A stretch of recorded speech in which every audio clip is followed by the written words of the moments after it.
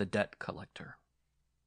Ravenel, debt collector to the same bank for 10 years, was a model employee. Never had there been the least cause to find fault with him. Never had the slightest error been detected in his books. Living alone, carefully avoiding new acquaintances, keeping out of cafes and without love affairs, he seemed happy, quite content with his lot. If it were sometimes said in his hearing, "It must be a temptation to handle such large sums," he would quietly reply, "Why? Money that doesn't belong to you is not money." In the locality in which he lived, he was looked upon as a paragon, his advice sought after and taken. On the evening of one collecting day, he did not return to his home. The idea of dishonesty never even suggested itself to those who knew him. Possibly a crime had been committed. The police traced his movements during the day. He had presented his bills punctually, and had collected his last sum near the Montreuil gate about 7 o'clock. At the time he had over 200,000 francs in his possession.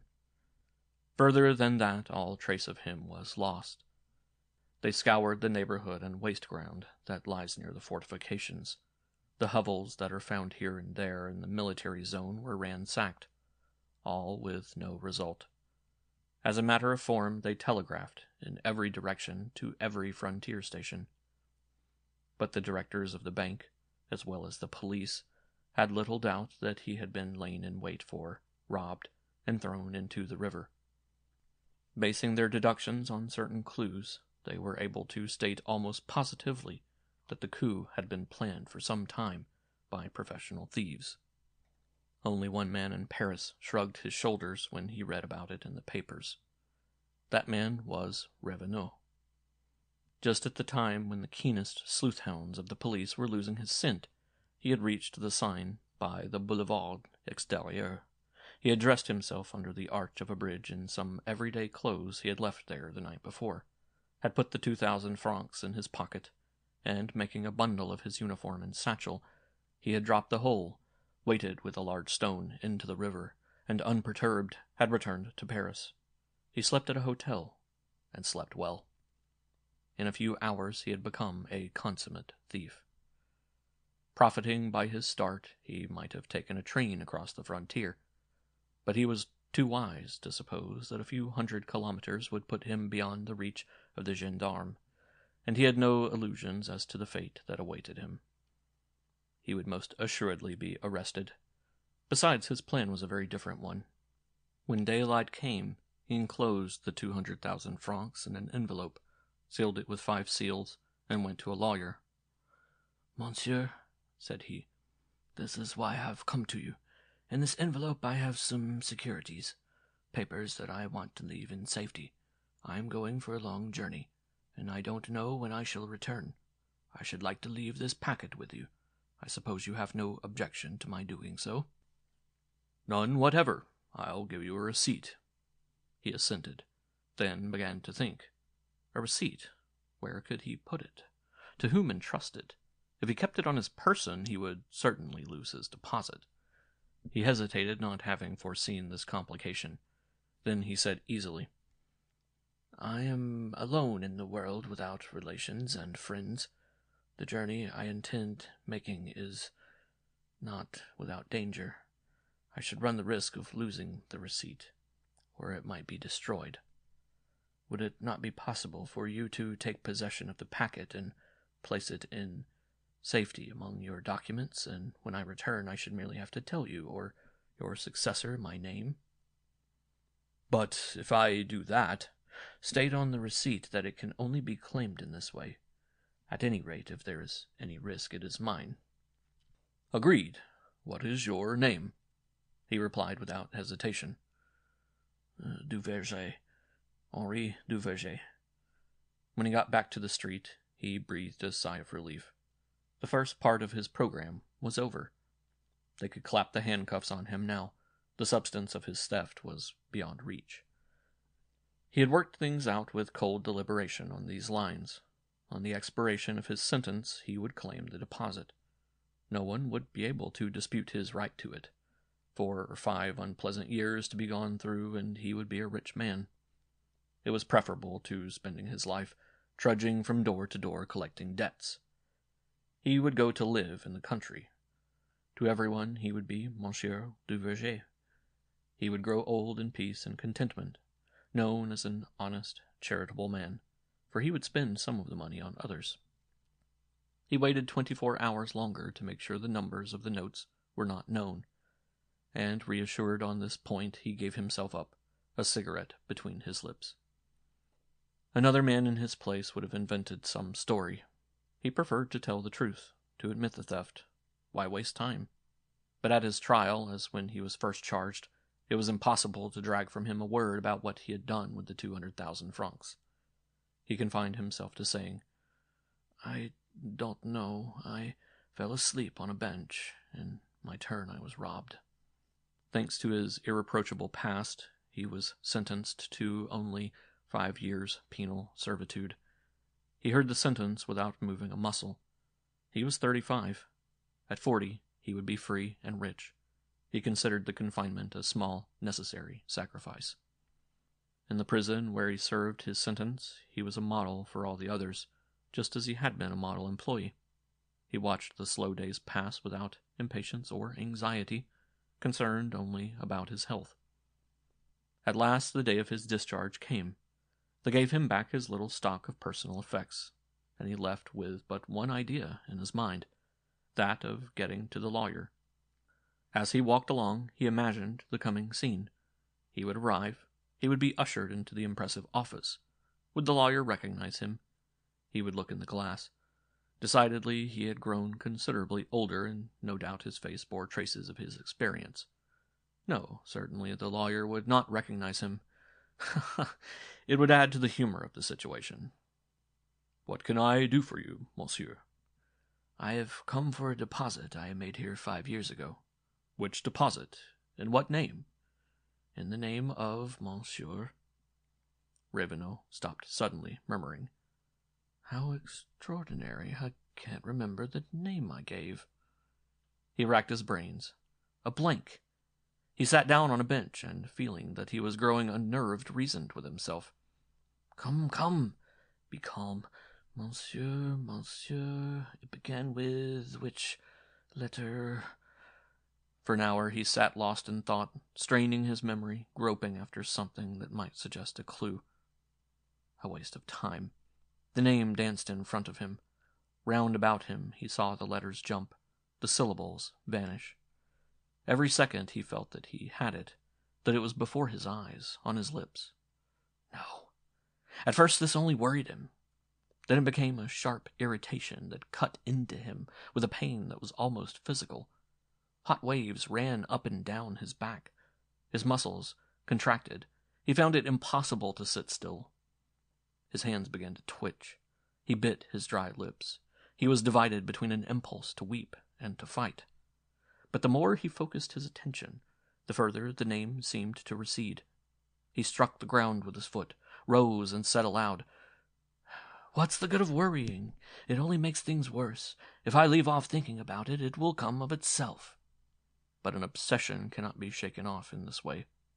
In vain he turned his attention to the faces of the passers-by, stopped at the shop windows, listened to the street noises. While he listened, unhearing, and looked unseeing, the great question persisted. "Monsieur. Night came. The streets were deserted. Worn out, he went to a hotel, asked for a room, and flung himself fully dressed on the bed. For hours he went on racking his brain. At dawn he fell asleep. It was broad daylight when he awoke.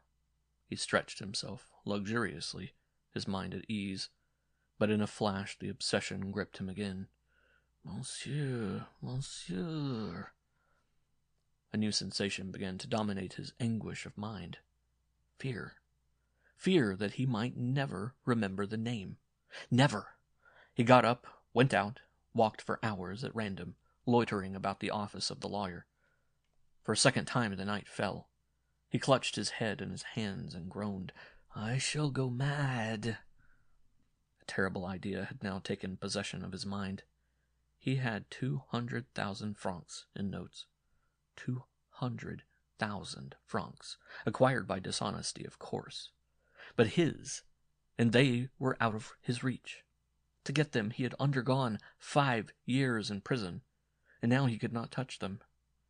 The notes were there, waiting for him, and one word, a mere word he could not remember, stood, an insuperable barrier, between him and them. He beat with clenched fists on his head, feeling his reason trembling in the balance. He stumbled against the lamp-posts with the sway of a drunken man, tripped over the curbstones. It was no longer an obsession or a torment. It had become a frenzy of his whole being, of his brain and of his flesh. He had now become convinced that he would never remember. His imagination conjured up a sardonic laugh that rang in his ears. People in the streets seemed to point at him as he passed. His steps quickened into a run that carried him straight ahead, knocking up against the passers-by, oblivious of the traffic. He wished that someone would strike him so that he might strike back, that he might be run over, crushed out of existence. Monsieur, monsieur. At his feet the sign flowed by, a muddy green, spangled with the reflections of the bright stars. He sobbed out, Monsieur! Oh, that name, that name! He went down the steps that led to the water, and lying face downwards, worked himself towards the river to cool his face and hands. He was panting. The water drew him, drew his hot eyes, his ears. He felt himself slipping, but unable to cling to the steep bank. He fell. The shock of the cold water set every nerve a-tingle. He struggled, thrust out his arms, flung his head up, went under, rose to the surface again, and in a sudden, mighty effort, his eyes, starting from his head, yelled, I've got it! Help! Du verre! The quay was deserted. The water rippled against the pillars of the bridge. The echo of the somber arch repeated the name in the silence. The river rose and fell lazily. Lights danced on it, white and red. A wave, a little stronger than the rest, licked the bank near the moving rings. All was still. The Kennel. As 10 o'clock struck, Monsieur de Hauteville emptied a last tankard of beer, folded his newspaper, stretched himself, yawned, and slowly rose. The hanging lamp cast a bright light on the tablecloth, over which were scattered piles of shot and cartridge wads. Near the fireplace, in the shadow, a woman lay back in a deep armchair. Outside, the wind blew violently against the windows.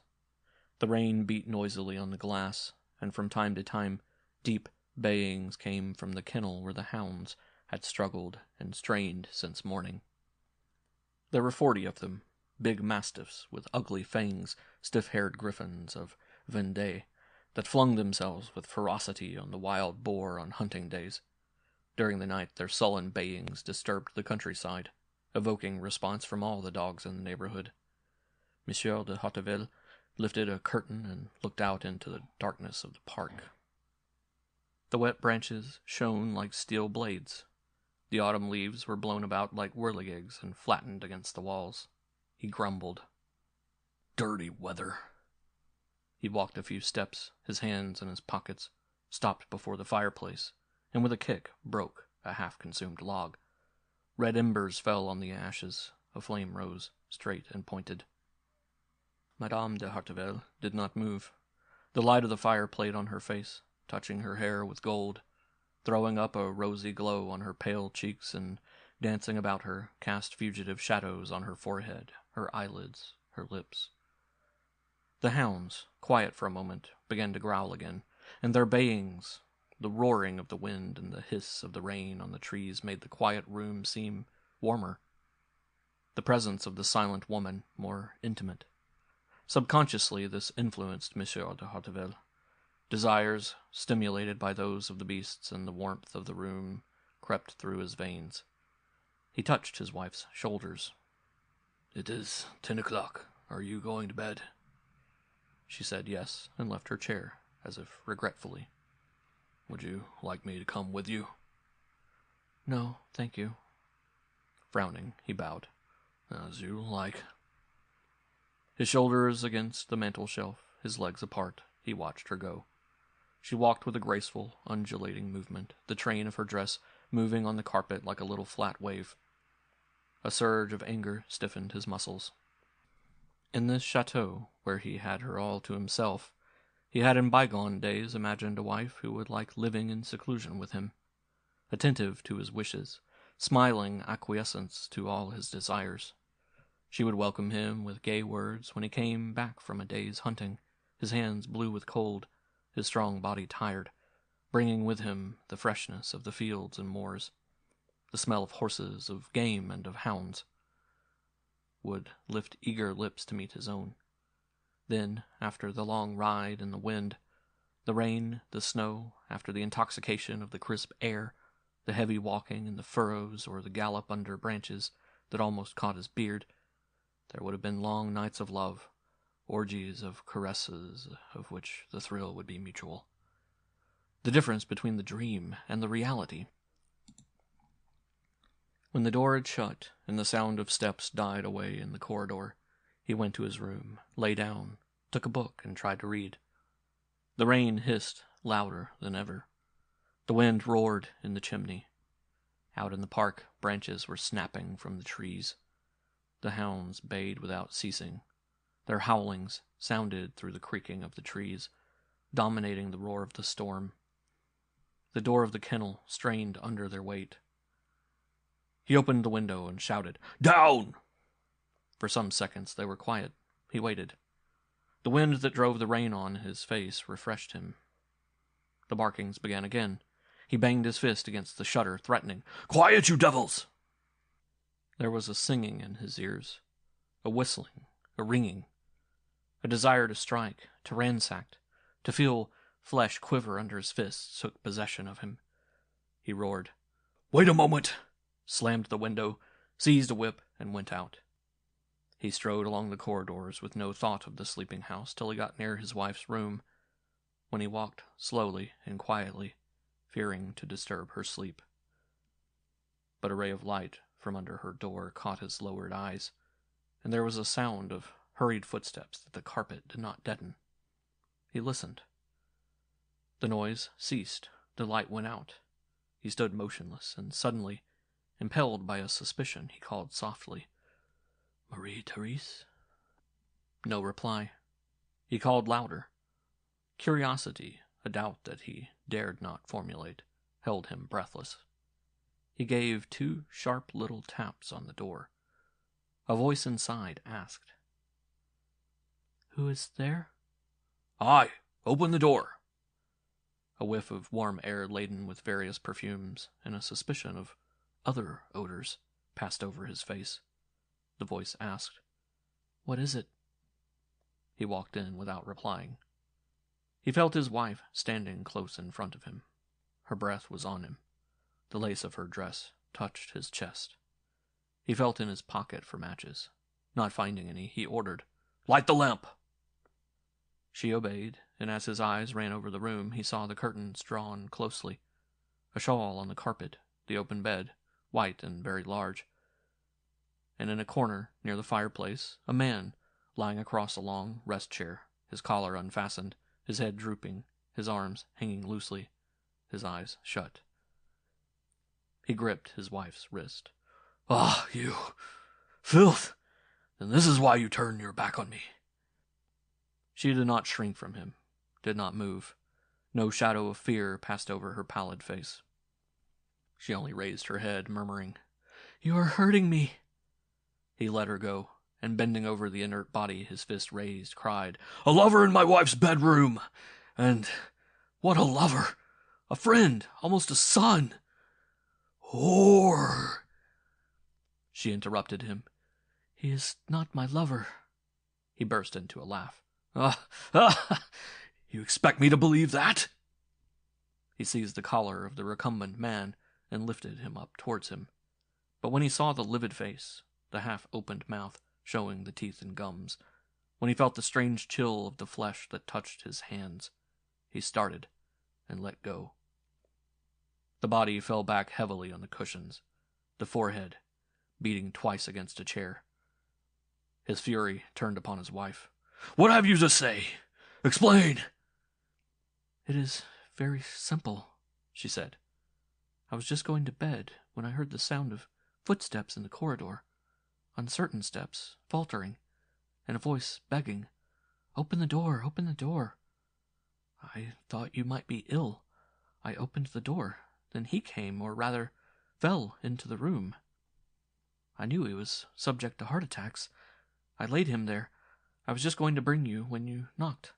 That's all." Bending over the body, and apparently quite calm again, he asked, every word pronounced distinctly, "And it does not surprise you that no one heard him come in?" "The hounds bayed." "And why should he come here at this hour of night?" She made a vague gesture. "It does seem strange, but I can only suppose that he felt ill and that, quite alone in his own house, he was afraid to stay there. Came here to beg for help.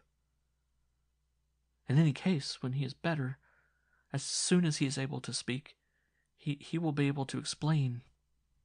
Monsieur de Harteville drew himself up to his full height and looked into his wife's eyes. "It appears we shall have to accept your supposition, and that we shall never know exactly what underlies his being here tonight, for he is dead." She held out her hands and stammered, her teeth chattering. "It's not possible. He is—" "Yes, dead." He seemed to be lost in thought for a moment, then went on in an easier voice. "After all, the more I think of it, the more natural it seems. Both his father and his uncle died like this, suddenly.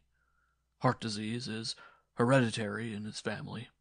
A shock, a violent emotion, too keen a sensation, a great joy. We are weak creatures at best." He drew an armchair to the fire, sat down, and his hands stretched out to the flames, continued.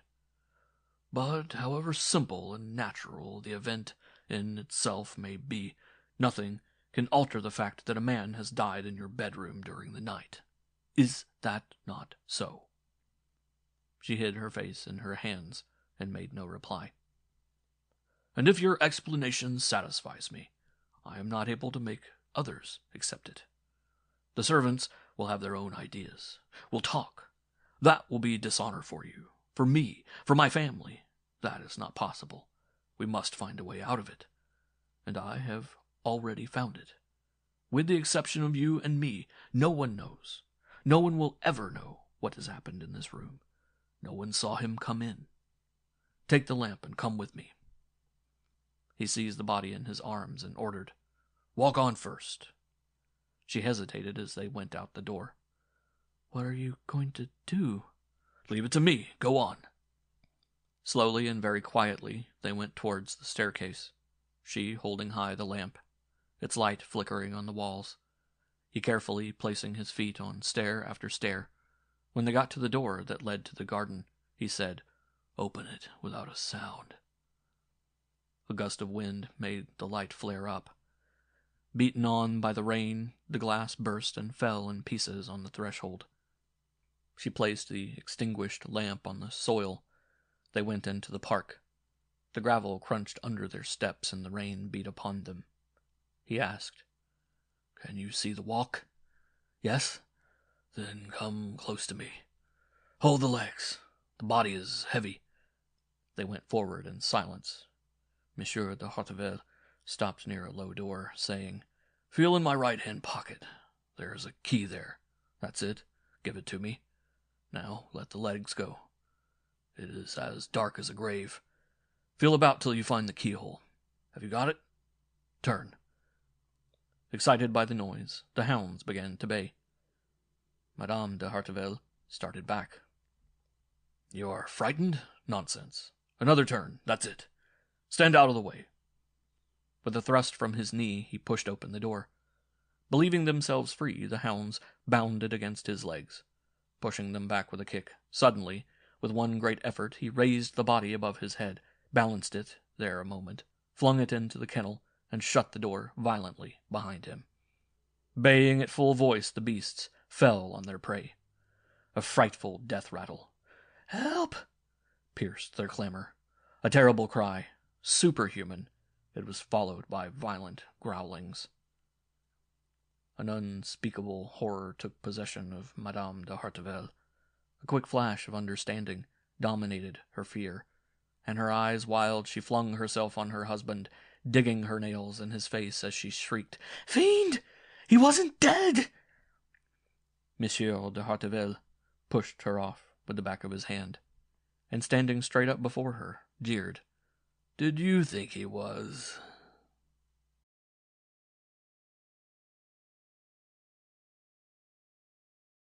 Who? That day I had worked very late, so late that when at length I raised my eyes from my desk, I found twilight had invaded my study. For some minutes I sat perfectly still, my brain in the dull condition that follows a big mental effort, and looked round mechanically. Everything was gray and formless in the half-light, except where reflections from the last rays of the setting sun made little patches of brightness on the table or mirror a picture. One must have fallen with particular strength on a skull placed on the top of a bookcase, for, looking up, I saw it clearly enough to distinguish every detail from the point of the cheekbones to the brutal angle of the jaw. As everything else became swallowed up in the fast-deepening shadow, it seemed to me that slowly but surely this head quickened into life and became covered with flesh. Lips came down over the teeth, eyes filled the orbits, and soon, by some strange illusion, I had before me, as if suspended in the darkness, a face that was looking at me.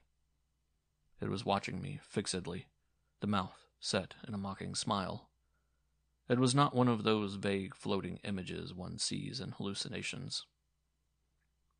This face appeared so real that for a second I was tempted to stretch out my hand to touch it. Immediately the cheeks dissolved, the orbits emptied, a slight mist enveloped it, and I saw nothing but a skull like all other skulls. I lit my lamp and went on with my writing. Twice or thrice I raised my eyes to the place where I had seen the apparition. Then the momentary excitement it had caused died away, and my head bent over my desk. I forgot all about it. Now, a few days later, as I was going out of my house, near my door I passed a young man, who drew aside to allow me to cross the road. I bowed. He did the same and went on, but the face was familiar, and believing it was someone I knew, I turned to look after him, imagining he might have stopped. He had not, but I stood watching him till he disappeared among the passers-by. A mistake on my part, I thought, but to my surprise I kept on asking myself, where the devil have I seen him? In the drawing-room? At the hospital? In my consulting room?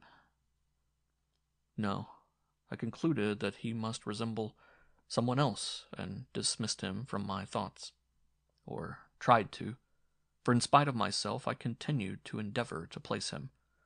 I certainly knew the head well, its deeply set eyes, hard, steady gaze, clean-shaven lip, straight mouth, and square jaw made it too characteristic to be either forgotten or mistaken for that of another person.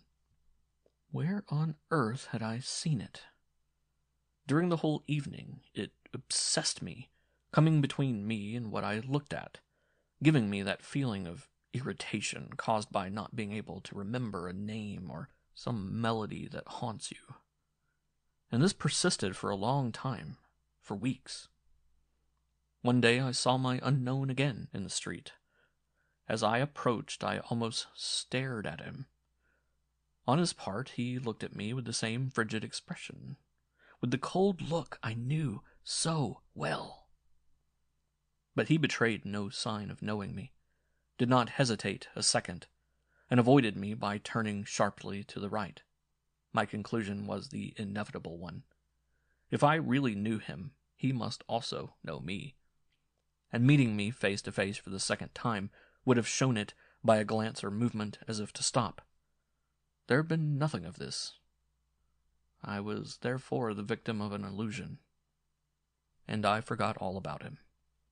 Some time after this, late one afternoon, a man was shown into my consulting room. He was hardly over the threshold when, much surprised, I rose to greet him. It was my unknown.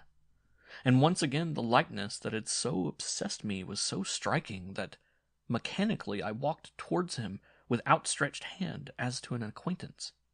He showed surprise, and I almost stammered as I pointed to a chair, saying, "Excuse me, but you are so extraordinarily like—" Under his cold, intense gaze, I left my sentence unfinished, saying instead, "What can I do for you?" Sitting quietly with his two hands stretched on the arm of his chair, he did not reply immediately. I was beginning once more to cudgel my brains. Where have I seen him? When suddenly a thought, or rather an extraordinary vision, flashed into my mind. A vision amazing enough almost to surprise me into crying aloud, "I know!" At last I had succeeded in locating him. I had recognized on the shoulders of this living man the head that had appeared to me one evening in the darkness above my bookcase. It was not a resemblance. It was identically the same face. The coincidence was sufficiently curious to distract my attention from what he was saying, and he had been talking for some moments before I began to follow his case. "I don't think I was ever normal. When I was quite young, I began to feel different from other boys, to have sudden desires to rush away, to hide myself, to be alone, while at other times I longed passionately for society, for wild excitements that would make me forget myself. Sometimes, for little or no reason, I had sudden fits of temper that almost choked me. They sent me to the sea, to the mountains. Nothing did me any good. At the present time, I start at the slightest sound. A very bright light hurts me like a pain, and though all my organs are sound, I have been to several doctors. The whole of my body aches. Even if I sleep, I wake in the morning as tired as if I had been dissipating all night. Frequently a feeling of agony of mind for which there is no real cause makes my brain giddy. I can't sleep, or if I do, I have horrible nightmares." "Do you drink?" "I have a horror of wine, of every kind of alcohol. I drink nothing but water. But I haven't told you the worst." He hesitated. "What it is that is really grave in my condition. If anyone contradicts me even about a trifle, for a look, a gesture, nothing, a sort of fury takes possession of me. I am careful never to carry any weapon in case I might be unable to resist using it. It seems to me that at these times my own will leaves me, as if that of someone else takes its place. It drives me on. I cease to be my own master, and when I come back to myself I can't remember anything, except that I wanted to murder someone. If one of these crises takes me when I am at home, I can shut myself up safely in my own room. But if, as sometimes happens, I am out, I know nothing more till I find myself perhaps sitting on a bench alone at night in some strange place. Then, remembering the fury I felt and coupling it with the lassitude that has followed, and the impossibility of recollecting what I have done, I begin to wonder if I have committed some crime. I rush home and shut myself up. My heart beats violently whenever the bell rings, and I have no peace of mind till some days have gone by, and I feel sure that once again I have been saved from myself. You will understand, Doctor, that this state of things can't go on. I shall lose not only my health, but my reason. What am I to do?" "There's nothing to be really alarmed about," I replied. "These are only the symptoms of a nervous condition that will yield to treatment. Let us try to find its cause. Do you work very hard? No. Is there anything in your life that is likely to cause great nerve strain? No. Any excesses? None. You can tell a doctor anything. His tone was convincing as he replied, "I have told you the truth." "Let us look for other reasons. Have you any brothers or sisters?" "No." "Your mother is alive?" "Yes." "She's probably very highly strung?" "Not at all." "And your father, is he strong too?" In a very low voice he replied, "My father is dead." "He died young?" "Yes, I was just 2 years old." "Do you know what he died of?" This question seemed to affect him deeply, for he grew very pale. At this moment, more than any other, I was struck by the extraordinary resemblance between him and the apparition. After a pause, he replied, "Yes, and that is why my condition terrifies me. I know what my father died of. My father was guillotined." Ah, how I regretted having pushed my investigation so far. I tried to glide off to something else, but we now understood each other. Endeavoring to speak naturally and hopefully, I gave him some general advice and some kind of prescription. Then I told him that he must have confidence in himself and be sure to come back to me soon. After I had gone to the door with him, I said to my servant, "I will not see anyone else today." I was not in a state to listen to or examine a sick person. My mind was confused. The apparition, the resemblance, this confession. I sat down and tried to collect my thoughts. But in spite of myself, my eyes kept fixing themselves on the skull. I looked in vain for the strange resemblance that had for so long puzzled me. I saw nothing but its mysterious mask. But I was unable to keep my gaze from it. The head drew me towards it. I ended by leaving my chair and going to lift it down. Then it was that, raising it in my hands, I became aware of an extraordinary thing that had till now escaped my notice. The lower part of the back of the head was marked by a broad and sharp groove, an unmistakable gash, such as would be made by the violent stroke of an axe, such as is made on the necks of those who are executed by the instinctive retreat of the body at the supreme moment from the knife of the guillotine. It may have been nothing but coincidence. Perhaps it could be explained by saying that I had already seen, without noticing, my consultant in the street, and that unknowingly the face thus subconsciously registered in my memory had come before me when I was looking at the skull the night of the apparition. Perhaps, but there are mysteries, you know, that it is wiser not to try to solve.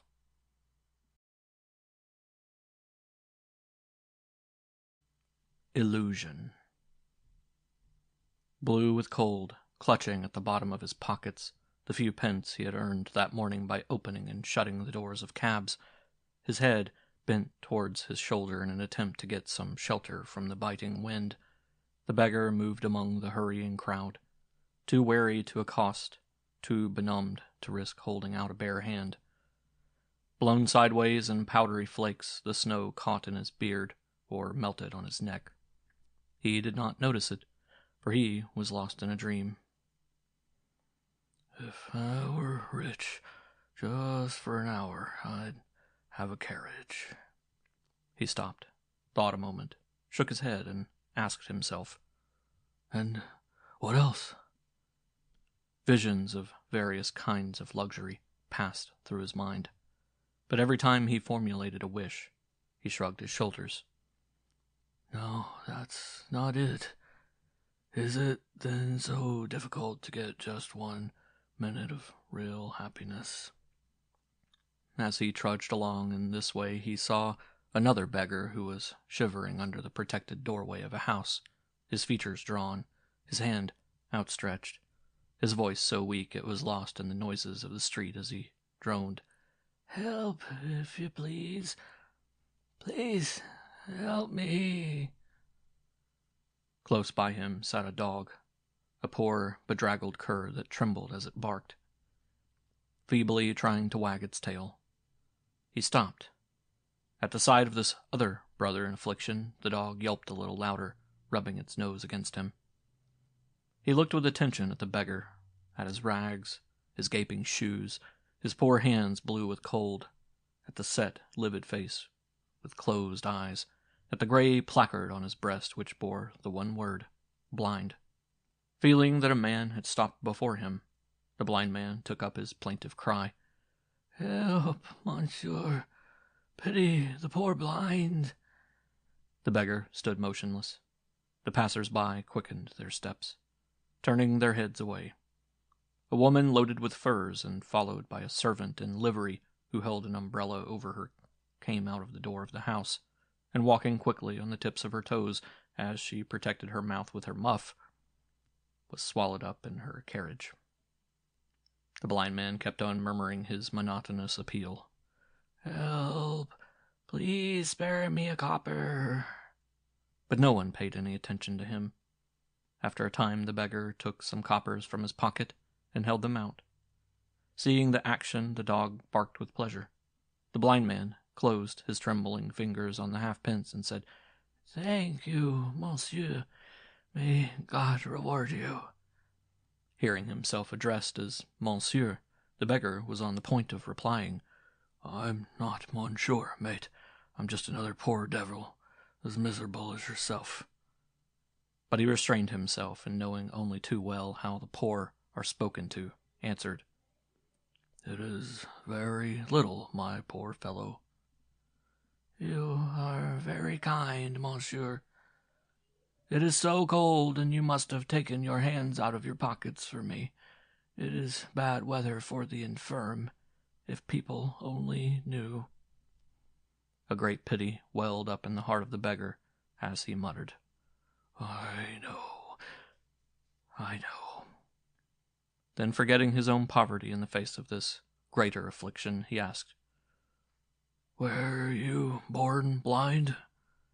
"No, it came as I grew old. At the hospital they told me that it was caused by age. Cataract, they called it, I think. But I know better. I know that it wasn't only age that brought it. I've had too many misfortunes. I've shed too many tears." "You have had a great deal of trouble?" "Oh, monsieur, in 1 year I lost my wife, my daughter, my 2 sons, all that I loved, all I had to love me. I almost died myself, but gradually I began to get better, but I wasn't able to work any more. Then it was poverty, destitution. Some days I don't have anything to eat at all.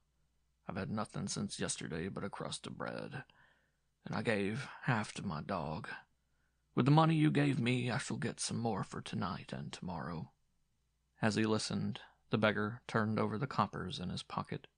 He was trying to count them, distinguishing by touch the difference between the pence and the halfpence. He had 11 pence halfpenny. He said, "Come with me. It's too cold here. I will see that you have something to eat."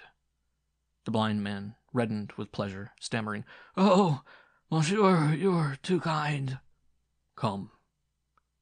Careful that the other should not feel how wet his own clothes were, how thin, he took him by the arm, and they set off. The dog, its head up, its ears cocked, led the way through the people, pulling sharply at its chain when they crossed a road where there was traffic. They walked on like this for a long time, finally stopping before a little restaurant in a back street. The beggar opened the door and said to the blind man, "Come in." Choosing a table near the stove, he made him sit down and took a chair near him. Some workmen, all of them silent, were hungrily emptying the small, thick plates before them. The blind man took the lead off his dog and held his hands out to the fire, sighing. "It's very comfortable here." The beggar called the girl who was waiting and ordered some soup and boiled beef. She asked, "And what will you have?" "Nothing." When the soup, which smelt very appetizing, and the meat were before him, the blind man began to eat slowly and in silence. The beggar watched him. cutting little bits of bread that he held under the table to the dog. The soup and meat finished, he said, "Have something to drink. It will put some strength into your legs." Later he called the servant. "How much?" 10 pence, halfpenny. He paid, leaving the remaining penny for the girl, and helped his companion to rise. When they were back in the street, he asked, "Do you live far from here?" "Where are we?" "Near St. Lazare station." "Far enough. I sleep in a shed on the other side of the river." "I'll go part of the way with you." The blind man kept on thanking him. He replied, No, it's not worth mentioning." Without knowing why, he felt happy, supremely happy, happier than he had ever remembered feeling. As he walked along, lost in dreamy thoughts, he forgot that he himself had been without food since yesterday, that he had no place to sleep in that night. He forgot his miseries, his rags, that he was a beggar. From time to time he said gently to the blind man, "Am I going too quickly? Are you very tired?" The blind man, humble and grateful, answered, "No, oh, no, monsieur." He smiled, happy to hear himself addressed in that way, soothed alike by the illusion he was giving the other, and his own odd sensation of being a rich, charitable person. On the quay, feeling the dampness of the air from the river, the blind man said, "Now I can find my way alone. I have my dog." "Yes, I will say goodbye," replied the beggar in a solemn voice. For a strange thought had taken possession of him. The illusion that he had so often and so ardently desired, had it not become a reality? Had he not at last enjoyed the sensation of perfect happiness? Had not this last hour given him more joy than any of his wildest dreams of wealth and rich food and love? This blind man had no suspicion that he had been leaning on the arm of a beggar as poor as himself. Had he not been able to believe himself rich? And could he hope ever again to feel the deep, unmixed joy of tonight? But the elation did not last long. Suddenly realities came back. He said a second time, "Yes, I will leave you now." They had reached the middle of the bridge. He stopped, felt once more in his pockets to see if by chance a halfpenny remained there. Not one. He grasped the blind man's hand, pressed it warmly, while the other said, "Thank you once again, monsieur. Will you tell me your name so that I can pray for you?" "It's not worthwhile. Hurry out of the cold. It is I who am very happy. Goodbye." He went a little way back, stopped, looked fixedly at the dark expanse of water below him, and once again in a louder voice said, "Goodbye." Then suddenly he leaped up on the parapet. There was a great splash, then cries of, "Help! Run to the bank of the river!" Pushed roughly about by the people who rushed up, the blind man cried, "What is it? What has happened?" A street urchin, who had almost knocked him over, shouted without stopping, "A beggar has made a hole in the water." With a wary gesture, he shrugged his shoulders, murmuring, "He at least had the courage. He had." Then touching his dog with the toe of his boot, he trudged on, tapping the ground with a stick, his face turned up to the sky, his back bent, without knowing.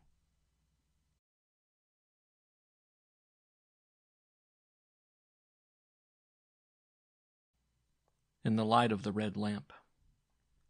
Seated in a large armchair near the fire, his elbows on his knees, his hands held out to the warmth, he was talking slowly, interrupting himself abruptly now and again with a murmured, "Yes, yes," as if he were trying to gather up, to make sure of his memories. Then he would continue his sentence. The table beside him was littered with papers, books, odds and ends of various kinds. The lamp was turned low. I could see nothing of him except his pallid face and his hands, long and thin in the firelight. The purring of a cat that lay on the hearthrug and the crackling of the logs that sent up strangely shaped flames were the only sounds that broke the silence. He was speaking in a faraway voice as a man might in his dream. "Yes, yes, It was the greatest misfortune of my life. I could have borne the loss of every penny I possess, of my health, anything, everything. But not that. To have lived for 10 years with the woman you adore, and then to watch her die and be left to face life alone. Quite alone. It was almost more than I could bear. It is 6 months since I lost her. How long ago it seems, and how short the days used to be. If only she had been ill for some time. If only there had been some warning. It seems a horrible thing to say, but when you know beforehand, the mind gets prepared, doesn't it? Little by little, the heart readjusts its outlook. You grow used to the idea. But as it was... But I thought she had been ill for some time, I said. He shook his head. Not at all, not at all. It was quite sudden. The doctors were never even able to find out what was the matter with her. It all happened and was over in 2 days. Since then, I don't know how or why I've gone on living. All day long I wander round the house looking for some reminder of her that I never find, imagining that she will appear to me from behind the hangings, that a breath of her scent will come to me in the empty rooms. He stretched out his hand towards the table. Look, yesterday I found that. This veil in one of my pockets. She gave it to me to carry one evening when we were at the theater, and I try to believe it still smells of her perfume. It's still warm from its contact with her face. But no, nothing remains except sorrow. Though there is something, only it... In the first shock of grief you sometimes have extraordinary ideas. Can you believe that I photographed her lying on her deathbed? I took my camera into the white, silent room and lit the magnesium wire. Yes, overwhelmed as I was with grief, I did the most scrupulous precaution and care, things from which I should shrink today. Revolting things. Yet it is a great consolation to know she is there, that I shall be able to see her again as she looked that last day. Where is this photograph? I asked. Leaning forward, he replied in a low voice, I haven't got it. Or rather, I have it. I have the plate, but I've never had the courage to touch it. Yet how I have longed to see it. He laid his hand on my arm. Listen, tonight. Your visit, the way I have been able to talk about her, it makes me feel better, almost strong again. Will you come with me to the dark room? Will you help me develop the plate? He looked into my face with the anxious, questioning expression of a child who fears he may be refused something he longs to have. Of course I will, I answered. He rose quickly. Yes, with you it will be different. With you I shall keep calm, and it will do me good. I shall be much happier, you'll see. We went to the dark room, a closet with bottles ranged round on shelves. A trestle table littered with dishes, glasses, and books ran along one side of the wall. By the light of a candle that threw flickering shadows round him, he silently examined the labels on the bottles and rubbed some dishes. Presently he lit a lamp with red glass, blew out the candle, and said to me, "Shut the door." There was something dramatic about the darkness relieved only by the blood-red light. Unexpected reflections touched the sides of the bottles, played on his wrinkled cheeks, on his hollow temples. He said, "Is the door closed, shut? Then I will begin." He opened a dark slide and took out the plate. Holding it carefully at the corners between his thumb and first fingers, he looked at it intently for a long time, as if trying to see the invisible picture which was so soon to appear. With great care, he let it glide into the bath and began to rock the dish. I cannot say why, but it seemed to me that the tapping of the porcelain on the boards at regular intervals made a curiously mournful sound. The monotonous lapping of the liquid suggested a vague sobbing, and I could not lift my eyes from the milk-colored piece of glass, which was slowly taking on a darker line round its edges. I looked at my friend. His lips were trembling as he murmured words and sentences which I failed to catch. He drew out the plate, held it up to the level of his eyes, and said as I leaned over his shoulder, "It's coming up. Slowly. My developer is rather weak, but that's nothing. Look, the highlights are coming. Wait. You'll see." He put the plate back, and it sank into the developer with a soft, sucking sound. The gray color had spread uniformly over the whole plate. His head bent over it. He explained, "That dark rectangle is the bed.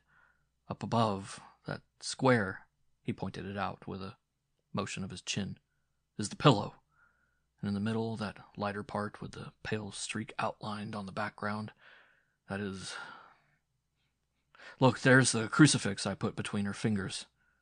My poor little one, my darling."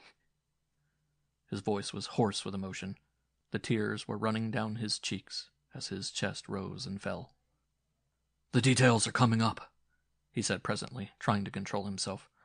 "I can see the lighted candles and the flowers, her hair, which was so beautiful, the hands of which she was so proud, and the little white rosary that I found in her book of hours. Mon Dieu, how it hurts to see it all again. Yet somehow it makes me happy. Very happy. I am looking at her again, my poor darling." Feeling that the emotion was overcoming him, and wishing to soothe, I said, "Don't you think the plate is ready now?" He held it up near the lamp, examined it closely, and put it back in the bath. After a short interval, he drew it out afresh, re-examined it, and again put it back, murmuring, "No, no."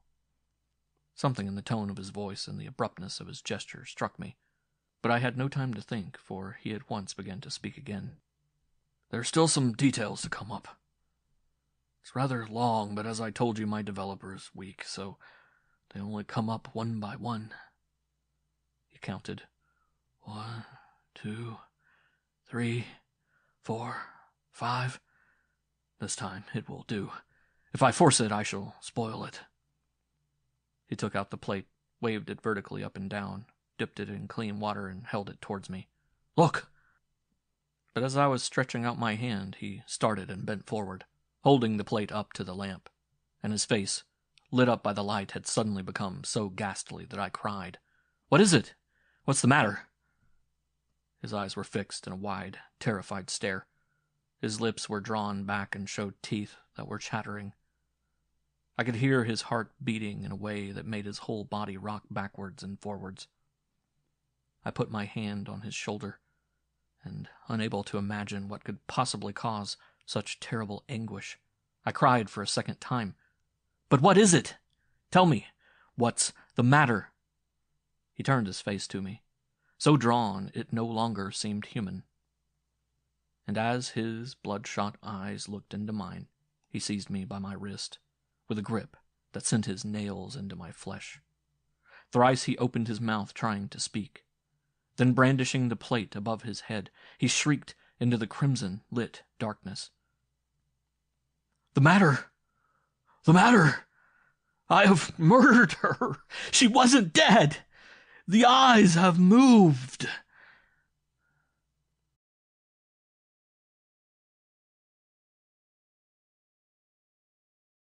A mistake. "Doctor," said the man, "I want you to examine me and tell me whether I am suffering from tuberculosis. I want to know the truth. I have enough courage to hear the worst without flinching. I consider, too, that it is your duty to speak with perfect frankness, and that it is my right to know my exact condition. Will you promise to do as I ask?"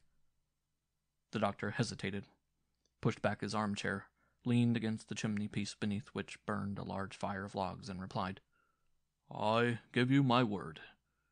Will you undress yourself?" While the patient took off his clothes, the doctor questioned him. You feel weak? You have night sweats? You have had them, but don't know. Do you cough much? Little fits of coughing early in the morning? Are your parents still alive? Do you know what they died of? The man, his chest bare, said, I am ready. The doctor began to sound him. The sick man followed the examination carefully, listening attentively as he stood with his heels together, his arms drooping, his chin raised. In the silent room, the taps of the fingers sounded like a hollow scale. Afterwards came the auscultation, long and careful. When he had finished, the doctor gave him a little slap on the shoulder and smiled. Dress yourself. You are very highly strung, essentially nervous. But I can assure you there is nothing wrong, absolutely nothing. You don't seem particularly glad to hear it? The man, who was dressing himself, stopped, his arms in the air, his head half out of the front of his shirt. There was a piercing expression in his eyes, and it was with a mocking laugh that he replied, Oh, yes, I am very glad. He put on the rest of his clothes in complete silence. The doctor was at his desk, writing a prescription. He stopped him with a gesture. Useless. He took a Lewis from his pocket, put it on the corner of the table, sat down, and in a voice that trembled slightly, began to talk. Now for a little conversation. 18 months ago, a patient came here, asking you, just as I did a few minutes ago, to tell him the truth. You examined him, quickly, it is true, then told him that he was tubercular, that his state was very grave.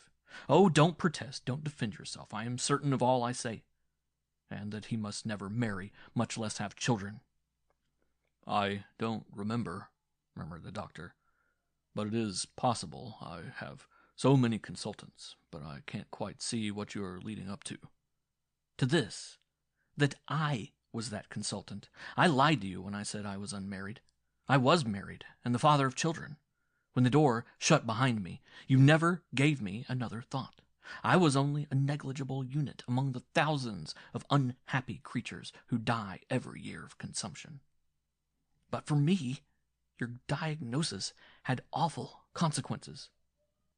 He passed his hand over his eyes and went on. When I got home, my wife and little girls were waiting for me.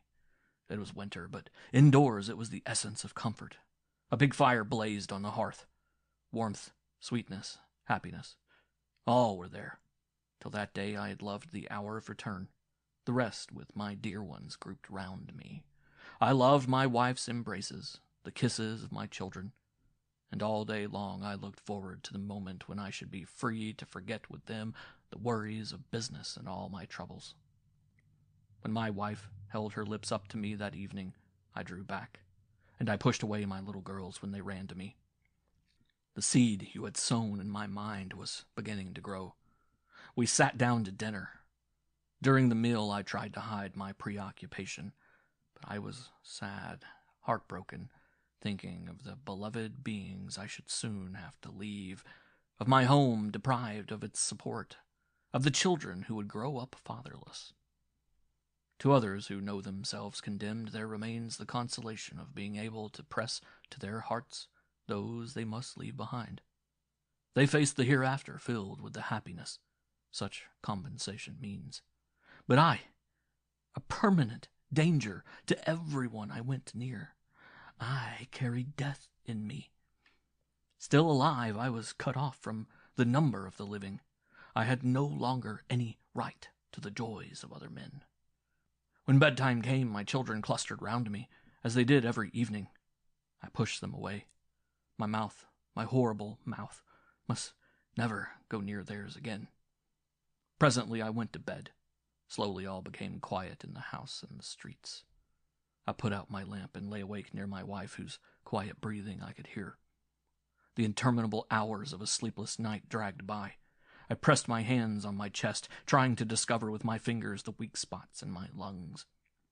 I had no pain, hardly enough discomfort to make me believe in the truth of your verdict. Such unreasonable revolts are natural. The wish father to the thought. I ended by believing that you had made an error of judgment. I said to myself, it's impossible, I will consult another doctor. Suddenly I heard coughing in the next room. I started. The cough, which came from my children's room, sounded again, dry, sharp, and ending in a sort of rattle. Terrified, I stretched out my hand to my wife, but I was afraid to wake her, and I waited. The coughing began again. I got up quietly and went into the room where the children slept. In the glimmer of the nightlight, I could see them lying in their beds. It seemed to me that the older one was flushed. I touched her hand. It seemed hot. I bent over her. She coughed several times and turned restlessly on her pillow. I stayed beside her a long time. She kept coughing. I went back to bed, but hardly had I lain down when a terrible thought took possession of me. Like me, she is tubercular. I had no doubt about it. I accepted it as a fact. He leaned forward and, his hands grasping his knees, asked, "At that moment you had no idea of what you had done, had you?" The next day was unbearable. I dared not tell my wife that our child was ill. I had not the courage to call in a doctor. I was afraid of what he would say, of what I knew he was going to say. I was ashamed of myself, and cowardice kept me silent. But my mind did not stand still. It was no longer only a question of contagion. A still more terrifying specter confronted me, that of heredity. My children had inherited my physical condition, just as they had my eyes, my hair. Even if they had escaped that awful law, the mere fact of my being near them had contaminated them. Imagination, you say? Nonsense. You and the whole fraternity, haven't you taken pains to educate the ignorant public through the newspapers and magazines, by conferences? All that I had read and heard surged up in my memory. One after another, my wife and little daughters would gradually fade, dragging out martyred lives till the fatal end came, and I should watch it all, in their faces and their wasting bodies. I should follow the progress of the disease. No science could alter the inevitable. He lifted his finger and spoke in a deep, low voice. Then, follow me carefully, living haunted by this thought, I grew to believe that there are cases when it is a man's duty to stop suffering, which he knows to be inevitable, that he has the right to undo what he has done, to suppress, make an end of beings condemned to physical torture, the right to be the destiny that saves them from such a fate. You shudder. You are afraid of understanding? Yes, with my own hands I killed my children and my wife. Killed, you hear me, killed them. I poisoned them, and did it so quickly and cleverly no one ever suspected me. At first I meant to put an end to myself as well, but I deserve punishment, not for having killed them, for I believed my action a legitimate one, but for having brought them into the world. And what greater expiation could I have imposed on myself than that of bearing alone, full of misery, the burden of the existence from which I had saved them, the sufferings from which I had set them free? And now, see what happened. Some weeks after they were gone, strength began to come back to me. The pain in the side went. The blood spitting ceased. I ate with appetite. I began to put on flesh. Yes, I began to grow fat. At first I believed that in some mysterious way the progress of the disease had momentarily stopped, so that it might reassert itself later with greater violence. But after some months I was obliged to recognize facts. I was growing better. I was cured. I say cured. Had I ever been tubercular? This thought, vague at first, took shape. Do you understand what it meant? If I were tubercular, what I had done was necessary. If I were not, I had murdered without excuse, for no reason. I gave myself a year to make sure, hoping that the arrested disease would reappear, trying by every kind of imprudence to set it working again. Useless. Then came the conviction, the certainty that you had been wrong, had been guilty of a shameful error of judgment. An overwhelming sadness took possession of me. I had deliberately ruined my life, killed innocent creatures, plunged myself in the years of mourning through which I was dragging my way, And why? Because of your mistake. And I have come here today to hear you yourself confess it. That mistake. He rose and crossed his arms on his chest. Could you have admitted it more stupidly? You didn't see my eyes just now when you assured me that there was nothing wrong with me? Absolutely nothing. No, for if you had seen them, you would have trembled with fear. You would have read in them what I am going to tell you. The doctor was very pale as he stammered. Mon Dieu, I am not infallible. Nowadays, this idea of tuberculosis has become an obsession, creeps into everything. It influences one unconsciously. One is apt to give importance to a sound that may be accidental, something temporary. I may have been wrong. The greatest physicians have made mistakes in their diagnoses. I will examine you again. The man burst into a terrible laugh. You will you? For what kind of a fool do you take me? You run yourself on the point of a sword and you think you can get free by a graceful twist? There is nothing wrong with me. You've told me so. Nothing. This time, and for the best of reasons, I will accept your word without question. But you've made me into an assassin, and you are my accomplice. Unconscious accomplice? I agree with you. You were the brain, and I was the arm. And as justice is everlastingly the same, I, the highly strung, the essentially nervous, I judge, I condemn, and I execute. You first, myself afterwards. 2 shots rang out. The servants rushed in to find the 2 bodies lying on their backs.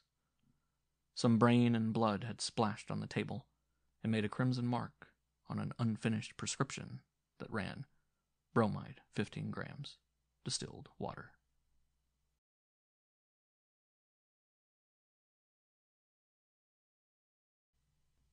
Extenuating Circumstances. It was from the newspapers that Francois learned that her son had been arrested. At first she was unable to believe it. It was too monstrous. Her little lad, so well-behaved, so shy, who just a moment ago had spent his Easter leave with her. Her son, a thief and a murderer. She seemed to see him standing before her again in his soldier's uniform, his round young face smiling and kind. She felt again on her wrinkled cheeks his hearty goodbye kisses, and filled with happy and peaceful memories of him, she shrugged her shoulders, repeating, "Of course it's a mistake, it's someone else." Still, there it was, written with a big headline, "Crime of a Soldier." It had happened in his barracks, and his name was there in full. Bewildered, she crouched in her chair, her spectacles pushed up on her forehead, her hands clasped, her mouth trembling as she talked to herself in the warm silence of the kitchen, her eyes looking vaguely at the old dog lying by the door, at the tall clock whose slow tick-tack gravely marked the time. Someone came in. She started violently, crying, "Who's there?" Recognizing a neighbor and wishing to hide her agitation, she added, "I was asleep. It's hot."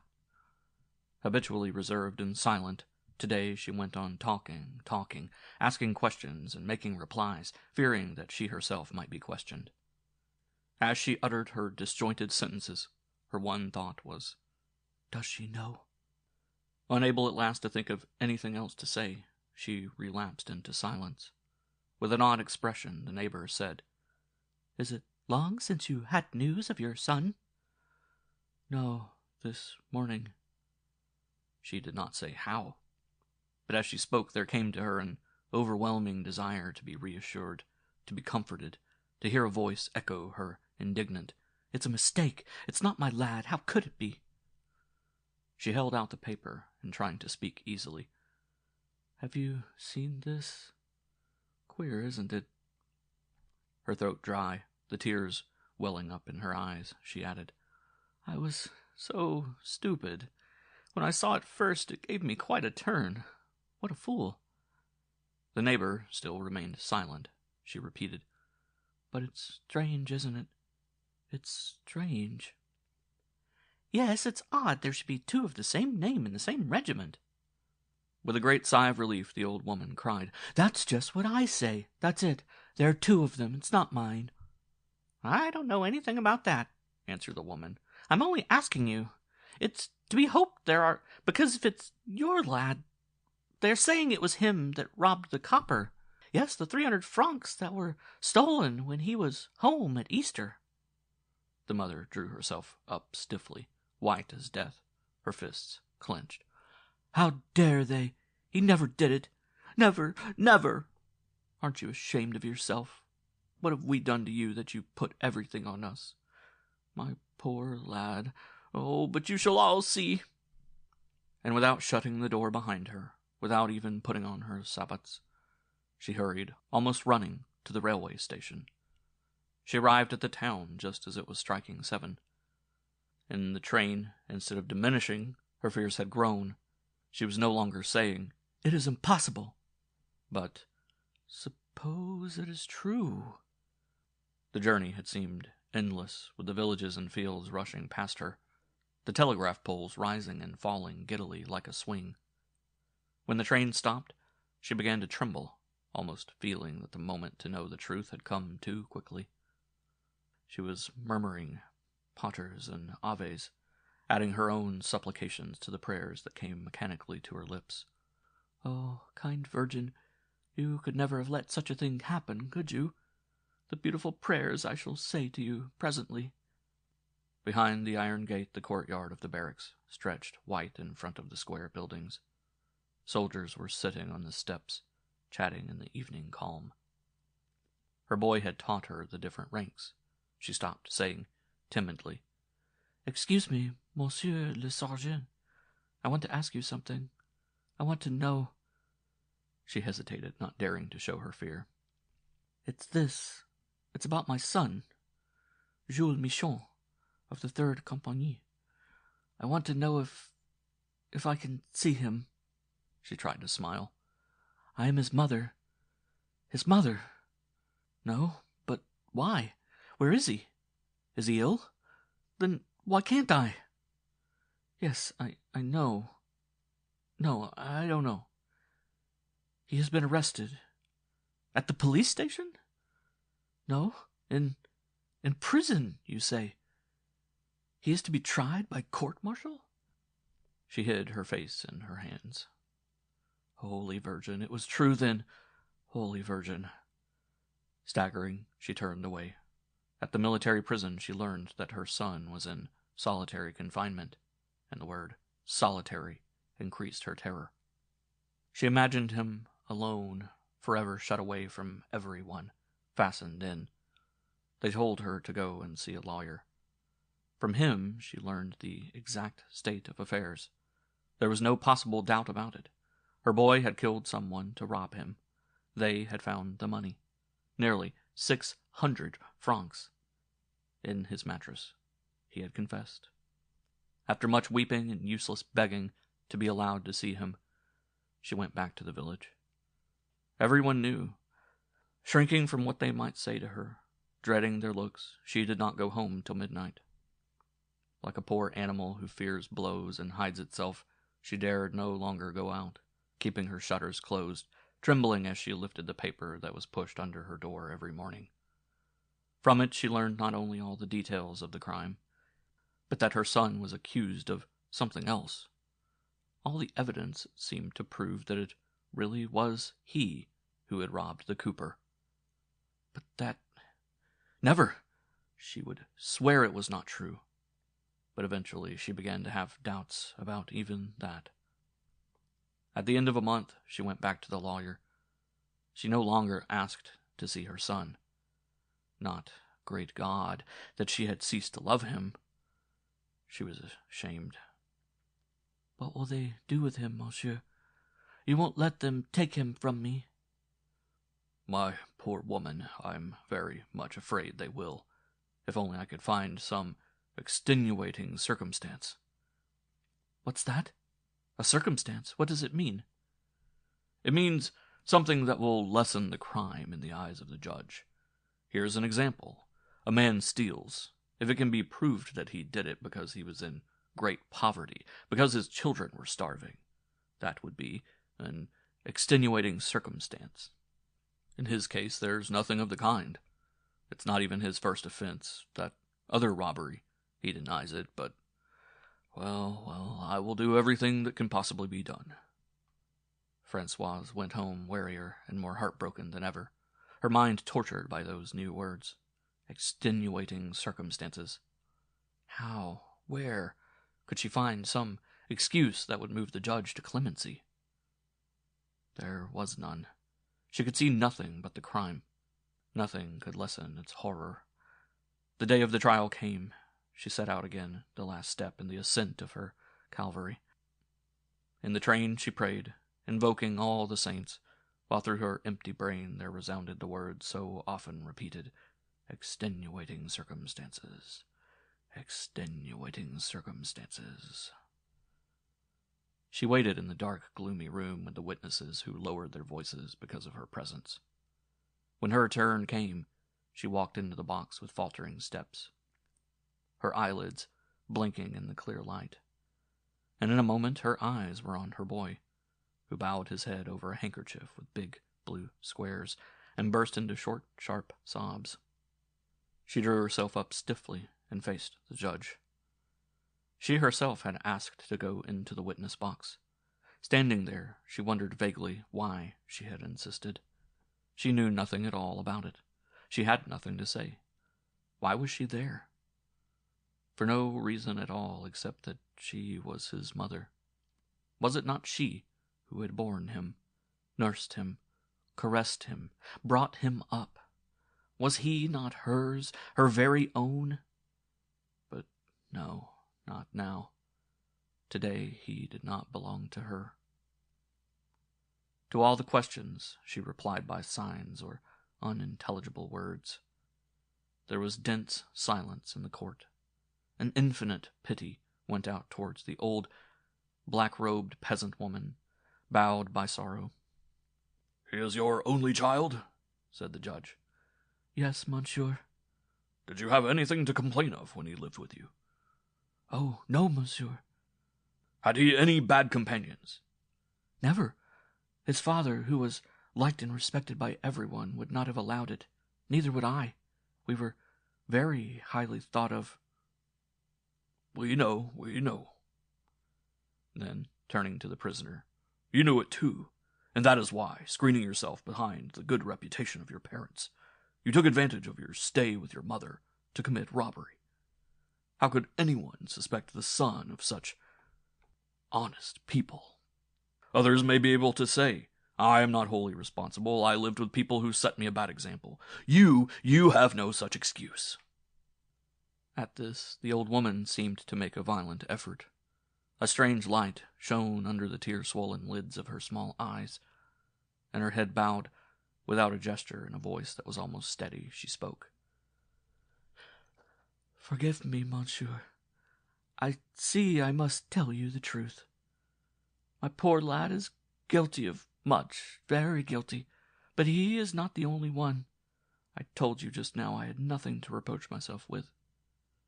I lied. That 300 francs of the Coopers, it was I who stole them. Me. When my jewels came home at Easter, I told him I had done it. It frightened him. Poor lad, he is very young. He saw his mother might lose her honor and her reputation, and it was to get the money back and stop my being arrested that he stole that other money. He was interrupted. He lost his head, and he struck the blow without knowing what he did." She was silent for a moment, out of breath, then went on in a lower tone. "I lied. I am a wicked woman. It was I who set him the bad example. It is me you must arrest. Is that an extenuating circumstance for him? Forgive me, monsieur." More bowed than ever, the shoulders drooping, the head lower, she seemed to shrink to nothing. The son escaped with hard labor for life. Soon afterwards, she died, scorned by all the village. They said a hasty mass for her, and laid her in a remote part of the graveyard, a corner where, even on the sunniest days, the shadow of the church or belfry does not reach. This story was told me by her grave, which had nothing to ornament it but a cross of weather-beaten wood and a single wreath of rusty beads, twisted and broken, on which, however, I could distinguish the words, "To Françoise Michon, from the judge who tried her son."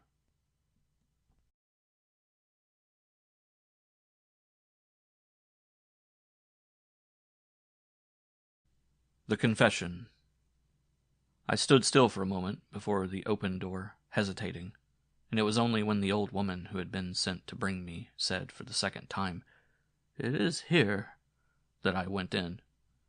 At first I could see nothing but the lamp, screened by a low-drawn shade. Then I distinguished on the wall the motionless shadow of a recumbent body, long and thin, with sharp features. A vague odor of petrol and ether floated round me.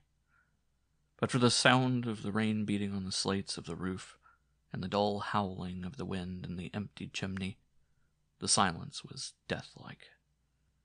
"Monsieur," said the old woman, gently, as she bent over what I now saw was a bed. "Monsieur, the gentleman you ask for is here." The shadow raised itself, and a faint voice said, "Very well. Leave us, madam, leave us." When she had shut the door after her, the voice went on. "Come nearer, monsieur. I am almost blind. I have a buzzing in my ears, and I hear very badly. Here, quite close to me. There ought to be a chair. Pardon me for having sent for you, but I have something very grave to tell you." The eyes in the face that craned towards me were wide open in a sort of stare, and he trembled as he faltered. "But first, are you Monsieur Journeau? Am I speaking to Monsieur Journeau, leader of the bar?" "Yes." He sighed as if with relief. "Then at last I can make my confession.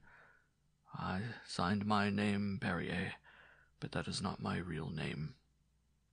It is possible that if death, so near me now, had not already changed my face, you might vaguely recognize me.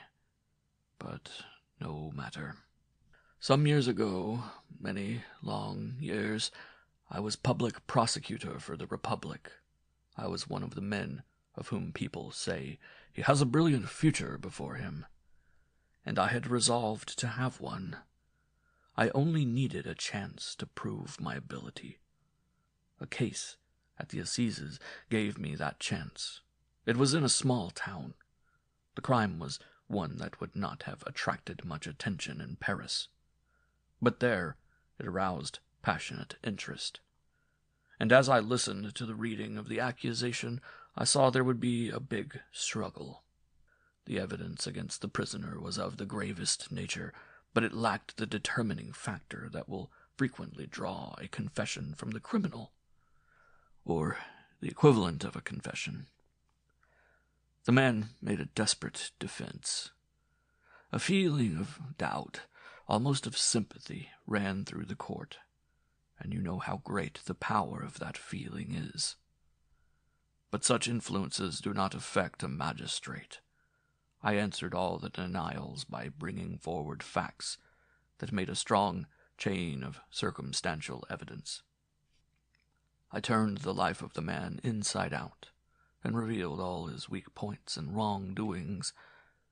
I gave the jury a vivid description of the crime, and as a hound leads the hunters to the quarry, I ended by pointing to the accused as the criminal. Counsel for the defense answered my arguments, did his best to fight me, but it was useless. I had asked for the head of the man. I got it. Any sympathy I might have felt for the prisoner was quickly stifled by pride in my own eloquence. The condemnation was both the victory of the law and a great personal triumph for me. I saw the man again on the morning of the execution. I went to watch them wake him and prepare him for the scaffold, and as I looked at his inscrutable face I was suddenly seized with an anguish of mind. Every detail of that sinister hour is still fresh in my memory. He showed no sign of revolt while they bound his arms and shackled his legs. I dared not look at him, for I felt his eyes were fixed on me with an expression of superhuman calm. As he came out of the prison door and faced the guillotine, he cried twice, "I am innocent!" And the crowds that had been prepared to hiss him suddenly became silent. Then he turned to me and said, "Watch me die. It will be well worth while." He embraced the priest and his lawyer. It appears that he then placed himself unaided on the plank, that he never flinched during the eternal moment of waiting for the knife, and that I stood there with my head uncovered. It appears, for I did not see, having for the moment lost all consciousness of external things. During the days that followed, my thoughts were too confused for me to understand clearly why I was full of some trouble that seemed to paralyze me. My mind had become obsessed by the death of this man. My colleagues said to me, "It is always like that the first time." I believed them, but gradually I became aware that there was a definite reason for my preoccupation. Doubt. From the moment I realized this, I had no peace of mind. Think of what a magistrate must feel when, after having caused a man to be beheaded, he begins asking himself, suppose, after all, he were not guilty? I fought with all my strength against this idea, trying to convince myself that it was impossible, absurd. I appealed to all that is balanced and logical in my brain and mind, but my reasonings were always cut short by the question, what real proof was there? Then I would think of the last moments of the criminal, would see his calm eyes, would hear his voice. This vision of the scaffold was in my mind one day when someone said to me, "How well he defended himself! It is a wonder he did not get off. Upon my word, if I had not heard your address to the court, I should be inclined to think he was innocent." And so the magic of words, the force of my will to succeed, were what had quieted the hesitations of this man, as they had probably triumphed over those of the jury. I alone had been the cause of his death, and if he were innocent, I alone was responsible for the monstrous crime of his execution. A man does not accuse himself in this way without trying to put up some sort of a defense, without doing something to absolve his conscience, and in order to deliver myself from these paralyzing doubts, I went over the case again. While I reread my notes and examined my documents, my conviction became the same as before. But they were my notes, my documents, the work of my probably prejudiced mind, of my will enslaved by my desire, my need to find him guilty. I studied the other point of view, the questions put to the accused and his answers, the evidence of the witnesses. To be quite sure about some points that had never been very clear, I examined carefully the place where the crime had been committed, the plan of the streets near the house. I took in my hands the weapon the murderer had used. I found new witnesses who had been left out or neglected, and by the time I had gone over all these details 20 times, I had come to the definite conclusion, now not to be shaken, that the man was innocent. And as if to crown my remorse, a brilliant rise in position was offered me. It was the price of my infamy. I was very cowardly, monsieur, for I believed I did enough in tendering my resignation without assigning any reason for it. I traveled. Alas, forgetfulness does not lie at the end of long roads. To do something to expiate the irreparable wrong I had caused became my only desire in life. But the man was a vagabond, without family, without friends. There was one thing I could have done, the only worthy thing. I could have confessed my mistake. I had not the courage to do it. I was afraid of the anger, the scorn of my colleagues. Finally, I decided that I would try to atone by using my fortune to relieve those who were in great trouble, above all to help those who were guilty, who had a better right than I to try to prevent men being condemned. I turned my back on all the joys of life, renounced all comfort and ease, took no rest. Forgotten by every one, I have lived in solitude and aged prematurely. I have reduced the needs of life to a minimum. For months I have lodged in this attic, and it is here I contracted the illness of which I am dying. I shall die here. I wish to die here. And now, monsieur, I have come to what I want to ask you. His voice became so low I had to watch his trembling lips to help myself to understand his words. I do not wish this story to die with me. I want you to make it known as a lesson for those whose duty it is to punish with justice, and not because they are there to punish in any case. I want it to help bring the specter of the irreparable before the public prosecutor, when it is his duty to ask for a condemnation. I will do as you ask, I assured him. His face was livid, and his hand shook as he gasped. But that is not all. I still have some money that I have not yet had time to distribute among those who have been unfortunate. It is there, in that chest of drawers. I want you to give it to them when I am gone. Not in my name, but in that of the man who was executed because of my mistake 30 years ago. Give it to them in the name of Ranel. I started. Ranel? But it was I who defended him. I was... He bowed his head. I know. That is why I asked you to come. It was to you I owed this confession. I am Deru, the public prosecutor. He tried to lift his arms toward the ceiling, murmuring, Ranel, Ranel. Did I betray a professional secret? Was I guilty of a breach of rules that ought to be binding? The pitiful spectacle of this dying man drew the truth from me, in spite of myself, and I cried, Monsieur Deru! Monsieur Deru! Ranel was guilty. He confessed it as he went to the scaffold. He told me when he bid me goodbye there. But he had already fallen back on the pillow. I have always tried to believe that he hurt me.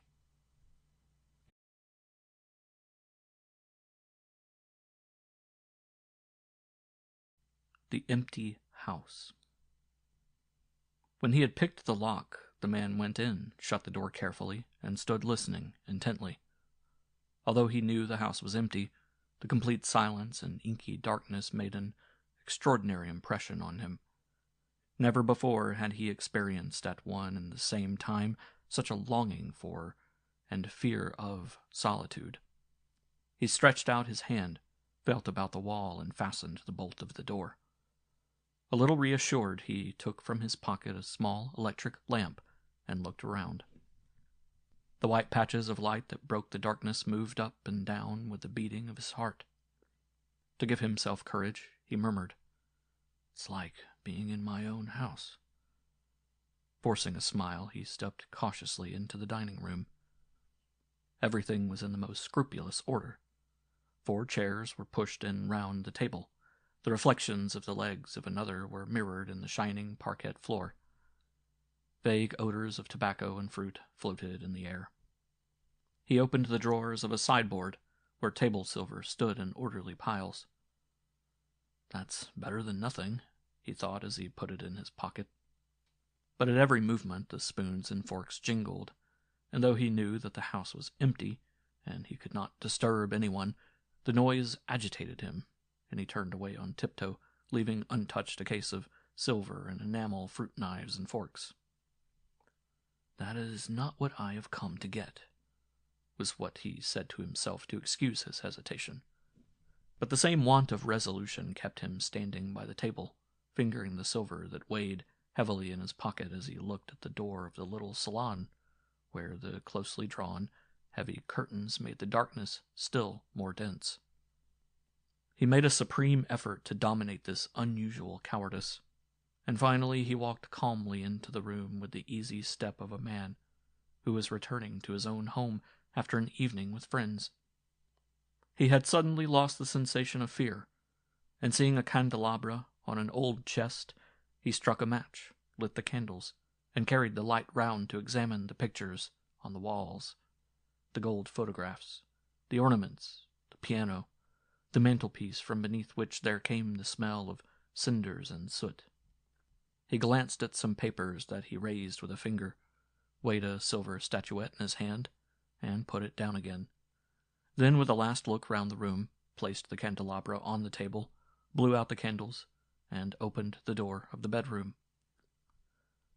There was no longer any shadow of hesitation. Under pretext of looking over the house, which was to let, he had some days before been able to find out where every piece of furniture stood, and its nature. At one glance his practiced eye had noted the bureau, where the old man was sure to keep his valuable documents, the chest where his money ought to be, the bed in the alcove, and the big wardrobe with glass doors and many drawers, the contents of which he would probably find it well worth while to examine. He put out his lamp, stretched out his arm, and without knocking against even a chair, walked towards the bureau. He felt the top, drew his hand along the front, placed one finger of the left hand on the lock, and felt in his pocket for his keys. He had lost a little of his calm. It was not that he had any return of the curious fear of the darkness and silence of the house he had broken into. He now felt the feverish haste of the gambler who fingers his card before turning it up. What would he find? Title deeds? Banknotes? And how much? What fortune lay waiting for him here behind this plank of wood? But he could not get at his keys. He had forgotten to take them out of his pocket before putting in the silver, and they had become entangled in it. As he fumbled, the spoons got into the rings of the keys, the prongs of the forks bent and pierced the lining of his coat, scratching his flesh. His impatience increased his clumsiness. He stamped his foot, swore, clenched his teeth, and pulled so violently that the stuff gave way, and the keys and silver flew out and scattered over the floor with a sound like that of old iron. He was losing his nerve again. He had so nearly attained his object, and time was flying. He did not know the exact hour, and it seemed as if he had been there a very long time. For the first time he became aware of the tick-tack of a clock, and the minutes seemed to be galloping along. He knelt down, took a key, and tried it. His ear close to the lock. No use. He took another, then a third, still another, trying them with careful movements. No good. No use at all. His anger blazed up again, and he laughed harshly. Enough of that! Why should I spare the furniture? And seizing his jimmy with one skillful movement, he had the lock off. Then he opened the drawer and turned on his lamp. A sigh of joy burst from him as his eyes fell on a collection of notes pinned together in packets. Slowly, methodically, he took them up, counted them, held them up to the light, then smoothed them with the back of his hand. He drew up a chair, sat down, and continued to search at ease. Under a bag of gold there was a thick packet of share certificates made out in the name of the holder. Shares that amounted to 20,000 francs. A fortune! What a pity to leave them, he thought. But they're no use to me. He replaced them. Sure now of his booty, he took his time, weighing the gold coins in his hand, comparing the surfaces and inscriptions on the 40 and 50 franc pieces, before putting them in his breast pocket. There was no longer any haste or agitation. Success had ousted every feeling but those of relief and exultation. A heavy cart passed along the street, rattling the windows, shaking the furniture, making the silver on the floor vibrate. The familiar sound brought him back to a sense of where he was, and he took out his watch. 4 o'clock. It was growing late. Gathering up the money without counting it, he looked quickly through the other drawers. There was nothing of any value to him. Some loose money had strayed among the papers and letters, and this he put in his vest pocket, murmuring, "For out-of-pocket expenses." A beautiful bronze paperweight lay on the table. He had been wise enough to leave the share certificates and some jewelry, but this... might he not take this as a charming little souvenir? He was stretching out his hand when a noise startled him. The clock was striking 4 sharp little strokes. He stood still, his hand out, his fingers open. The silence, broken for a moment by the decisive sounds, seemed suddenly to become oppressive, solemn. There was not a vibration within the 4 walls, not even the imperceptible murmur of hangings when the folds stir. Not a crack from the dry boards that seemed to sleep by day and wake into a sort of attempt at life during the night. Nothing but the beating of his own pulses, the sound of the quickened tide of the blood that throbbed in his temples. Fear gripped him again. A stupid, unusual fear. Surely there was something abnormal about the nature of this silence. Why did he feel that he dare not disturb it by even a gesture? He had ceased pressing the button of his lamp, and stood there in the darkness, his shoulders bent, his neck stretched forwards, his nostrils dilated, his ears straining as he bent towards the mantel-shelf where the little clock had ticked so quickly. The ticking had ceased. Well, the clock had stopped, that was all. Was there anything terrifying about that? Nevertheless, a shiver ran down his back. Some immediate and terrible danger seemed to be threatening him, and he seized his knife, turned on the lamp, and wheeled quickly round. In the alcove, half hidden in the shadow, he saw the face of an old man. The mouth was half open, and 2 terrible eyes were looking fixedly at him. There was no expression of fear. The eyes looked unflinchingly into his own. The hand that was stretched out over the sheet did not tremble. The leg that hung down below the covering was steady. Someone was going to take him by the throat. In a moment he would feel on his face the breath of this pale and silent adversary. Without daring to move his head, he turned his eyes to look for the door. The banknotes had fallen to the floor, forgotten. He had but one idea: to flee. But from the menace in the eyes, he saw that he would never manage to reach the door, that the old man was opening his mouth to cry for help, and that once the cry had sounded it would be too late to escape. And without a second's hesitation, like a beast defending itself, he rushed to the bed, raised the knife, and with a gasp of rage, thrust it twice in the body up to the hilt. There was no moan, not a sound. A pillow fell softly to the ground, and the head slipped sideways on the bolster. The lips half open, the chin on the chest. Still trembling with fear and passion, he drew back and looked at his victim. The light of the lamp was too small to allow him to distinguish either the rent made by the knife in the disordered shirt or any trace of blood. Apparently the stroke had gone straight to the heart, for the expression of the face had not changed. The first thrust, well aimed and lightning swift, had stopped life as if it had been a shot from a revolver. Proud of his skill, he muttered menacingly, "So you were at home watching me. Well, you have seen, haven't you?" But as he bent over the quiet face and noted that the expression was the same, it flashed into his mind that the knife might only have pierced the coverings, that perhaps the old man was still alive, still watching him with the same supreme irony. He raised the knife again and drove it in, drew it out, and brought it down with savage frenzy, and intoxicated by the dull sound it made as it entered the chest, he continued to strike, exciting himself by oaths and exclamations that he forgot to stifle. The shirt was now in rags, the flesh one large wound, but untouched by the knife, the face still kept its impassive calm, its terrifying stare. He lost his head, and flinging his lamp away, seized the old man by the throat to give a last, certain stroke. But his right hand remained up in the air, and the cry of rage did not pass his lips. For under the other hand he felt, not the damp and throbbing flesh from which life was escaping in a flow of blood, but flesh that had no last quiver of life in it, which was cold with the awful iciness that is like nothing else in the world. Dead flesh. Dead for long hours. His arm fell. He had never been afraid of crime. His knife had often been red. His face had been wet with the warm stream that leaped from severed arteries. He knew the smell of blood, the death rattle that comes when life is flowing from the body. Death caused by his own hands was nothing.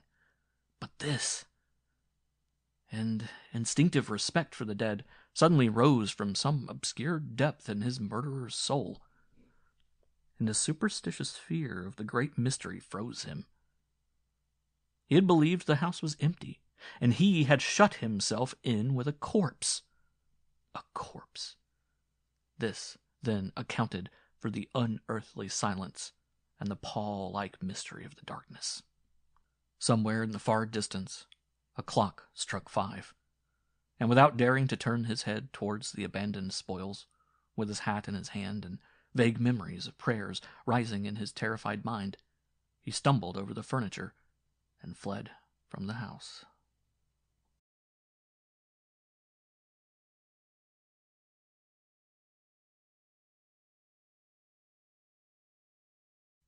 The test. Not a muscle quivered as the man stood with his gaze fixed on the dead woman. Through half-closed eyes, he looked at the white form on the marble slab.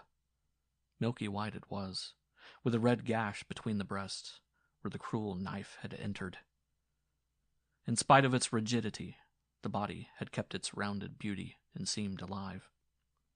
Only the hands with their too transparent skin and violet fingernails, and the face with its glazed, wide-open eyes and blackened mouth, a mouth that was set in a horrible grin, told of the eternal sleep. An oppressive silence weighed on the dreary, stone-paved hall. Lying on the ground beside the dead woman was the sheet that had covered her. There were bloodstains on it. The magistrates were closely watching the accused man as he stood unmoved between the two warders, his head well up, a supercilious expression on his face, his hands crossed behind his back. The examining magistrate opened the proceedings. "Well, Legote, do you recognize your victim?" The man moved his head, looking first at the magistrate, then with reflective attention at the dead woman, as if he were searching in the depths of his memory. "I do not know this woman," he said at length in a low voice. "I have never seen her before." "Yet there are witnesses who will state on oath that you were her lover." "The witnesses are mistaken. I never knew this woman." "Think well before you answer," said the magistrate after a moment's silence. "What is the use of trying to mislead us? This confrontation is the merest formality, not at all necessary in your case. You are intelligent, and if you wish for any clemency from the jury, I advise you in your own interest to confess." "Being innocent, I have nothing to confess." "Once again remember that these denials have no weight at all. I myself am prepared to believe that you gave way to a fit of passion. One of these sudden madnesses when a man sees red. Look again at your victim. Can you see her lying there like that, and feel no emotion, no repentance?" "Repentance, you say? How can I repent of what I have not done?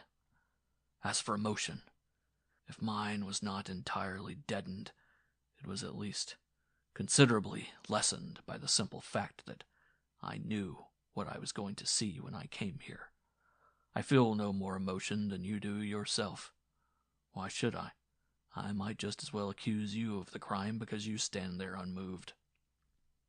He spoke in an even voice, without gestures, as a man would who had complete control of himself. The overwhelming charge left him apparently undisturbed, and he confined his defense to calm, obstinate denials. One of the minor officials said in an undertone, "They will get nothing out of him. He will deny it even on the scaffold." Without a trace of anger, Gautier replied, "That is so, even on the scaffold." The sultry atmosphere of an impending thunderstorm added to the feeling of exasperation caused by this struggle between accusers and accused, this obstinate no to every question in the face of all evidence. Through the dirty window pane, the setting sun threw a vivid golden glare on the corpse. "So be it," said the magistrate. "You do not know the victim. But what about this?"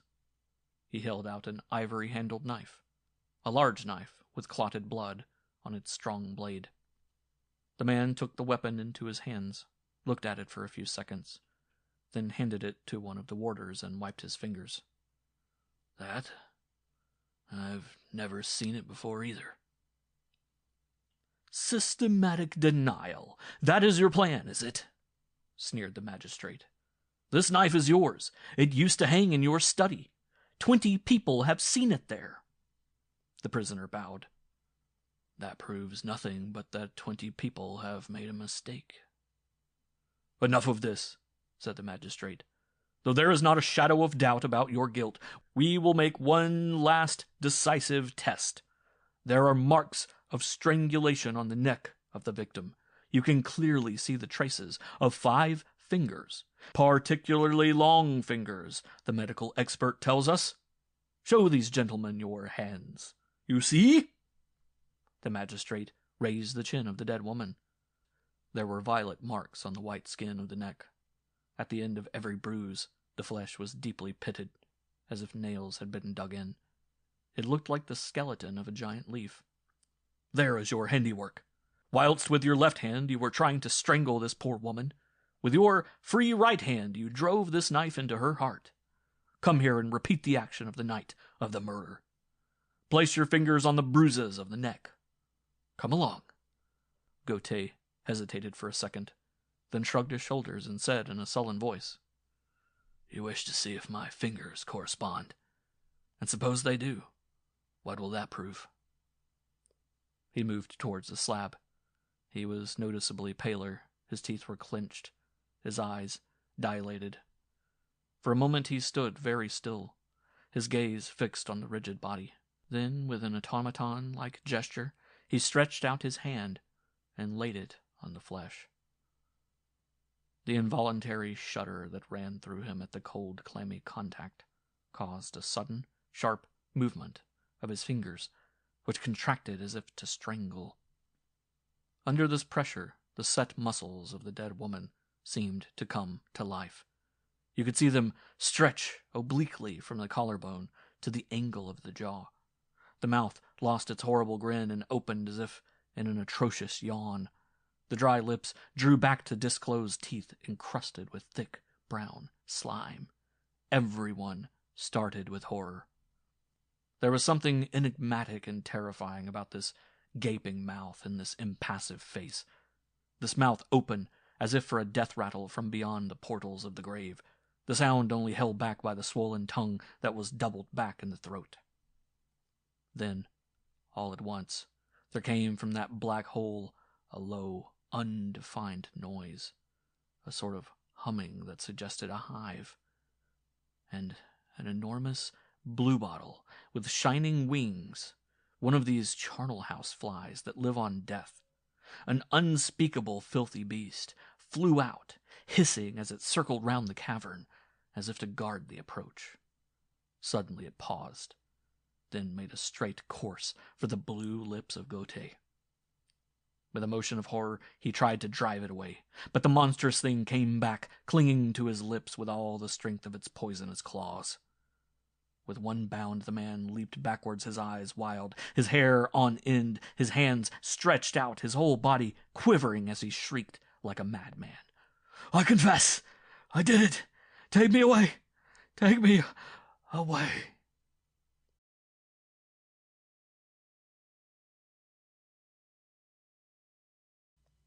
Poussette. Every morning as the clocks of the town struck 6, the old maid left her house, shutting the door carefully behind her, and grasping tightly in her hand an old prayer book, with broken corners and greasy pages.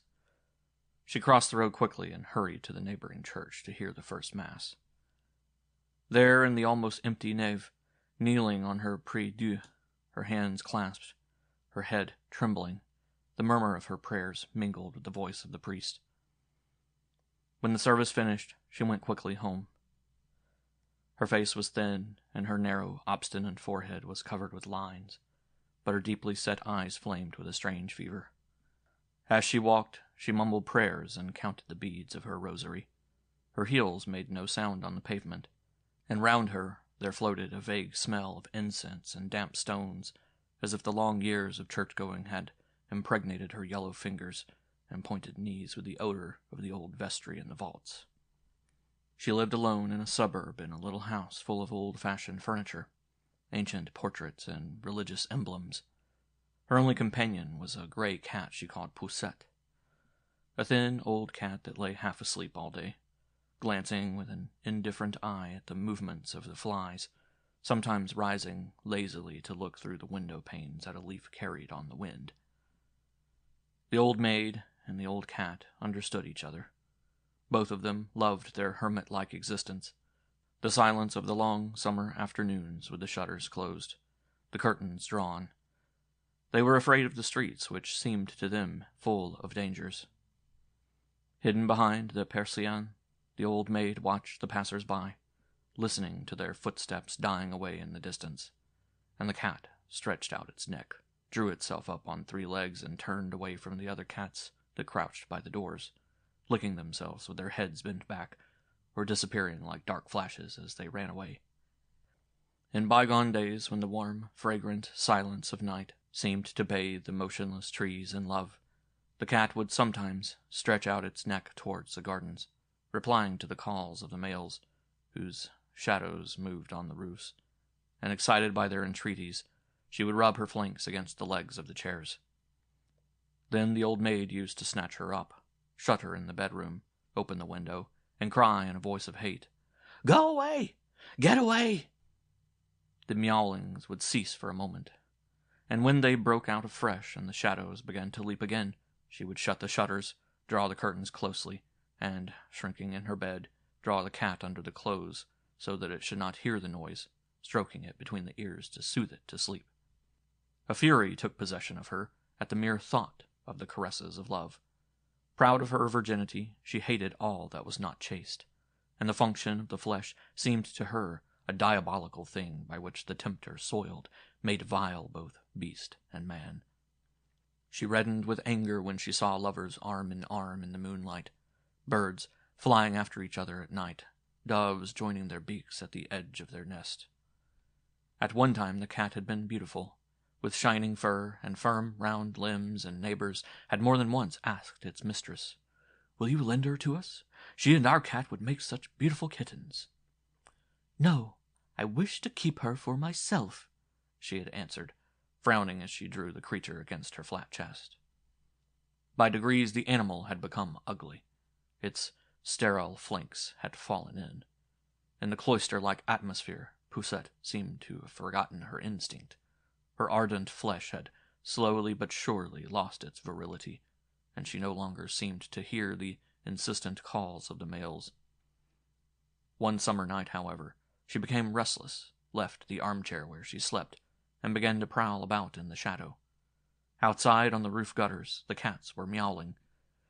She stretched out her paws, dug her claws into the carpet, beat her sides with her tail, and responding suddenly to a surge of nature, slipped out through the half-open door into the garden. When she found herself with the others, the long-repressed instinct woke into vibrating life. Her jaws distended, her claws clinging to the slates. She flung herself among the males, her cries mingling with their caws, yelling joyfully as they bit her. The noise awakened the old maid, and she sat up in bed to listen. Never had the cries of the flesh sounded so loudly, rung so triumphantly in her ears. She got up quickly to protect her animal from them, and not finding her on the armchair, called, "Poussette! Little Poussette! Come here, come! Usually one word brought the cat to her side. This time there was no response. Looking about, she found that the door was half open, and she was seized with fear. Not that someone might have broken in, but the fear that Poussette had escaped. She struck a match, and while the little blue flame flickered without giving any light, she murmured, "It's not possible. Mon Dieu, Poussette!" But when the candle was lit, she gave a cry of rage. Poussette was not there.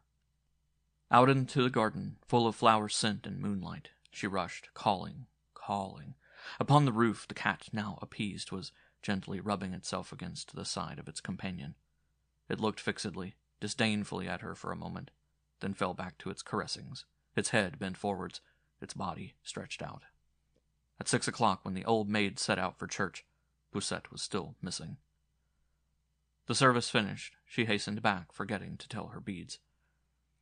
She had paid but scant attention to the Mass, kneeling and rising mechanically, her mind tortured by memories of the night. She found the cat lying on a chair, sleeping so soundly that it scarcely moved an ear when it was called. Livid with rage, she seized it by the neck and flung it on the floor. The surprised animal stood still for a second, yawned, arched its back, sat down, blinked its eyelids, then, its whole body slack, rolled itself up and went to sleep again. From that moment the old maid kept it at a distance, shrinking from it as from something impure. If it approached, she pushed it away with her foot. "Get away! Get away!" Sometimes, livid with rage, she lifted it up between her thin fingers, glared into its eyes, and flung it on the ground. Or if the cat got in her way, she seized and beat it on the head, on the shoulders, the flanks, above all on the flanks, finding in this chastisement a ferocious and holy joy. The beast submitted to all this without a sign of revolt. This went on for 6 weeks. The old maid avoided her neighbors as might a mother who dreads hearing the name of an unworthy child. One morning, when she had beaten the cat harder than usual, and was belaboring its belly, the beast leaped up, its paws raised, its fur bristling. "Ah!" cried the old maid. "You are going to begin scratching me now, are you? We'll see about that." But hardly had she raised her hand when the cat made a bound towards her face, digging its claws in her cheeks. Terrified, she gave a loud shriek and fled to her bedroom, her face covered with blood. For her, Poussette was now a diabolical animal, and she dared not open her door, fearing she would see again its flaming eyes and threatening teeth. Kneeling on her prie-dieu, she shuddered. "The demon is after me. The demon is here in this house." At night, she crouched in her bed with her eyes open, her chin on her knees, listening to every sound, feeling no fatigue as she muttered, "The demon, the demon." Soon she had no longer the strength to speak, and her lips trembled over words she could no longer hear. When nearly a week had gone by, surprised not to see her at Mass, the priest called at her house. Some of the neighbors joined him as he stood knocking at the door. "Something must be wrong. We would have gone in to see if we could do anything for her, but we dared not. She is so rude. With you it will be different. She will be glad to see you." They knocked at the shutters. No reply. They knocked again. Silence. "Yes, something must be wrong," murmured the priest. He turned the handle of the door. It opened, and the neighbors followed him in. Everything was in order. In the dining room, the remains of breakfast were still on the table. Some coffee, covered with a gray skim, was in the bottom of a cup. Flies buzzed round a piece of sugar, and little curls of butter, very yellow, were melting on a plate. "Perhaps she is in her bedroom," hazarded a woman. They opened the door. At first they could not see anything, for the shutters were closed and the curtains closely drawn. The woman bent her head to listen and whispered, "There is someone here. Listen. Someone is breathing." A man went forward, drew the curtains, opened the window, and pulled back the shutters. A flood of sunshine poured in. The old woman was crouching in a corner near the foot of the unmade bed. She had nothing on but a chemise that showed her thin chest, and her disordered hair hung about her. Seeing the figures bending over her, she hid her face, which was covered with caked blood, in her hands, shuddering as she moaned, "Satan! Satan! The demon!" The priest tried to take her hand to speak to her. "Don't you know me? It is I, your priest." But she only cried the louder, her nails digging into her forehead. "Satan! The demon! The demon!" He shook his head and said sadly, "Alas, our poor friend has lost her reason. She so pious. Who would have thought it possible? What can have happened to her? Look, she has been tearing her face with her own hands. Go and bring a doctor. I will stay here with her." While they hurried out on their errand, and the old maid continued to mutter in a hoarse voice, "The demon! The demon!" The priest went back to the dining room, where he stooped with a smile to caress the cat. It was lying stretched out on its side, its chin up, its eyes half closed, purring as it offered its rose-colored teats to 3 kittens.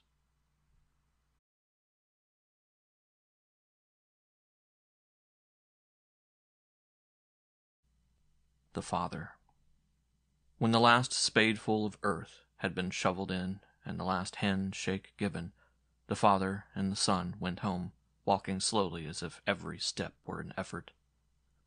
They were silent, for there had suddenly fallen on them the great weariness that follows an effort that has been too long sustained. The house, still impregnated with the scent of flowers, calm again after the agonies, the comings and goings of the last few days, seemed strangely empty and new. The old servant who had come home before them had put all in order. They had the feeling of having returned after a long journey, but there was no joy in the homecoming, nothing of that deep sigh that means, "How good to be in one's own place again." Yet outwardly all was as before. Curled up in a ball, a cat purred softly before the fire, and the winter sun shone with mild brightness on the window panes. The father sat down by the fire, shook his head, and sighed. "Your poor mother." 2 tears rolled down the kind, round face that was a little congested by sorrow, the cold of the street, and the warmth of the room. Presently, moved by the desire to hear something more than the purring of the cat, the tick-tack of the clock, and the crackling of the wood in the grate, conscious perhaps of a kind of satisfaction in still being alive while others had gone forever, he began to talk. "Did you see the DuPonts? They were all there. The presence of the grandfather touched me very much. Your mother was very fond of them all. How was it your friend Bremard wasn't there? But perhaps he was. In such a crowd one can't see everyone." He sighed again. "My poor lad." His thoughts turning with redoubled tenderness to this big son of 25 who sat silently near him, his mournful eyes fixed on the fire. The old servant came quietly in, so quietly they did not hear her open the door. Come, sir, you mustn't sit here like this. You must have something to eat." They raised their heads. It was true, they must eat. Life must go on as before. They were hungry, not with the delightful hunger of the days when it is a pleasure to sit down to a well-spread table, but with the hunger of the animal whose stomach is empty. Till now a kind of self-consciousness had held them back. As she spoke, they looked at each other silently, both desiring yet fearing, the first tete-a-tete at a table made too large by the empty place. And the father, the tears again rising in his eyes, murmured, "Yes, you are quite right. Get dinner ready. You must eat something, my boy." The son nodded and rose. "I will change my coat, then I will come." He went out, shutting the door behind him. His steps went automatically towards his mother's room, and his hand was on the door-handle when the old servant approached, saying in a low voice, "Monsieur Jean, I have something for you. A letter your mother gave me 8 days ago, just after she knew she couldn't get well. She told me to give it to you when it was all over. Here it is." Surprised, he stopped and stared at her. She was looking at him in a curious, hesitating way. The fingers in which she held the envelope were trembling, and instantly he had the conviction that some great secret, some great sorrow, was about to be revealed to him. His throat contracting, he said, "Give it to me," and went into the room. Without noticing what he was doing, he turned the key in the door. The room, the bed too flat, the curtains too far drawn, the grate fireless, and the furniture arranged in too orderly a way, had already a look of being disused, deserted. For some time he stood turning the letter about in his fingers, transfixed by the sight of the living handwriting of the dead woman. The dear, familiar writing that here on the slightly crumpled envelope showed itself less firm than usual. Through a partition of curtained glass he could hear the comings and goings of the servant who was laying the table in the next room. He tore open the envelope and read, "My dear beloved child, I fear that the moment for the eternal farewell is very near. I go without fear, almost without regret, knowing you are a man now, and for a long time have been able to get on without my help. My conscience tells me I have been the best of mothers. Yet a very grave secret lies between us, one I have never had the courage to tell you, but which it is essential you should know. The woman you have so much loved and above all respected, she to whom you ran with every childish trouble, to whom you have brought all the perplexities of your manhood, your mother, my darling, has been guilty of a great sin. You are not the son of the man you have always called father. There has been in my life a great, an immense love, and my chief fault has been that I have never confessed it. Your father, your real father, is alive. He has watched you grow up, and he loves you. You are now old enough to decide the big things of life for yourself. You can completely change your life if you wish to do so. You can be rich tomorrow if you have the courage that has always failed me. I know I am doing a cowardly thing, but having acted so badly during my life, it seems inevitable I should end in the same way. 100 times I have been on the point of leaving the house, taking you away with me. But I have not had the energy to do it.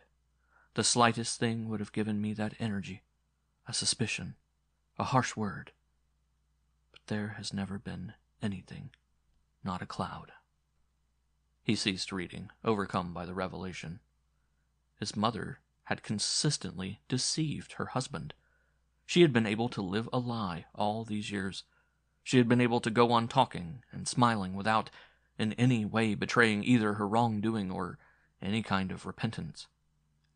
And he, till now, pitiless towards the weakness of women, he for whom all pride, all joy, all veneration had been summed up in the word mother. He had grown up there an intruder, a living insult to the good man whose attitude towards him had invariably been one of kindness, of tenderness. All his childhood rose before him. He saw himself again, a tiny child, walking about the street, clinging to his father's hand. He grew older. For months a very severe illness had held him between life and death, and he saw again his father sitting by his bedside, tears in his eyes as he tried to smile. Time went on.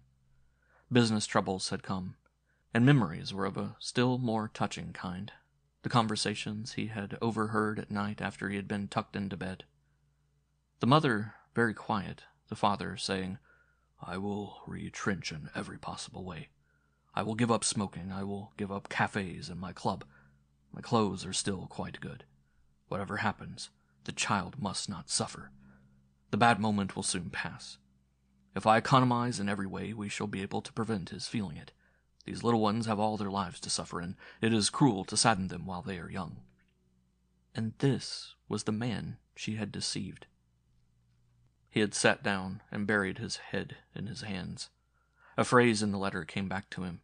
"You are old enough now to decide the big things of life for yourself." It was true. He had not the right, even to hesitate. The idea of money never crossed his mind. It was just a question of having the courage she had lacked. He would leave the house without saying anything about it. He would go away somewhere, far away, and never come back. And that way the shame that he now knew of, would go with him. How could he ever sit down again at that table without flushing, as he heard the kind voice calling him, "My dear boy," and talking fondly of the poor mother. He had decided, but he was sobbing. "Oh, mother, mother, what have you done?" It was goodbye to the quiet home life. The daily return to a house made sacred by memories. He could not, must not, had not the right to carry on the lie. As he sat down lost in his sad thoughts, a sound came from the dining room. "Poor boy, he feels it so keenly. He is in his mother's room. Let him stay there if he wants to. How it has changed our lives. I feel as if I have grown old. Thank God I still have him. He is a good boy.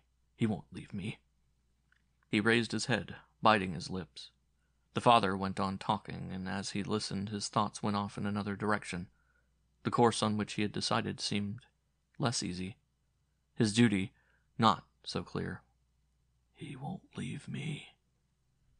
Had he the right to abandon this poor soul, to leave him to grow old alone in a deserted home, to go away? Was that all he could do to repay his unfailing kindness, his efforts for him, his self-denial? But he was not his son. His presence under his roof had in it something intolerable, odious. Yet he must decide at once. If he hesitated, it would be too late. He was still holding his mother's letter. He went on reading it. The slightest thing would have given me that energy, a suspicion, a harsh word, but there has never been anything, not a cloud. Behind the partition, the voice of the father was saying, "Yes, I have lived 27 years with her, and during the whole of that time there was never a cloud." The same words, the same phrase. He went back to the letter. "And now I am going to tell you the name of your real father. It is—" The paper trembled in his fingers. If he turned the page, the name would be forever engraved in his eyes, in the depth of his being. And then he could no longer. The voice called gently, "Come along, dear lad. Dinner is waiting on the table." He drew back his head and shut his eyes for a second. Then he took a match, raised his arm, and set fire to the paper. He watched it burn slowly, and when the flame got down to his nails, he opened his fingers. A square of black ash fell on the floor. A little white corner burnt itself out. Nothing was left. He opened the dining room door, looked for a moment at the good man who stood waiting for him, the mild face full of affection, the eyelids swollen, the hands tremulous. And with a gesture like that of a child, he flung his arms round the stooping shoulders as one might embrace a beloved being they had imagined they would never see again. And there was a catch in his voice that sounded like a sob as he said, "Father, my dear old father."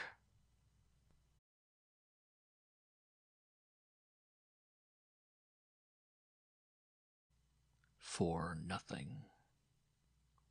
Certainly this Jean Gaultier did not look like a dangerous criminal. He was a sickly little being of uncertain age, with an air of premature suffering. The eyes that wandered about behind the eyeglasses, which from time to time he adjusted on his nose with a quick movement, were quiet and mild. He had the look of a child who fears being scolded rather than that of an assassin. But arrested a few hours after he had committed the crime, he had not even attempted to defend himself. Had confessed the moment the police laid a hand on his arm. Since then he had taken refuge in almost complete silence. "Why don't you explain your action?" said the judge at length. "Seeing you declare you did not know your victim, seeing you did not steal anything from his house, why did you kill him?" "For nothing." "You must have had a reason. No one goes to a man's house and drives a knife into him without a motive. Why did you do it?" "For nothing." "Had he harmed you in any way?"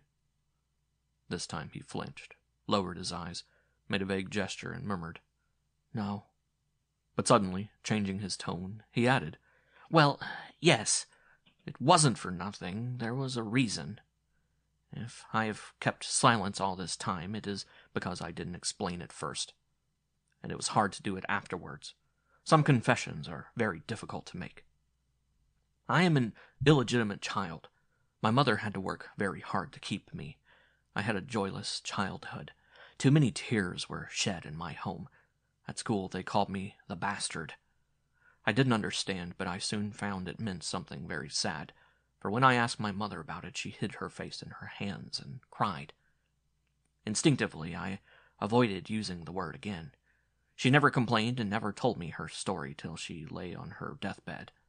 I was then 14 years old. At 14, I found myself alone in the world, without relatives, without friends, tired of life before I had begun to live. Just at first, it was not so hard. I found a place where they fed me and gave me a bed. From time to time, they gave me old clothes. The years passed. When I was 20, I became dependent on myself, and then I learned what poverty meant. For 2 years, I had to keep myself entirely on £1 a week, and as I wasn't a laborer, I was a clerk in a wholesale house. It was necessary for me to be properly dressed. To get clothes, I had to economize in what I spent on food. I could only afford 1 meal a day, and there was very little of that. Sometimes I became faint and giddy in the streets, had to lean against a wall to keep myself from falling. Hunger, of course. One morning when I got to the office, my employer said to me, "I am not pleased with the way you are doing your work. For some time you have been making mistakes. You don't seem to concentrate on what you are doing. Then you are careless about your appearance, and I don't like that. My clerks must look neat and respectful." He touched the frayed revers of my coat. "That's not the way to come into this office." I tried to make excuses, but he wouldn't listen. "Nonsense. A man need never be ragged." The other clerks were coming and going as he spoke, and I felt the blood rush to my head at the thought that they might hear. That day I had nothing at all to eat. When the stomach is empty, the brain works. The tears kept coming into my eyes as I bent over my desk. I wept from hunger and shame, and as I sat there in despair, there came to me for the first time the idea that I could not be alone in the world, seeing that my father was still alive. After all, I had a father. The thought comforted me and strengthened me. I resolved to go and find him. I would explain my position to him. He was rich, and he would be sure to help me when he knew my circumstances. Was I not his son? Next day I rang his bell. I felt almost tenderly disposed towards him. He was a little, bowed old man, with a pallid face and shuffling walk. Everything about him showed he was ill, worn out. He said, "Who are you? What do you want?" The tone of his voice froze me. I stammered as I tried to explain the object of my visit, but hardly had I begun when, trembling, he interrupted me. "Not so loud. Lower your voice. Someone might hear." He got rid of me as quickly as possible, pushing me towards the door with vague words. "Leave me your address. I will see what I can do for you. Yes, I will see. I am ill. I will write to you." I went home trying to collect my ideas. I waited a whole week. He made no sign. I dared not go back to him, fearing I might upset him again. I told myself he could never let me die of hunger. I took to walking near his house. As far as I could, without letting them guess my secret, I got the neighbors to talk. "Oh," said one of them, "if you are hoping to move him in any way, you'd better give it up at once. He has no more heart than a paving stone. In any case, his money won't be of any use to him much longer. He's so ill he can hardly drag himself about."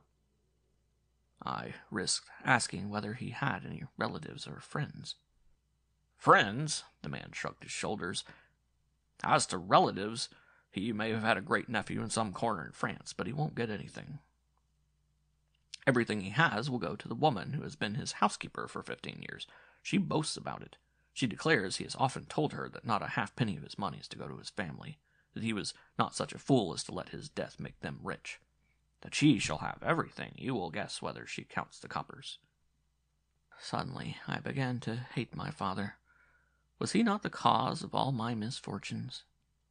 I went away and wandered about the streets, paying no attention to where I was going. A sense of injury blotted out every other feeling. I must have been walking a very long while when Almost fainting with hunger, I went into a low eating house near the fortifications, I think it was. When I had paid the bill, I had not 1 farthing left, and there were still 6 days before the end of the month. What was to become of me? As I wondered, my fingers touched the knife I had used to cut my bread. It was a long knife, thin, pointed. I don't know why I took it, but I did.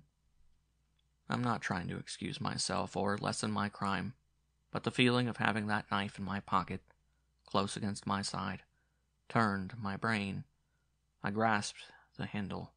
I tried the blade with my fingers, and without knowing how or why it happened, I found myself standing in front of my father's house. I didn't argue with myself about it. There was no fighting against any horrible ideas. I wasn't thinking at all. Deliberately, without any kind of hesitation, I rang the courtyard bell. The door opened. I muttered the first name that came into my head, and I went up the stairs. When I got to the door of my father's flat, I stopped, vaguely aware of the madness of what I was doing. If I rang, no one would open the door at that hour of night. If I made any noise, the neighbors would come out to see what was the matter. I should be flung downstairs. I felt in my pocket for the key of my own door and slipped it quietly in the keyhole. It went in without a sound. I turned it as easily as a burglar would. Something gave way. The door opened. Stupefied by the coincidence of the key of my door exactly fitting his, I stood perfectly still in the darkness for some seconds, asking myself for the first time what I was doing there. At the same moment, I saw a line of light on the carpet. Very quietly, I opened a second door. A man, my father, was sitting with his back to me. He did not raise his head. A lamp with a lowered green shade lit the table over which he was bending. All the rest of the room was in deep shadow. He was writing. I could only see his bald head and thin shoulders. Holding my breath, I stole behind him and drew myself up on tiptoe. A large sheet of paper lay on his blotter. I read, "This is my will." Underneath there were 3 lines of smaller writing. The words the neighbor had spoken flashed into my mind, and I seemed to see the avaricious old servant who had taken the place that ought to have been my mother's. A frenzy ran through me. So I, his son, I who was going to die of hunger, I was beside him, starving at the very moment when with a few strokes of his pen he was going to do this abominable thing, make it irrevocable. Not a farthing would come to me, his own flesh and blood, who would die for need of it. All was for the old harridan who was counting the minutes till he died. It was impossible. He should not do it. I bent forward and read, "I leave all I possess, money, houses." I ground my teeth. He started violently, turned his head, and seeing my face, which at that moment must have been terrifying, cried out, with an instinctive movement, covering the paper with his arm as if to prevent my seeing it. The knife was in my hand.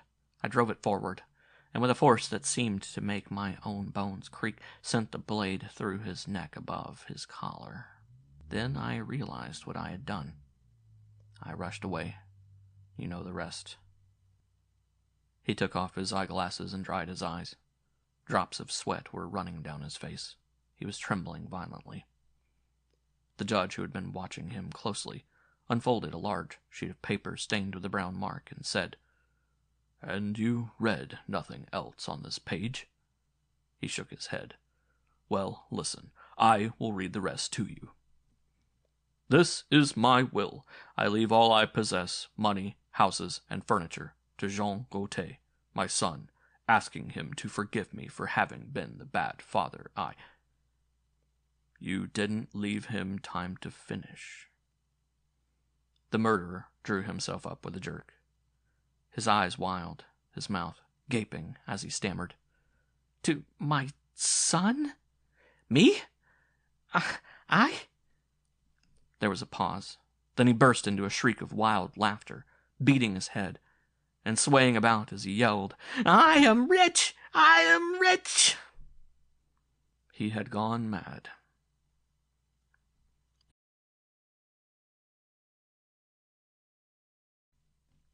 in the wheat. With long strokes, slow and rhythmic, Jean Madec thrust his scythe into the wheat, and at the touch of the blade the sheaths that quivered at the end of the stalks fell down softly with a long frou-frou like silk. He advanced, measuring his steps by the supple balance of his arm, and behind him the ground showed itself brown, spotted here and there by groups of stones, bristling with thick-set sprigs of reddish straw.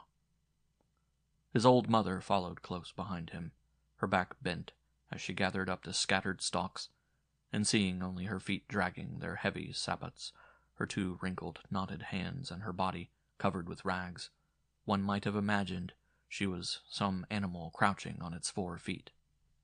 The sun mounted in the horizon.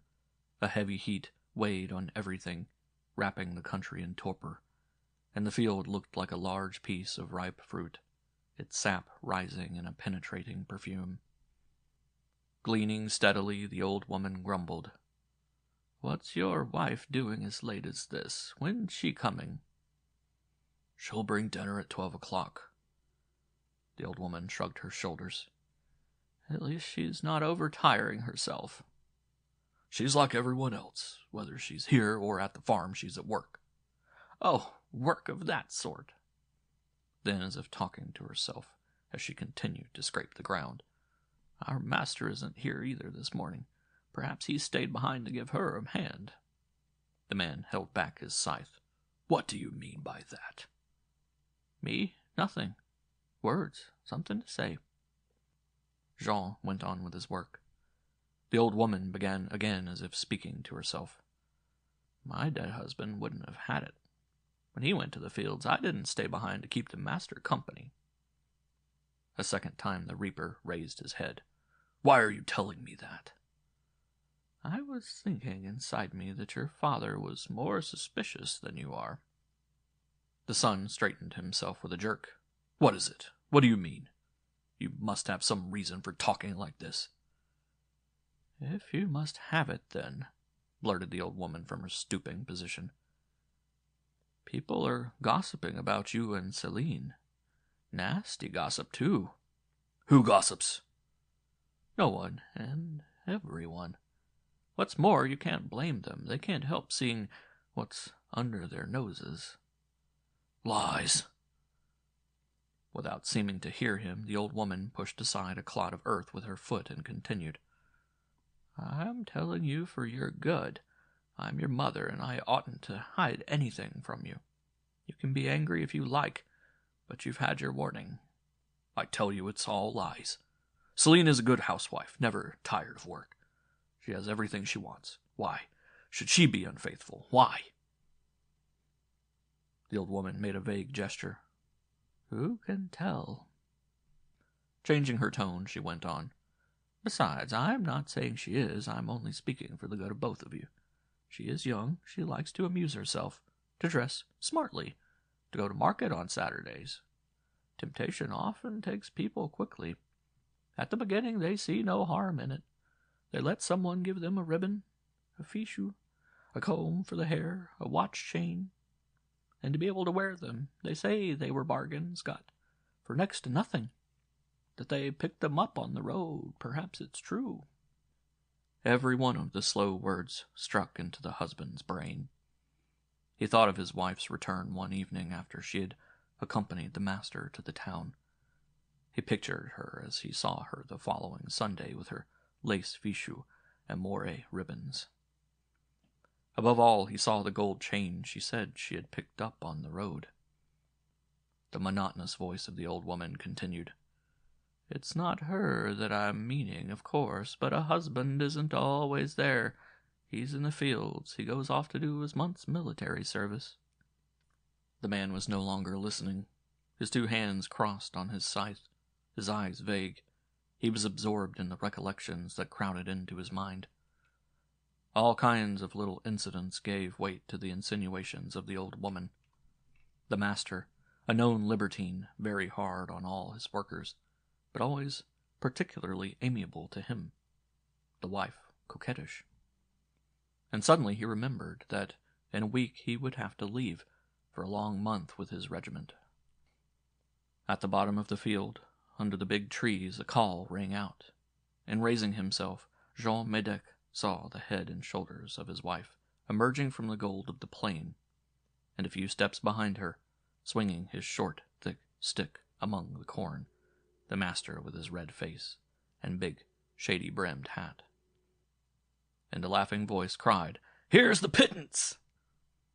One by one the workers rose out of the corn, sat down under a tree, and began to eat their dinner. Jean sat silently, slowly cutting his black bread into pieces. "Why are you so quiet, Medak?" said the farmer. "Are you ill?" added the wife. "No, but the sun strikes hard. It must have been better in the house." The master broke into a laugh. "You're about right there." The meal finished, everyone lay down for a nap. They would start work again when the sun had lost a little of its ardor. Medak did not sleep. Lying on his stomach, his chin in his hands, he was lost in thought. As 2 o'clock struck, the men got up, went back to the field, and once more over the gold of the corn, unruffled by any breeze, there sang the rhythmic sound of the scythes. When they were all at work, the master stretched himself slowly, and in a sleepy voice shouted to the wife of Medak, "Come and give an eye here, Celine. Have you by any chance a needle with you?" "Yes, master." "Then come and put a stitch in my blouse. The cows are in the meadow. There's plenty of time before you need fetch them. The sun has turned. It's too hot here just now. I'm going over there under the apple tree. Come to me when you've finished your sheaf. Come by the path so as not to beat down the corn." They smiled stealthily at each other, but Medak, who was watching, had seen. He made a movement as if to speak. Then he lowered his head and went on with the reaping. The old woman had gone. It was now his wife who was following him. When she had tied up her sheaf, he said, without turning, "Didn't you hear what the master said to you?" "Yes, I did." "Then what are you waiting for?" "I'm just going." She fastened up her hair, which had come undone while she stooped, and her 2 hands flat on her hips, her waist swaying under her bright petticoat, she strolled along the path, a cornflower between her teeth. He watched her being swallowed up in the verdure, as one is swallowed up in the sea, and when she had quite disappeared in the shadow of the apple tree that stood out on the horizon, he set to work again. His movements had lost their quiet ease of the morning. He went forward in jerks, stopping sharply, then on again, his head lowered, his jaw clenched, an ugly frown on his forehead. All the old woman had said was fermenting in him like new wine, fizzing in his temples, filling him with a sort of drunken rage. At first there had been doubt. Then had followed certainty, which had taken deeper root because of the incidents that had just happened. He was advancing, and before him he seemed to see his wife and the master laughing and kissing each other in the shadow of the apple tree. He was advancing, throwing the weight of his whole body into his arms. Behind him the sheaves fell, and the field that his scythe devoured seemed to grow larger. Never, in the earliest vigor of his manhood, had he been able to work like that. From a distance, a fellow worker called, "Are you going to cut it all today?" Without looking up, he replied, "Perhaps." When he was only a few yards from the apple tree, he stopped, listening intently. Murmurs reached him. A voice, the voice of his wife, said, "No, he might be able to see us." And another, rougher one, replied, "Keep still. He's at the other end of the field. It'll be half an hour before he gets here. Come closer." For some seconds he stood as if transfixed, livid under his sunburn. Then, with a sharp gesture of decision, he went on reaping. But he had slowed down. The sweep of the scythe was almost noiseless. The wheat fell to the earth without a sound. When he was almost under the tree, he heard the sound of kisses. Pulling himself up to his fullest height, with a furious movement, he lifted the scythe. The blade leapt up, gleaming white in the sun, came down and plunged. 2 horrible shrieks rang out, and 2 frightful things, 2 heads, bounded up and fell again, bespattering the stalks that broke with a grating sound. The scythe flew up out of the corn waves, all red. Medak threw it away, and waving his bloody hands in the air, roared, "Help! An accident! They were there!"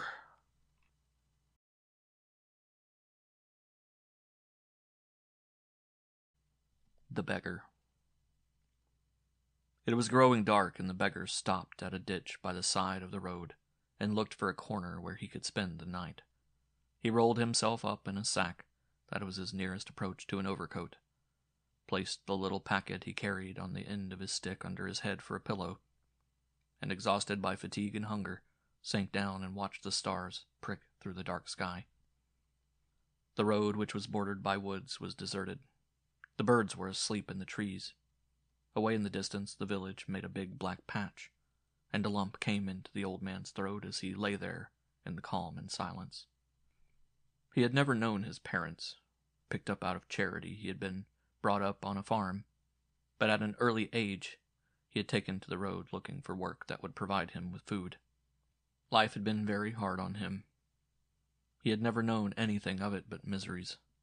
Long winter nights spent under the shadow of mills, the shame of begging, the desire to die, to go to sleep and never wake again. All the men he had come in contact with had been suspicious and unkind. His great trouble was that everyone seemed to fear him. Children ran away when they saw him. The dogs barked at his dusty rags.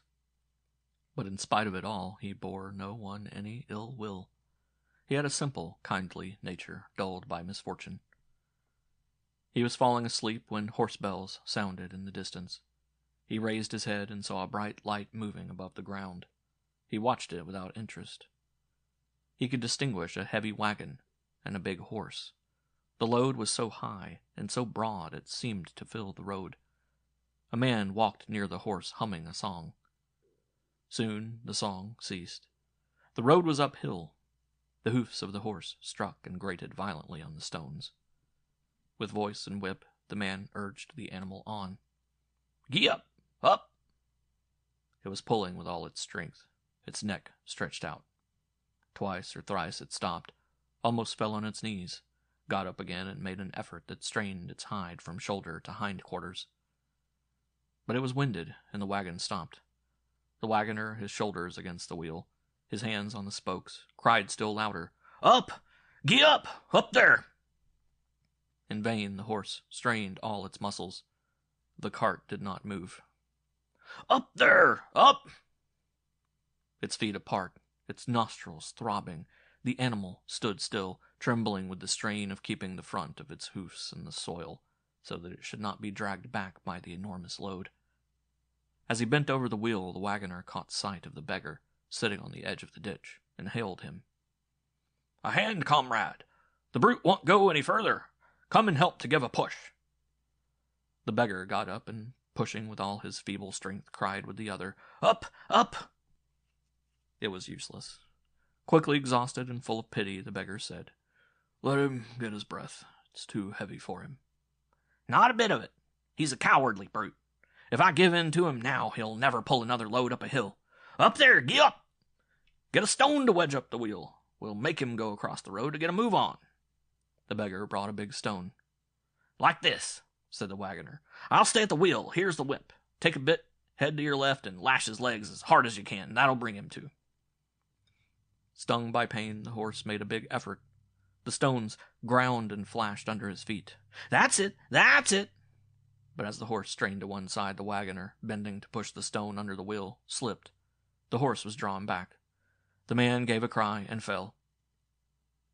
He was on his back, his face convulsed, his eyes wide, his two elbows digging into the soil, his strong hands clutching the rim of the wheel as he tried to stop it from passing over his chest. In a voice of agony, he shouted, "Pull him forward! Pull him forward! He's crushing me!"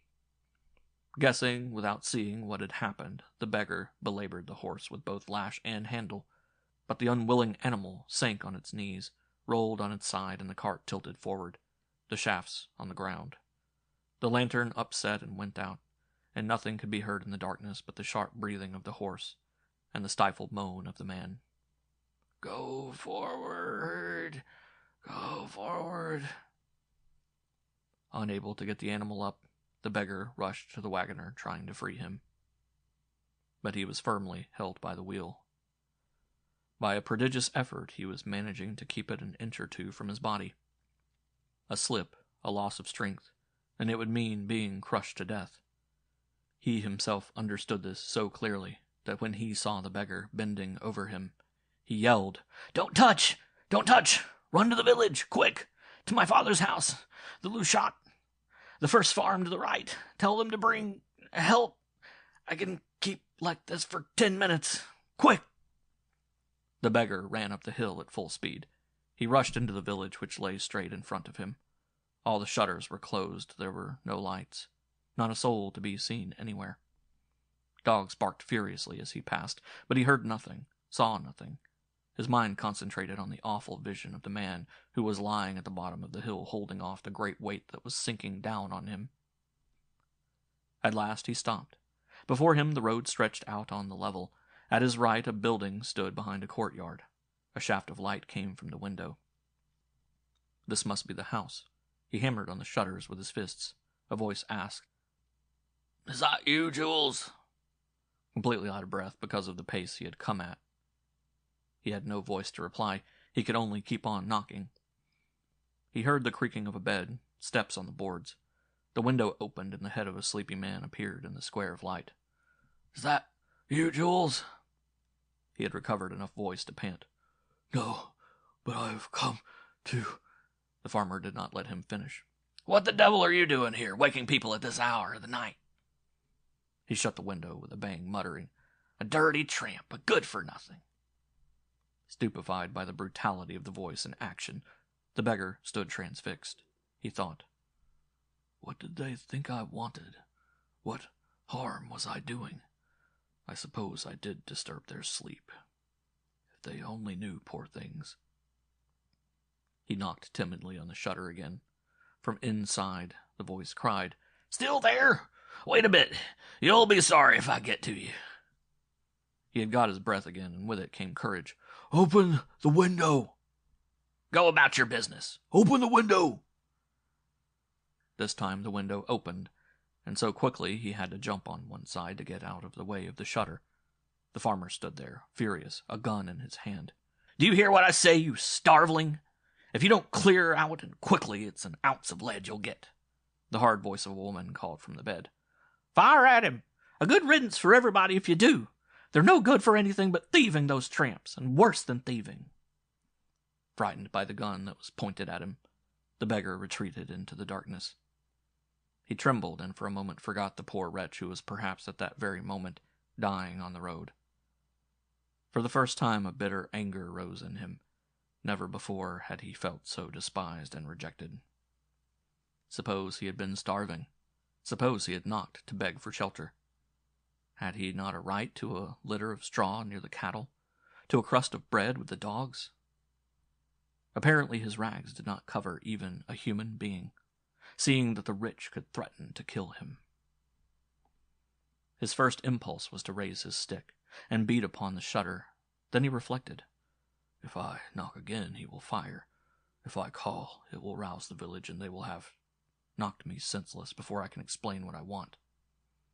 If I go somewhere else for help, it will be just the same." After a moment of hesitation, he set off at a gallop to go back and try to save unaided the comrade of a few minutes. He ran wildly, urged forward by the fear of what might have happened while he was away. What would he see when he got there?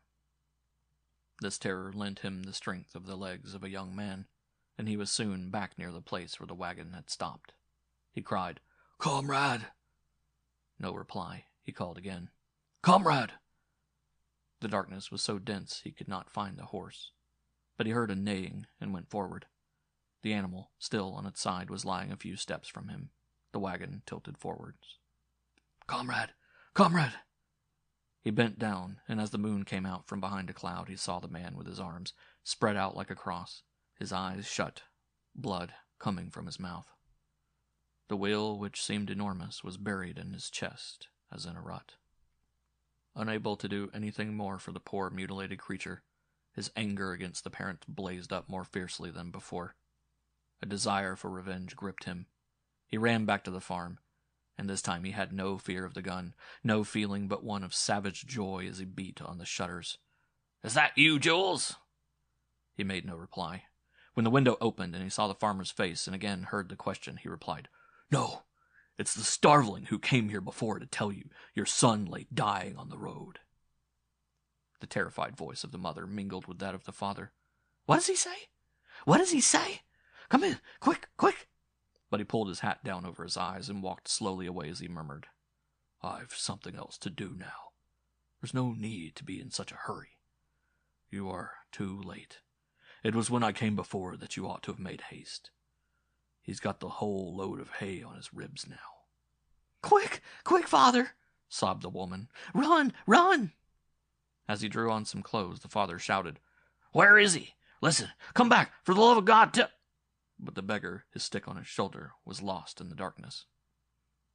And the only reply was the call of a cock that had been awakened by the voices and crowed from a dunghill, and the howling of the dog that raised its head and bayed at the moon.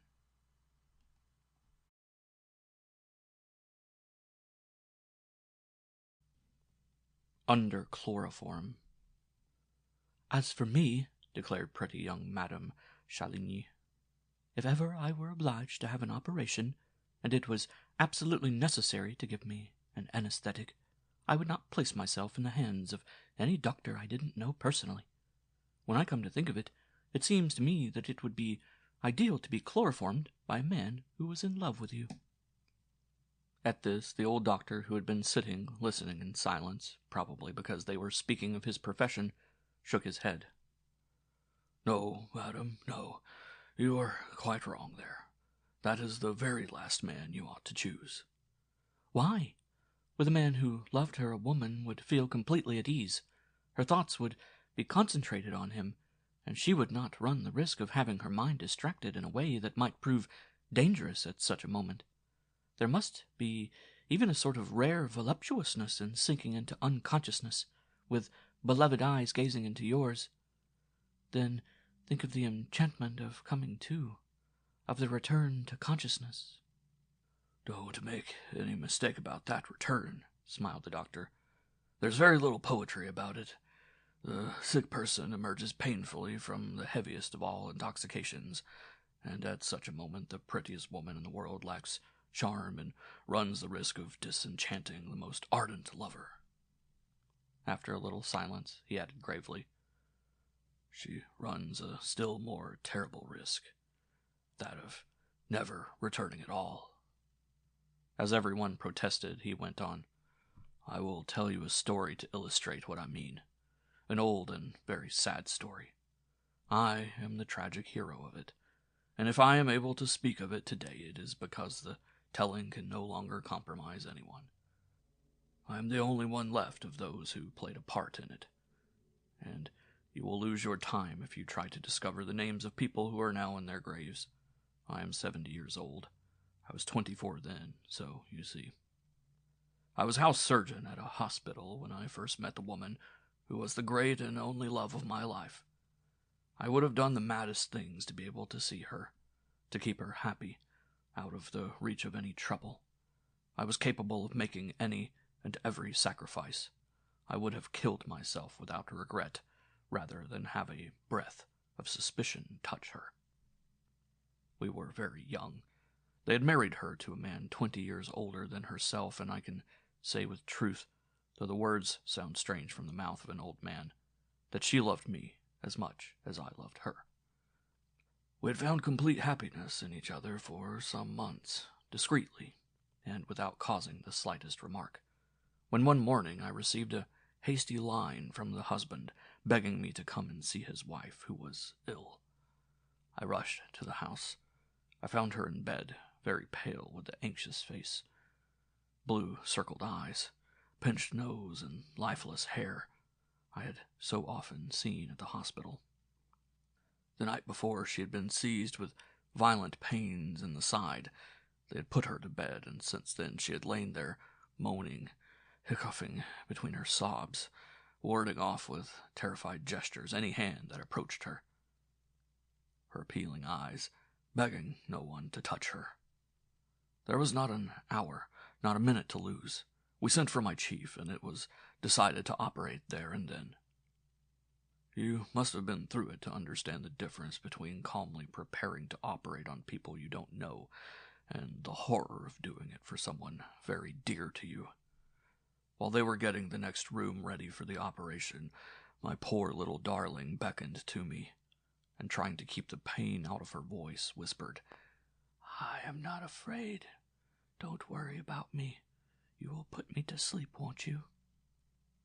I protested with a gesture, but she persisted. "I beg you to do it. You must.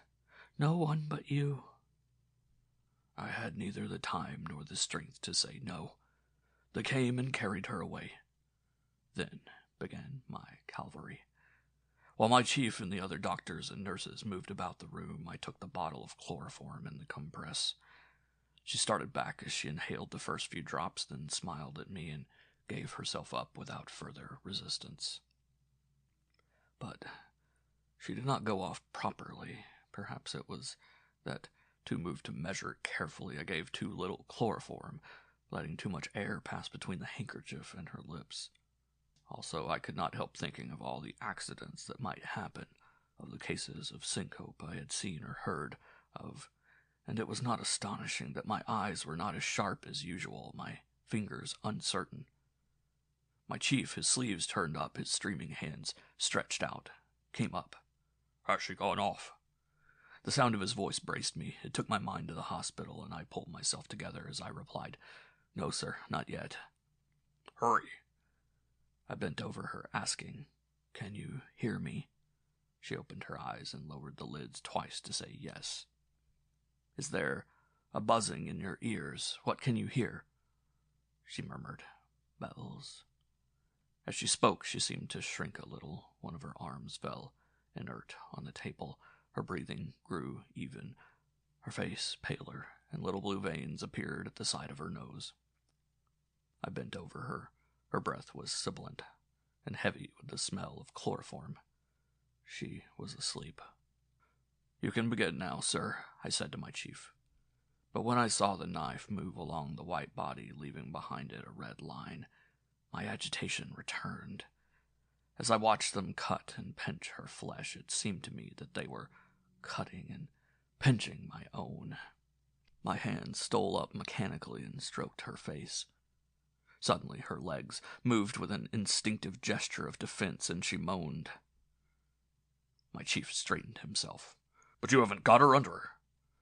I poured some drops of chloroform on the compress that made a large gray stain on the fine batiste. The operator bent over her again. But again she moaned and began to mutter incoherent syllables. How I longed for it all to be over, longed to see her come to herself, to have done with the awful nightmare. She was now motionless, but she continued to moan and mutter, and suddenly among the murmurings she pronounced distinctly a name. "Mine. Jean." A shudder ran through me. Speaking as if in a dream, she went on. "Don't worry. I'm not afraid." Great God, it was I who was afraid. Not so much afraid that she would never come to, that she would die in my arms, but afraid that in her delirium she would betray our secret. She began to stammer words that increased my fear. Hardly knowing what I was doing, I said, "Sir, she is not completely under." "Because she chatters? What does that matter so long as she doesn't move?" At that moment her voice rose clearly, every word distinct. "I am not afraid. You are with me. You put me to sleep." There was no knowing what she might say next, and terrified I administered more chloroform. 4, 5 times, tilt on tilt, I poured it on the compress and held it to her face. Her voice, now uneven, came to me muffled by the handkerchief I held against her mouth. "I am asleep. I can hear the bells. When I am well again, we will go for walks together like we used to." I lost my head. I thought that her husband, who was in the next room and probably near the door, would hear, that the others would understand. She so proud, she whom no suspicion had ever touched, who till then had been above all suspicion, would be dishonored. To get her quite under, to try to keep her silent, I tilted the bottle. I tilted it again. The compress became heavy in my hand. "We shall be together at night," chanted the voice. "And you will take me in your arms again. You will." I lost my reason. What would the next words be? I poured. I no longer knew what I was doing. Then came the moment when I found that the bottle was empty. I realized that I had given too much. Terrified, I flung the compress away. With a hasty finger, I lifted one of her eyelids and saw that the pupil of the eye was fixed, dilated, so there was nothing left of the iris but a transparent ring. I wanted to shout, "Stop!" The word was strangled by the contraction in my throat. At the same moment, I heard the voice of my chief, short and anxious. "What's this? What? The blood pressure's low." With a violent movement, he pushed me away. "She's not breathing. Some oxygen, some ether, quick!" Alas, too late. Her poor head rolled lifeless. Her blue eye, the eyelid still up, was glazed and looked at me with an empty stare. We tried everything, but nothing was any good. Syncope, the horrible white syncope, as we called it, had taken her from me. For a few moments he sat lost in thought, then went on. "I know perfectly well that such accidents happen frequently, that no one is safe from the treachery of chloroform, but I also know that if I had not loved her and had done my work with cold indifference, if I had not been overwhelmed by the double anguish of holding her life in my hands and hearing her unconsciously betraying the secret that would ruin her, I should not have to reproach myself with causing her death." He was silent. A wave of sadness passed through the room as if it had been carried in on the chilly autumn wind that blew against the damp window.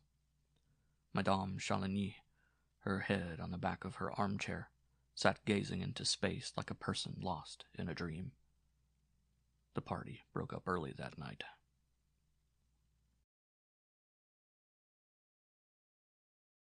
The man who lay asleep. Worn out with fatigue, half dead with hunger, Ferrou got to the gates of Paris as night was falling. For 8 days he had dragged himself from village to village, getting strength from the desire to see once again, now he was out of prison, the great city, with its broad streets and the narrow roads which night suddenly peoples with moving and silent forms. For 5 years he had thought of nothing but his return, storing up hate and a desire for murder strong enough to make his first action the purchase of a knife he had sharpened in the dark on the stone edge of a well. As he walked along, his fingers were constantly on the handle. Lights were appearing in the windows of some houses that stood in their own gardens. One of these remained dark, and but for the smoke that rose from a chimney, it might have been empty. The rare passers-by hurried along. Here and there in the distance, street lamps flickered. It was quite dark now, a cold, dreary winter's night. Ferrou stood still. Push on to Paris? He had not the strength. Sleep where he was, in the cutting wind, with no covering but his rags? Impossible. He had left behind him the country stables where the straw makes a warm bed for vagabonds. There were no more village inns, and even if there were, he had not half a penny in his pocket. For a second time the little house without lights attracted his attention. He was alone. He was cold. He was hungry. The shelter was as good as any other. He walked through the garden, listened, drew back a window shutter, and found that the window was unfastened. He opened it, and at a bound was in the house. The window shut, he felt about in the dark, touching a bed, a small table. The drapery of a hanging wardrobe gave way to his hand. He raised it, felt the clothes beneath it, let it fall again. Then he found a door, opened it, and a savory smell of cooking tempted his nostrils. No good, he thought. There's someone in the house I must clear out. He turned to go, then stopped. Go where? To die of hunger on the road? If anyone came in, he could hide. Then, his thoughts running off into another channel, he said to himself, You are cold, and it is warm here. You are hungry, and hot food will soon be ready. You have no money, and there is sure to be a full stocking hidden somewhere. You will probably have time to do all you want before anyone disturbs you, and if you are disturbed... He opened his knife, tried the point on the palm of his hand, the edge on his nail, and murmuring, The first who tries to stop me, went into the kitchen, lifted the lid of the pan, pricked the meat, and sneered, Not cooked enough. I will come back. But as he turned away, there was a sound of steps outside. He heard the latch of the garden gate lifted, the crunching of the gravel, and quickly, just as a key turned in the door, he slipped into the other room, raised the wardrobe hanging, and crouched down among the clothes. Not too soon. A man was coming into the house. This man lit a lamp, threw his coat over a chair, and began to pace the room. From his hiding place, Faru saw him coming and going. He was a big man, with large hands and square shoulders. His heavy, measured steps gave an impression of strength. The devil, thought Faru. It's not when the stomach has been empty for a week that a man is in a state to attack a lump like that. The man sat down, and, his head resting on his hands, seemed to be thinking deeply. The bell sounded. He rose, saying, Is it you, Marie? Yes, I went to bring the boy home from school. He hadn't taken his waterproof, and it's snowing. The man took the child on his knee, stroking his hair. From the kitchen, the woman said, I didn't hurry. You are earlier than usual. It's only 6:30. You didn't find your friends at the cafe?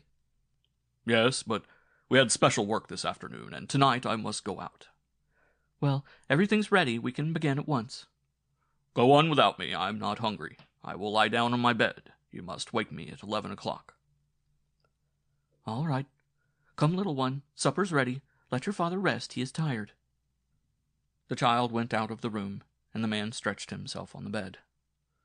It is 6:30, thought Faru, and he doesn't clear out till 11. 5 hours of this. Through the half-opened door came the clatter of plates and the sound of the two voices. Now and again, Faru was tempted to leave his hiding place, to spring on the sleeping man, to stab him.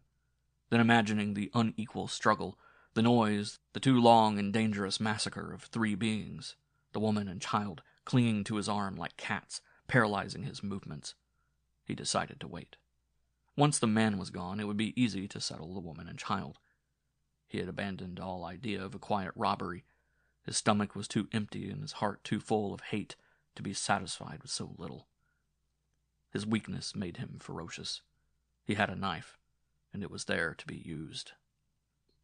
When the meal was finished, the woman put the child to bed and washed up the crockery. In the silence that followed, nothing could be heard but the tick-tock of the clock and the irregular breathing of the sleeper, who turned and tossed on his bed. It struck 10. He arranged his plan of attack.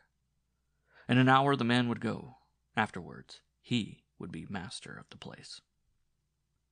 The thought of the coming massacre gave him more joy than the hope of the plunder. All was still. The man and the woman, the one sleeping, the other reading, had no suspicion that in the shadow a man lay in wait. Gradually a drowsiness stole over him, and he started when a voice said, "It's 11 o'clock." He rubbed his eyes and slowly stretched himself. The man got up, put on his shoes, and thrust his arms through the sleeves of his coat. "Above all, don't catch cold," said the woman. "I've heated some coffee. Will you have it?" "Yes." While he was sipping it, the woman went on, "Won't you put on your other overcoat?" Faru felt that she was stretching her hand towards the hanging and started. But when the man replied, "No, this one will do very well," he breathed again, and still shaking with fright, said to himself, You hellcat, you shall pay for that presently." She went on, "You haven't forgotten anything? What time will you be back?" About 7 or 8 o'clock as usual." He was ready. Standing up, the collar of his overcoat buttoned up, he seemed bigger and stronger than before. Behind his curtain, Faroo was growing unnerved. "You are never going, then?" The man, his hand on the handle of the door, turned back. "Don't forget to fasten the bars of the shutters and bolt the door." The sound of wheels grated on the road and stopped. "Here they are," said the man. He went out and began to talk to the newcomers in the garden. "You haven't forgotten anything?" "Yes." "The coach-house properly shut?" "Yes, yes." "Let's be off, then. Go in, Marie. It's snowing. It's a very bad night." "Worse than you think," snarled Faroo. His knife was burning his fingers. He longed to have done with it all. But the man still lingered. His voice rang clear through the cold air. "Pass me the lantern. Let me see if everything is in its place." Suddenly his voice, till then very kind, rose angrily. "Just look how you fastened that! The sheath is not even buckled, and it's badly balanced. In less than a quarter of an hour half the blade would be on the ground. You'd have mud in the slides and on the posts. Come, give me a hand." Faroo listened, mocking. "The finest porcelain, at least, to need so much care." The man went on. "What have you been thinking about? At the first jolt, the tub would have tipped off." Faroo ceased sneering. A cold shiver ran down his back. The blade, the posts, the tub. Separately, these words meant nothing. Put together, they suggested, might mean a terrible thing. Where was he? Who was this man who had lain sleeping there, and was now saying these words to the other man? The voice softened. "There, that will do. It would have been a fine thing if you had blunted the knife of the guillotine." Trembling, Faroo repeated, "The knife of the guillotine?" And his teeth began to chatter. In a flash, these last words had brought the whole of the awful thing before him. He seemed to hear the mysterious noises that come in the night, to wake those who are condemned to death. The hammer knocks of the sinister carpenter. He seemed to see the pale faces of the assistants who enter the cell. The big, red posts, set up outside in the gray dawn of the morning. "Ready," said a voice, the voice of the man. Then Faroo, gasping with fear, biting his fingers to stop himself from shrieking, stammered, forgetting that he might be heard. "The executioner! I've been watching the executioner sleep!" The cart had set off at a good pace, and the woman was just going to shut the door, but forgetting that he had crouched there for hours waiting to kill, he flung away his knife, knocked her out of the way with a thrust of his shoulder, rushed into the garden, leaped over the fence, and began to run blindly down the road, fleeing from Paris, whose distant noises and familiar odors would soon be augmented by the sound of cracking bone and crushed flesh, and the fusty smell of blood.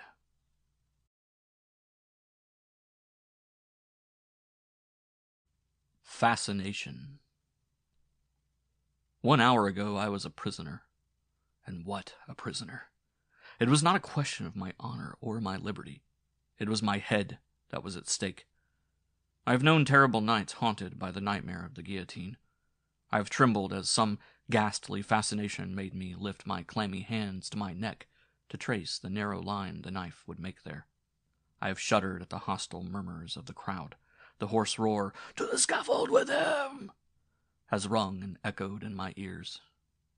But that is all over now. I am free. Once again I have seen the noisy streets and the bright lights of the shops. Presently, quite at ease, I shall dine. Sitting by the fire, I shall smoke my pipe. And tonight I shall fall asleep quietly in the warm bed that is waiting for me. And yet never have I felt myself so much of a criminal as at this moment, just after my judges have acquitted me. I am wondering what aberration prevented them from knowing the kind of being I really am. The power of systematic denial stupefies me, and I feel that if I am to regain my clearness of mind, I must write down the truth I have hidden for the last 3 months with a cleverness and cynicism that have ended by almost making me believe my own lies. For I really am a murderer. I killed a woman. Why? I do not know. I have never been able to understand why I did it. Certainly not because of jealousy. I did not love her. Not to rob her, I am rich, and the few francs they found on her could never have tempted me. Nor was it done in anger. We were in this room. She was standing near that mirror. I was sitting just where I am at this moment. I was reading. She said to me, "Let's go out. Let's go for a stroll in the bois." Without raising my eyes, I replied, "No, I'm tired. Let's stay here." She insisted. I persisted in my refusal. She kept on insisting, and her voice aggravated me. She spoke very angrily, sneering at my inertia, laughing scornfully, shrugging her shoulders. Several times I tried to stop her. "Will you be quiet? I beg you to be quiet." She continued. I got up and began to pace the room, and as I walked up and down I saw on the mantel-shelf a little revolver that I used to carry in my pocket at night. I took it up mechanically. The moment I touched it, an extraordinary frame of mind took possession of me. The voice of my mistress, which had till then merely aggravated me, unnerved me to an extent I cannot describe. It was not what she was saying that irritated me. It was her voice. Just her voice. If she had been gibbering meaningless words or reciting beautiful poetry, I should have felt just the same exasperation. An irresistible longing for quiet, for complete repose, seized me. How, why did my mind connect this imperious desire for the silence I could not command with the revolver I held in my hand? I only know that I imagined myself brandishing the weapon, pressing the trigger, and I also saw the woman fall, without a cry. As a rule, such ideas are only giddy hallucinations that flash through the brain and are gone as quickly as they came. But this time, it seemed as if this particular vision had caught into my mind in the way a jagged fingernail will catch in floss silk, getting more securely entangled as one tries to free it. I placed the revolver on the table. I could not help looking at it.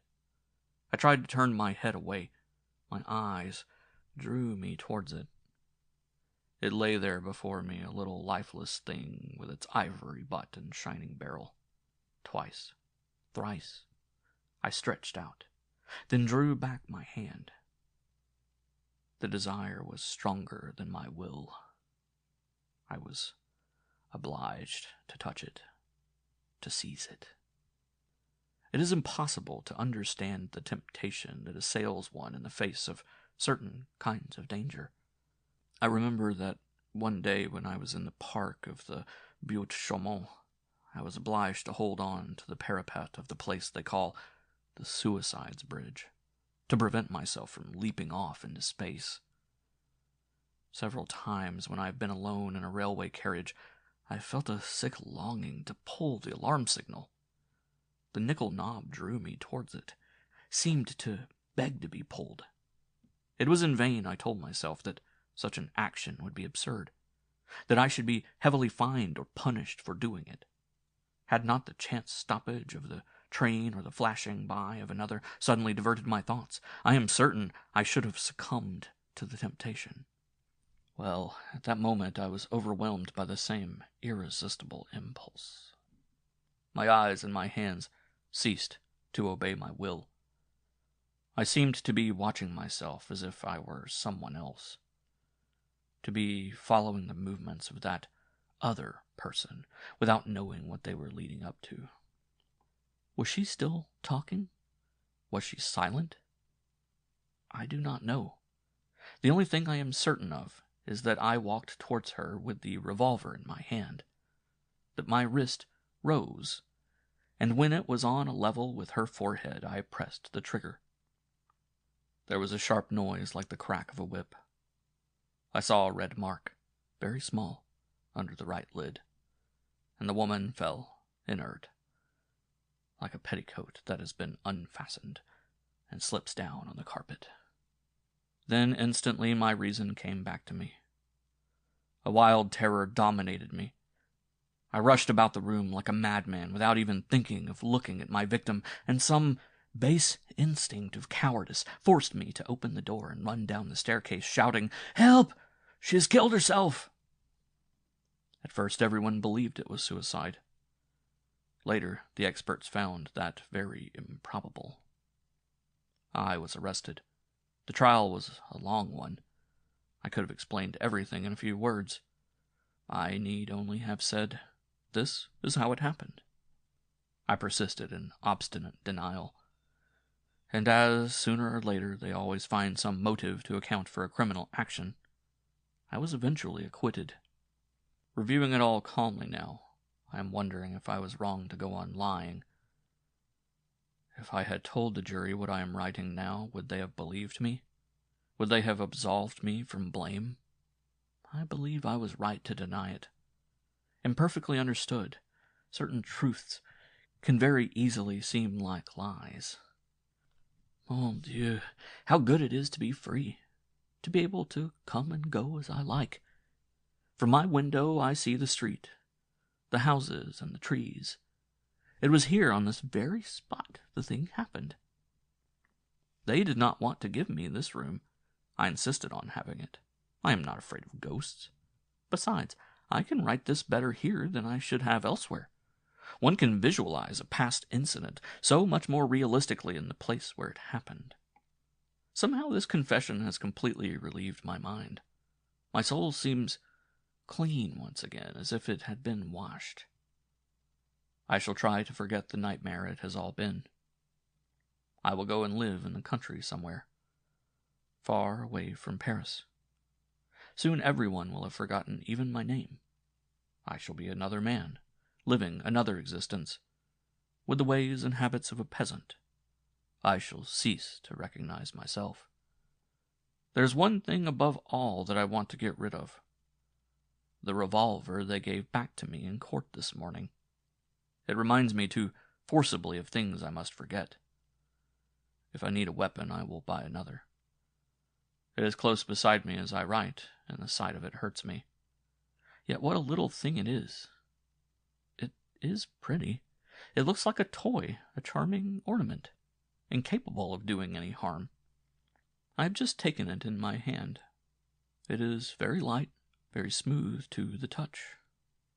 It is also very cold. It frightens me a little.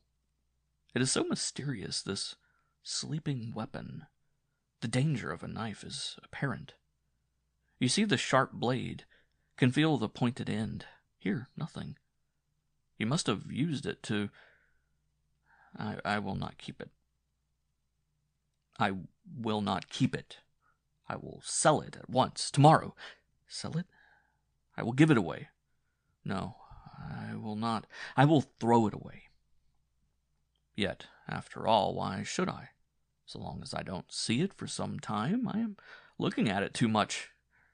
It is natural enough, too. It lies there like a silent witness. Decidedly, I do not like it. I will get rid of it instantly. I keep on writing, and the revolver is still before me. People who commit suicide must sit, just like this, writing their last wishes. I wonder what their sensations are.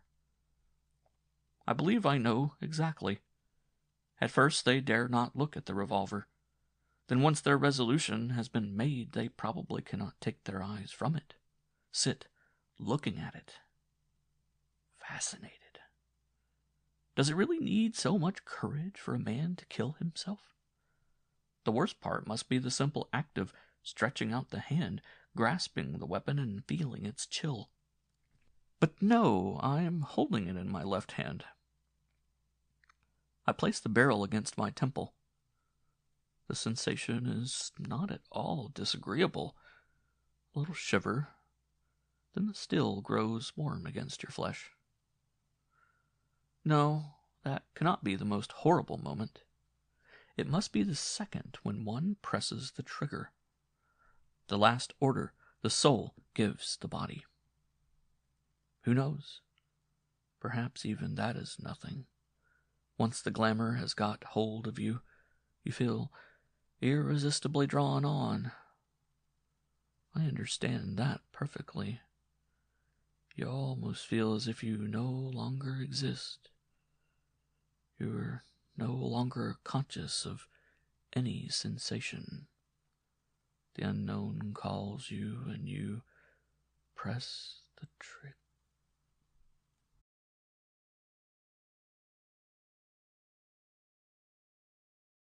The Bastard.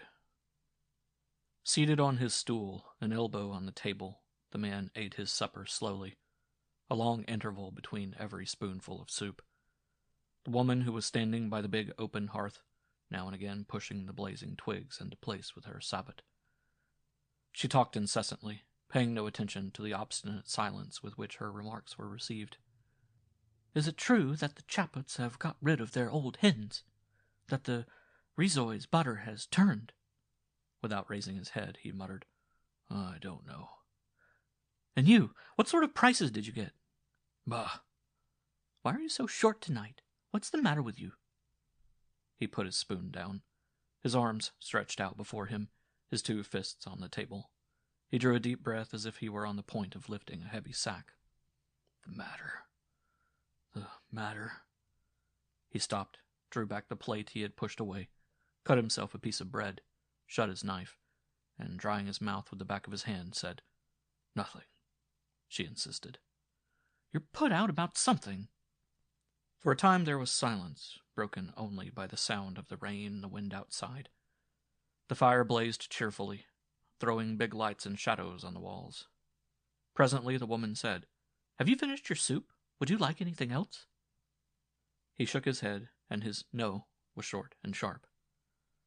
Ignoring his tone, she began to talk again, telling him the gossip of the village, dwelling on the details in the way one would if a man had been absent for a long time and wanted to hear about everyone and everything. Do you know about Hutrol's dog? The big brown dog? They say it's gone mad. While they were getting a gun to shoot it, it ran away and no one knows where it is. The man whistled between his teeth.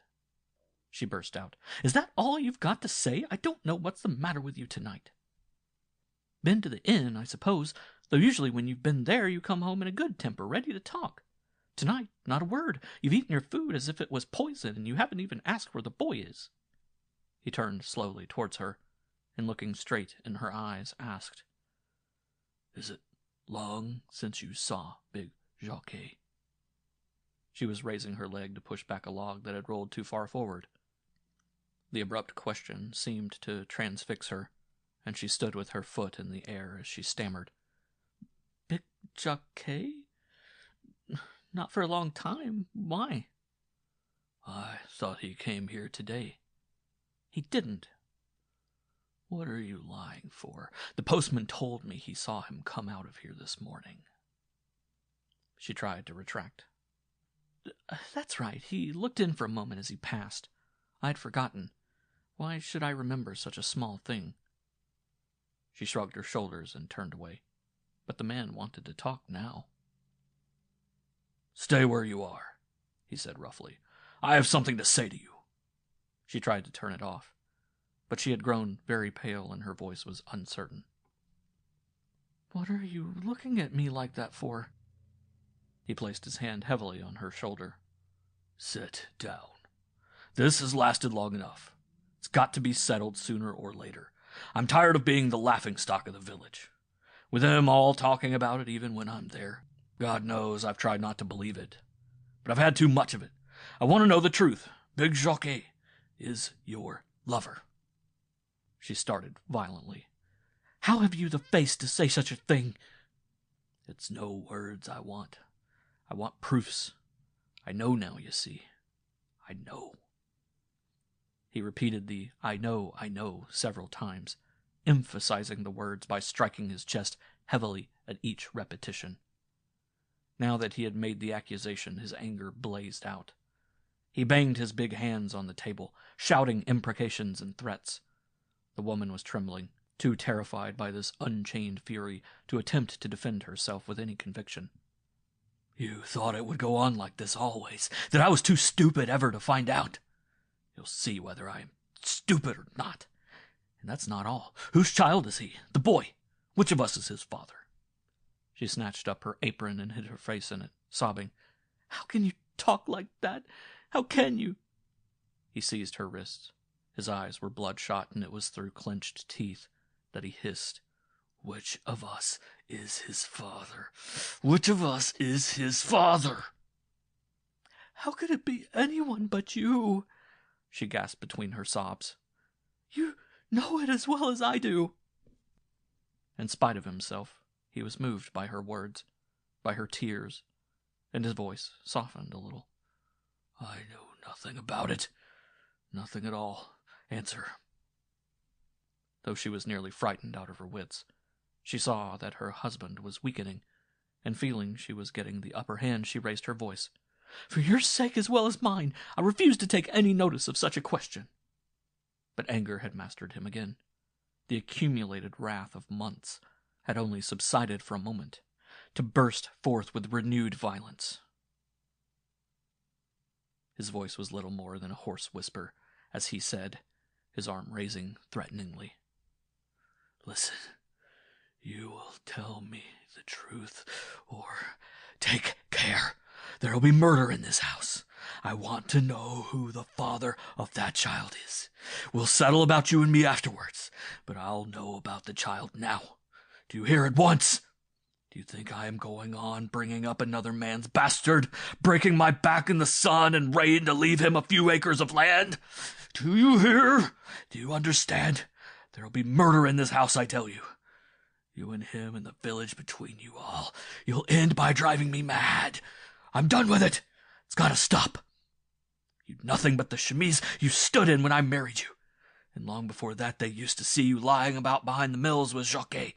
When the child was born 8 months to the day after the wedding, you told me it was the fright you got when the cow went astray. I believed you, but I know better now. They've taken care to open my eyes. He isn't mine, that child. If he is, swear it.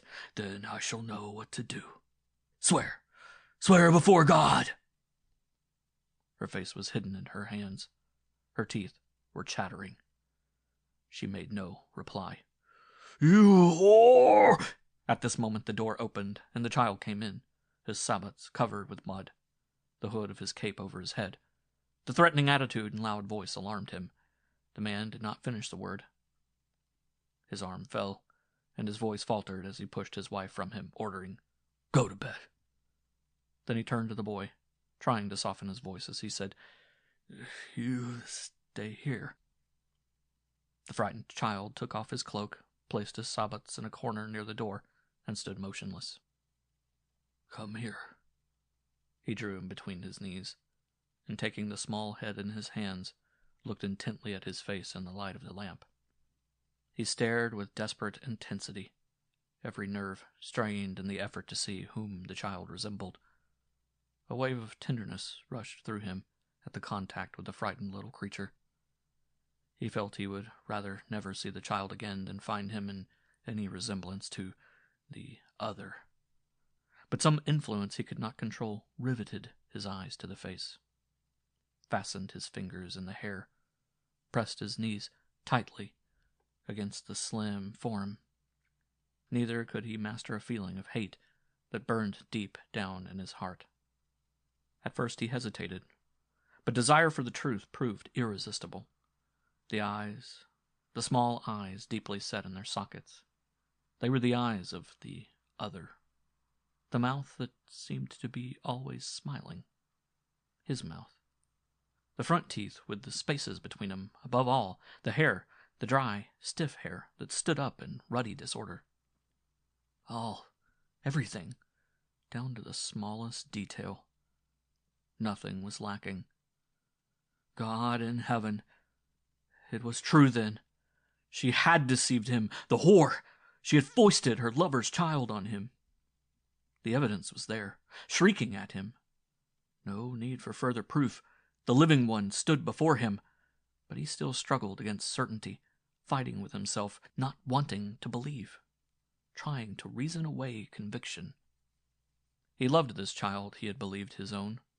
He had watched it grow up out of babyhood. It called him father, and he was never so happy as when it was running beside him in the fields.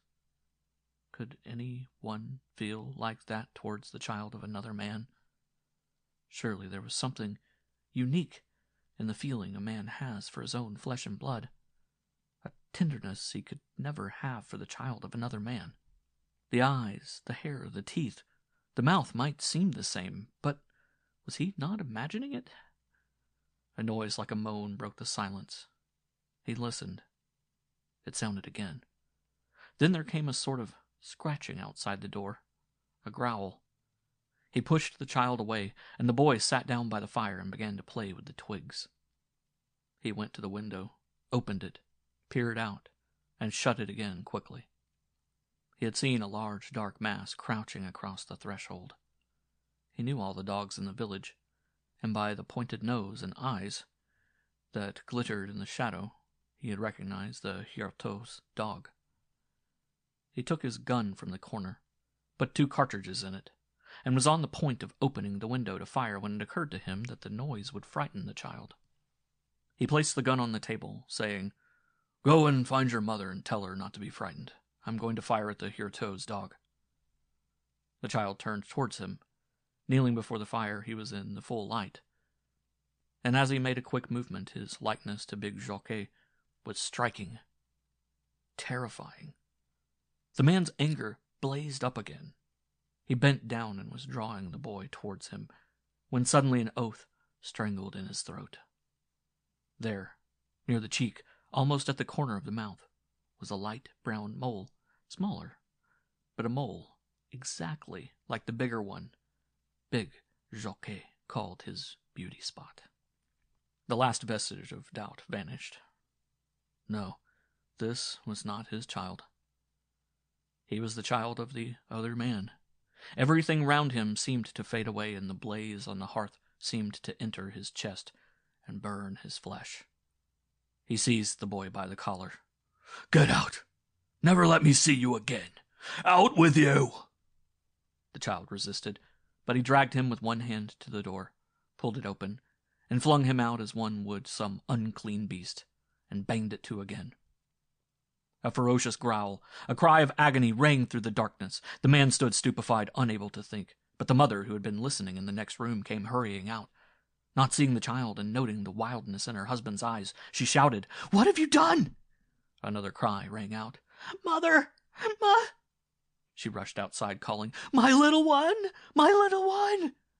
The child lay panting at the bottom of the steps, his face all torn by the dog's fangs.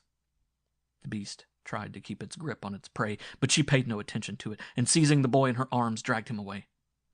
She laid him on the table. His throat was open. His breath came in short gasps. She showered passionate kisses on his poor, mud-filled hair, on his poor little blood-covered face, on his open mouth from which the death rattle was coming. Crouching in a heap on the floor, his eyes shut, his fingers in his ears, the man was sobbing. "My little one, Holy Virgin, save my little one."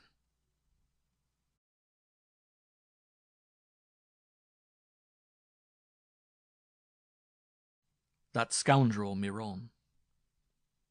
No one ever understood how this woman, who was neither young nor pretty, got complete possession of the heart, the mind, the whole life of Miron. Directly he met her, he broke with his best friends, left off going to his familiar haunts, and instead of devoting himself as formerly to art for art's sake, took to painting the rankest pot-boilers. When a man who had been a great friend in the old days ventured to say, "You're an idiot, Miron. You're spoiling your style, abusing your talent," he only shrugged his shoulders and said, "Nonsense." When the friend insisted, reminding him of the conscientious work, full of more than promise, he had done in the old days of his dreams of fame, he grew angry. "My talent? My dreams? You make me laugh. When I had them, I slept in a garret. I had 1 meal a day. I know people will now stop saying, 'You'll see, he'll be rich some day.' But in the meanwhile, I can eat as much as I like and am free from sordid worries. I am happy, very happy."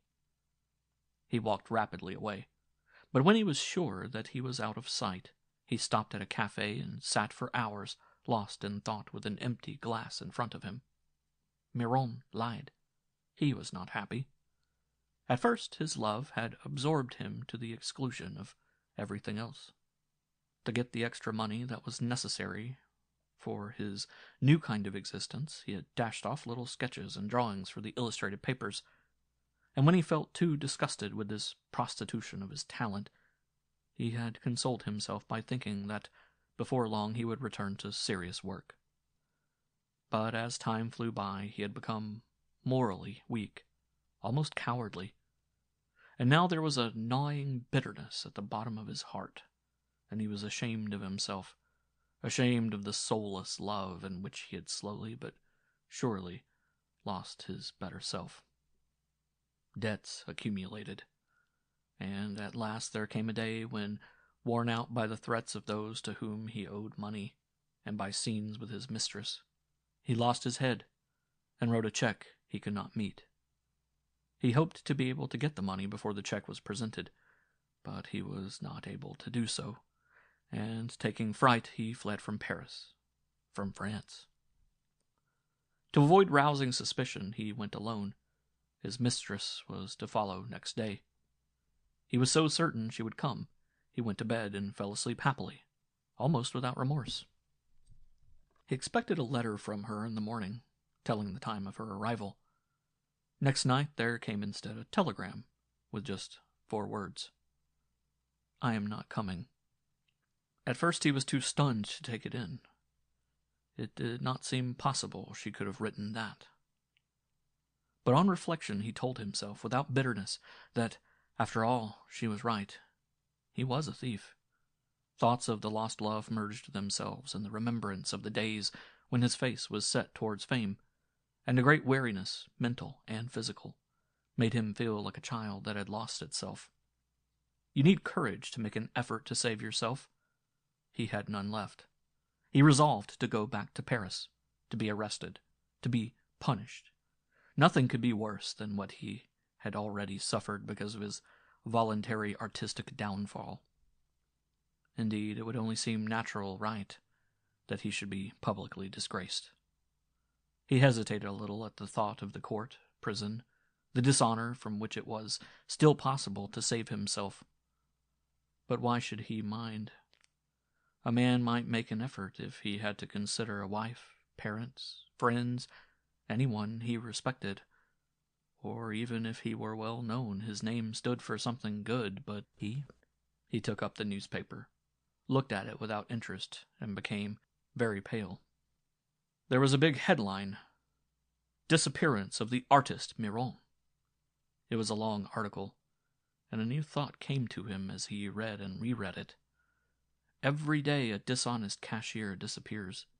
Every day a forger is arrested. Do people take any real interest in them? This article made it clear that his flight had aroused unusual interest, that his loss caused regret. If so much space were devoted to him, it showed that the public had begun to recognize his talent and valued it.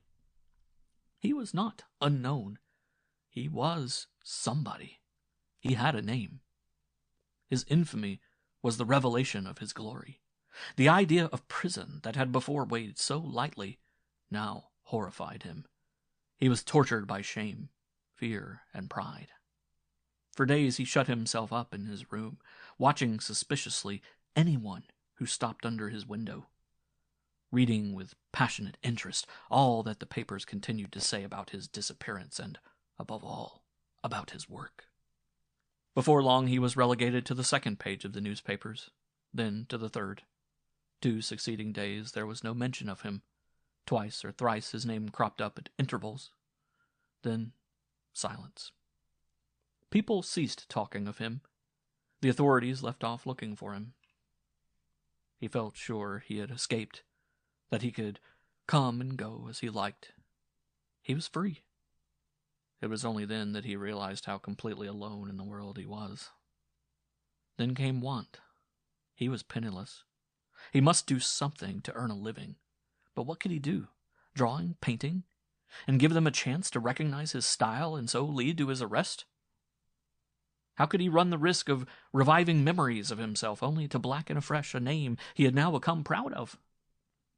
Never had he been so aware of his real talent as now when he dare not show a new picture. But he must do something to get the money to support life. He thought of giving lessons, but no one cared to have them. He tried to obtain work in an office, but he had not the necessary certificates. He did all sorts of odd jobs, even the humblest, those that demand nothing but physical strength. His clothes wore out, became covered with stains. He lost his looks. His hair and beard grew gray. Over and over again he determined to kill himself, but resolution failed him at the last moment. His mind would travel back to the old days, to the little studio where he had dreamed such great dreams, and a vague feeling of hope would change the current of his thoughts. The vision of himself evoked by this remembrance of himself as he used to be only grew more vivid as the years passed. And by slow degrees he had become possessed by a longing, either to become that old self again, or to create another personality on the same lines. This longing sustained him through the long, dreary months of hardship in which he tried to save some money, economizing in food, sometimes even sleeping in the open. Halfpenny by halfpenny, the little hoard accumulated, and at last he found himself in possession of a small sum. The enthusiasm of youth had come back to him. He took to making sketches on a white wall, on the corner of a table, anywhere. Everything he saw presented itself as a picture, and when he had 100 francs, he took the train and returned to France. 15 years had gone by since he left Paris. Who would remember him? Who would recognize him with his white hair, his long beard, his bent shoulders? At first he hardly dared go out, but when confidence came, his steps were drawn irresistibly toward the windows of the shops of the picture dealers. There he saw new names, others that were familiar to him, and he found himself, he who had never in bygone days spoken of his talent, comparing himself with these painters and saying, "I can do better than that." He bought a canvas, some colors and brushes, and began to work in his little attic. He painted feverishly, hesitating as does a convalescent who fears movement after a long illness. When he had finished the picture, he spent a whole day looking at it, asking himself, "Is it good? Is it bad?" He no longer felt the ability to criticize his own work. At length he pulled himself together, signed the picture with the first name that came into his head, Loriot, put the canvas under his arm, and set off for a dealer's shop. When he got there, he was almost too agitated to speak, and he stammered as he said, "I am a painter. I have no money. I wondered if you would buy a picture." "By whom?" By me." "What's your name?" "Loriot." "I'm sorry, but we are not buying anything just at present." He grew pale, and his throat was dry as he held out the canvas. "You might at least look at it." The dealer glanced at it, came forward, took it in his hands, and called his partner. "Look at this. What do you think of it?" "Not at all bad." "You mean remarkably good," said the other. "Do you mean to say it's the work of that old fellow?" "Yes." They stood together near the mantel-shelf, examining it closely, and Miron heard one say, "Astonishing! Amazing! Do you know what it reminds me of? It's like the work of that scoundrel Miron, only 10 times better." Miron, standing motionless in a corner near the door, drew himself up sharply. "What did you say?" he asked. The dealer smiled. "We weren't talking of you. I was telling my partner that your work recalls that of a painter called Miron." Miron repeated reflexively, Miron. "I have a little thing of his here. Did you know him?" "Yes," murmured Miron. "You have his style, his quality, but your work is better than his. Though as a dealer, I ought not tell you so." "Oh, no, it's not better," stammered Miron, his eyes on the picture they had taken from the window to show him. "Yes, it is." Miron painted instinctively. "You are a finished artist. The proof of my opinion is that I am prepared not only to take this picture of yours, but as many more as you can paint. I will sell them all for you. In 2 months your work will be known. In 2 years you will be celebrated. And I guarantee Miron will be quickly forgotten." Miron became paler as he listened. The words of high praise that would have delighted him in the old days now tortured him. He suddenly realized that all he cared for, all he respected in himself, was the man he had been before his fall. The Miron he could no longer be. The Miron he had just heard condemned to death. What did the success or the failure of Loriol mean to him? He was not Loriol. Loriol was a stranger who was invited to come forward as the successful rival of his real self, an unknown who would efface his name and what it stood for in the art world. The dealer went on talking, but he did not listen, did not hear. He imagined a buyer coming in and asking for a Miron, and this man replying with his abominable smile as he showed Loriol's canvas. "Miron, here's something much better. Look at this." He could not stand the thought. He grieved for his dead self as a man mourns the loss of a last love. "Let us come to terms," the dealer was saying. "How much do you want?" Miron raised his sad eyes, but made no reply. He did not seem to grasp the meaning of the question. "Of course you understand that I can't offer much for the first picture. It will be some time before people understand the difference between Loriol and Miron. Most buyers need guidance, but it will end by Miron's going to the wall." The painter was still silent. The other believed he was considering the price. "What do you say to—" Miron stretched out his hand. "I'd rather wait. I'll come back some other time." "All right, but leave the picture. I'll put it in the window instead of the Miron." "No. You are making a great mistake. A man doesn't hesitate when a chance like this comes his way.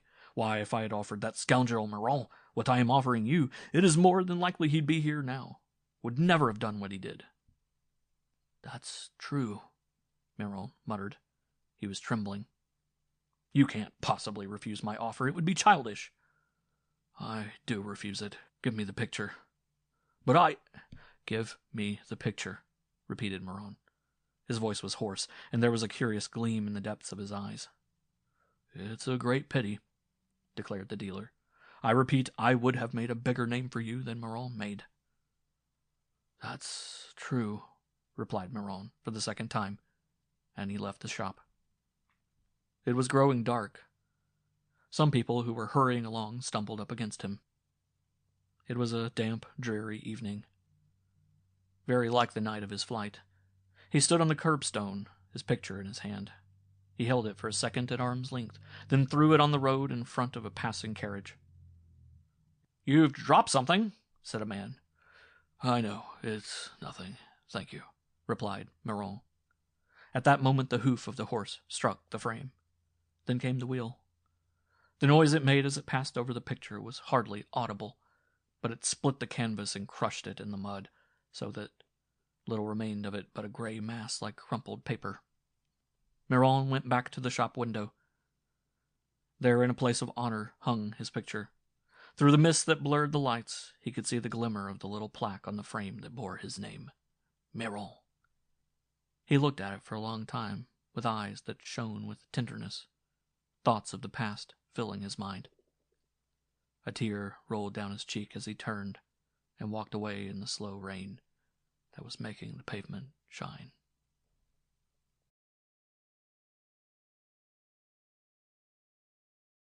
The Taint.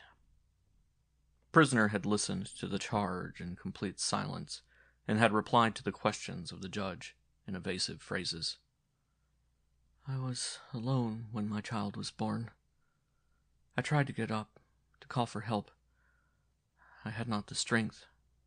I put it beside me in my bed. Afterwards, I must have lost consciousness. When I came to myself in the morning, its body was cold. Had I overlain and suffocated it?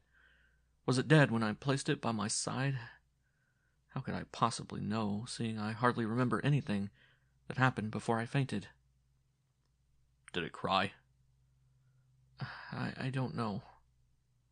"How do you explain your composure in the presence of your maid? Witnesses will tell you presently that you were quite calm when you saw the little corpse. Let us suppose for a moment that it was an accident. You buried its father 3 months before the child was born. Having lost your husband, his child ought to have been doubly dear to you, for it seems If I speak of the evidence of one witness, I neither can nor will pass over in silence that of others. It seems your marriage was one of inclination, of love, and that you had been perfectly happy in the union. Yet if we leave these moral considerations and turn to material proofs, the doctors will tell you that the neck showed marks of strangulation, scratches like those made by fingernails, and that not only was the child likely to live, but that it had lived, you understand, had lived for a considerable time. She lost her assurance and burst into sobs. When she was calmer, the judge went on. Come now, think. What have you to say in reply? With a gesture of weariness, she lifted her long widow's veil, and at the side of her face, pretty in spite of being swollen with tears, her trembling lips and reddened eyes, a feeling of pity passed through the court, and the silence became intense, almost respectful. You must please forgive me for having evaded your questions for so long, she said. I can't lie any more. The suffering is too much for me.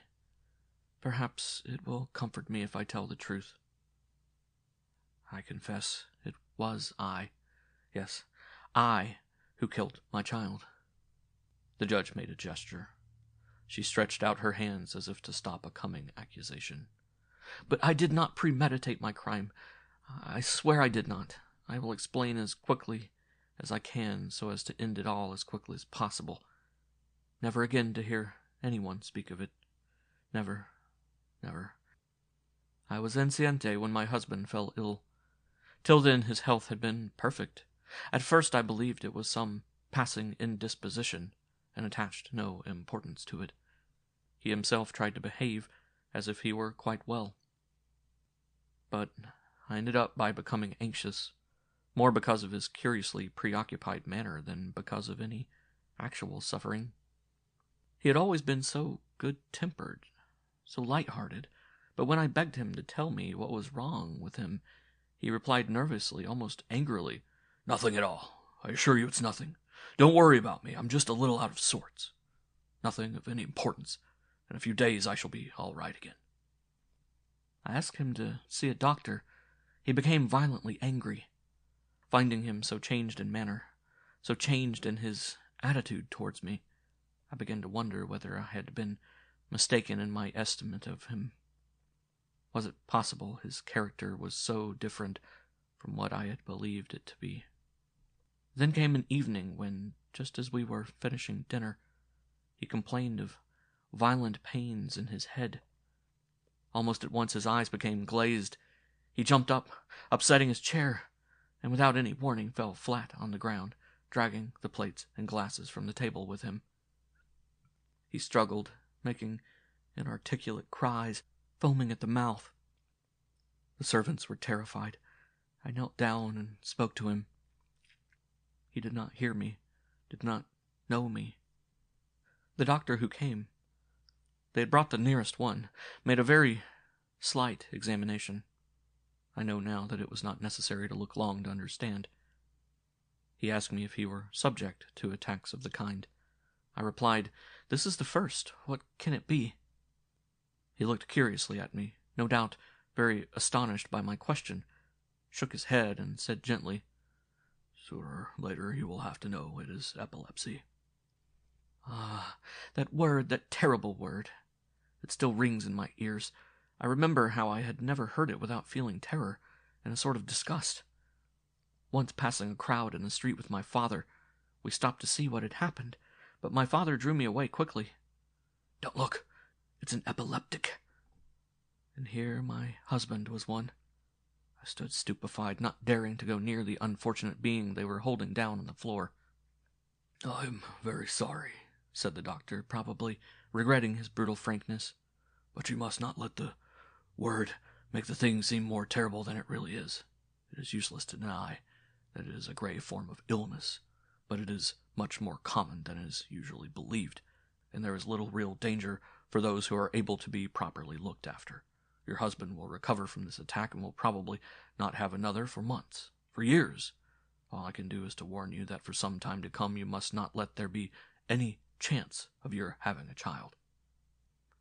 I have been enceinte for 2 months. He bit his lips, prescribed a sleeping draught, and left. My husband recovered consciousness during the night. When he saw me by his bedside, he hardly dared to hold out his hand to me. Hardly dared I put mine in his. I had become convinced that he had known all along about his disease, and that his refusals to allow himself to be looked after, his black moods, his ill temper, had all been due to the fear that in the end I must inevitably know the truth. I did not say anything to my parents. I was divided between the fear of finding myself alone with my husband and that of revealing the nature of his illness to others. But the desire to know for certain had got possession of me. Nor was it difficult to find out. People are always only too happy to tell you about the misfortunes of others, and in a few days I had learned the history of my husband's family. His father died of epilepsy. One of his brothers, who was supposed to have gone abroad and had never been heard of since, was shut up in a lunatic asylum. Another, an idiot who died at 20. My husband, epileptic since the age of 14. This was the horrible family line that stretched itself out before me. The same taint had affected them one and all, and I became terrified as I wondered whether the child I was carrying in me might come into the world cursed in the same way. Now that I am confessing, I will make a clean breast of it. You may condemn me as a bad wife and unworthy daughter, if you like, before you pass judgment on me as a criminal mother. What does it matter? I wish you to understand that from that moment my life was a hell, that I lived through weeks, a perpetual nightmare, that I grew to hate equally the parents of my husband who had forced this terrible inheritance on him, my husband himself for having cruelly deceived me, and my own parents who had neglected the chief of their duties, that of knowing to whom they gave me. Nevertheless, because I respected myself and also because I felt ashamed, I remained silent. 6 weeks later, my husband had another attack, more violent than the last. After that, the fits became more frequent. He soon had one every day, then 2. Nothing did him any good, and at last he died in horrible convulsions. His death effaced my bitterness. I was overwhelmed with sorrow. I excused the poor dead soul, knowing that it was his great love that had made him hide the truth from me. The months that followed had no special interest. I lived through them absorbed in my own thoughts as I waited for the birth of my child. I must have made a mistake in my calculations, for it came 10 or 15 days sooner than I expected. That explains the absence of a nurse, midwife, or doctor. I had not the strength to get to the bell, but the thought of the child that would so soon be mine comforted me, and I was almost happy in my agony. But just as it was born, a frightful clearness of vision came to me. I said just now that I didn't hear it cry. I lied. I heard the sharp little cry, and it was that cry that pierced my brain like an arrow. Awful visions flashed before my eyes. I saw its father and his ghastly agonies. I imagined I saw the brother struggling in his strait waistcoat, the other, the repulsive idiot, and the grandfather, the root from which these branches sprang, epileptic also. I saw clearly what my child in his turn would be. I was afraid both of what I seemed to see and of what I probably should see in the future. But that was nothing compared with what followed.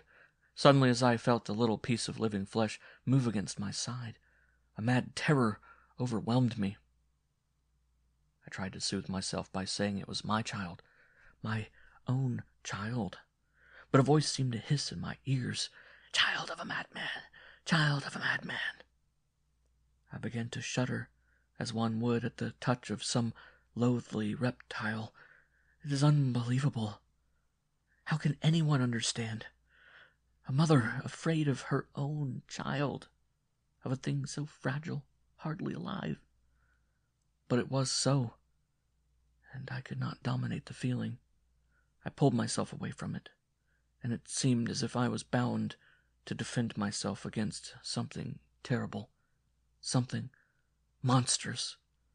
I flung myself on it. I seized the little neck that slipped under my fingers and stretching out my arms so that if there were any instinctive resistance it could not even touch me. I, miserable wretch, savage, criminal, I tightened my fingers. She broke off, and falling on her knees, her face in her hands, sobbed. Oh, my baby, my little baby, afraid of you.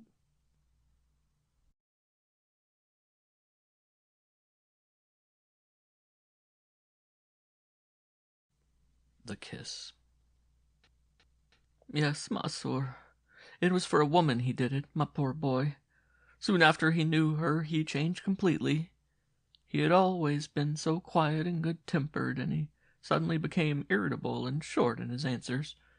He invented all sorts of stories so as not to have to give me his wages on Saturdays. Sometimes I waited up for him till 2 a.m, and when I heard the door shut and knew he was in bed, I used to go quietly to his room, and I could see that his eyes were swollen. Once the tears were still wet on his face. At first I thought he had got into trouble at the factory. I went to see the master, and he told me there was nothing wrong there, but that the boy didn't work as well as he used to, and that it was to be feared he had fallen into the hands of bad companions. I took care not to let him see that I was watching him, but I made inquiries, and I found that he was often with a woman, a low woman, a prostitute, excuse me, monsieur, who walked the streets at night. If it had only been a working girl like himself, in spite of my being old and needing all the help he can give me, I would have married them. But that? One day I went to see her. I asked her to leave him alone. I told her he was all I had in the world. She used awful language and turned me out. And as I went downstairs, she called after me, "I've taken him away from you." "Have I? All right, you shall have him back right enough, you'll see." Next day they brought the poor child home on a stretcher. He had a shot in his chest. From what I could learn or guess, they had quarreled because of me and because he didn't give her enough money. When he realized that he no longer amused her, that she didn't want to see him again, he lost his head, and without thinking of himself or me or anything, he tried to kill himself. Ah, it is hard to bear such things at my age. Standing near the narrow hospital bed, the nun had listened in silence. The sick youth, who had been in a state of coma, was beginning to give little broken cries like calls. Trembling, the mother asked, "What does the doctor say? Is there any chance of his getting well?" "I am afraid, poor mother, that he is very ill, but we haven't lost hope. He is young. Now you must go home. He must not have the excitement of seeing you when he first recovers consciousness. You may be quite sure he will be well looked after. You can come again tomorrow for a few minutes. Every day, if you like." Weeping bitterly, but biting her lips to prevent her sobs being heard by those in the other beds, the old woman walked slowly away, turning every few steps to look back. A deep silence fell on the ward. The shadows of night were creeping in. The whisperings and turnings caused by an exit or an entrance gradually died away. It was the hour when the sick, tired by a long, weary day, fall gently asleep. The nun sat down by the pillow of the boy. She was very young. Her eyes were clear as crystal, and there was still in them something of the wonder you see in those of children. Her lips were curved. There had been no time for them to take the lines given by the never-ceasing murmur of prayers. Her face was round and rosy. Little curls with golden lights in them sometimes escaped from under the white band that circled her forehead.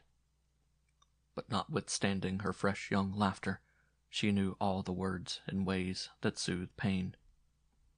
When she spoke to the sick man, her voice had tender inflections like those of a mother or elder sister. Towards the middle of the night, the boy recovered consciousness. The nun had not left his side.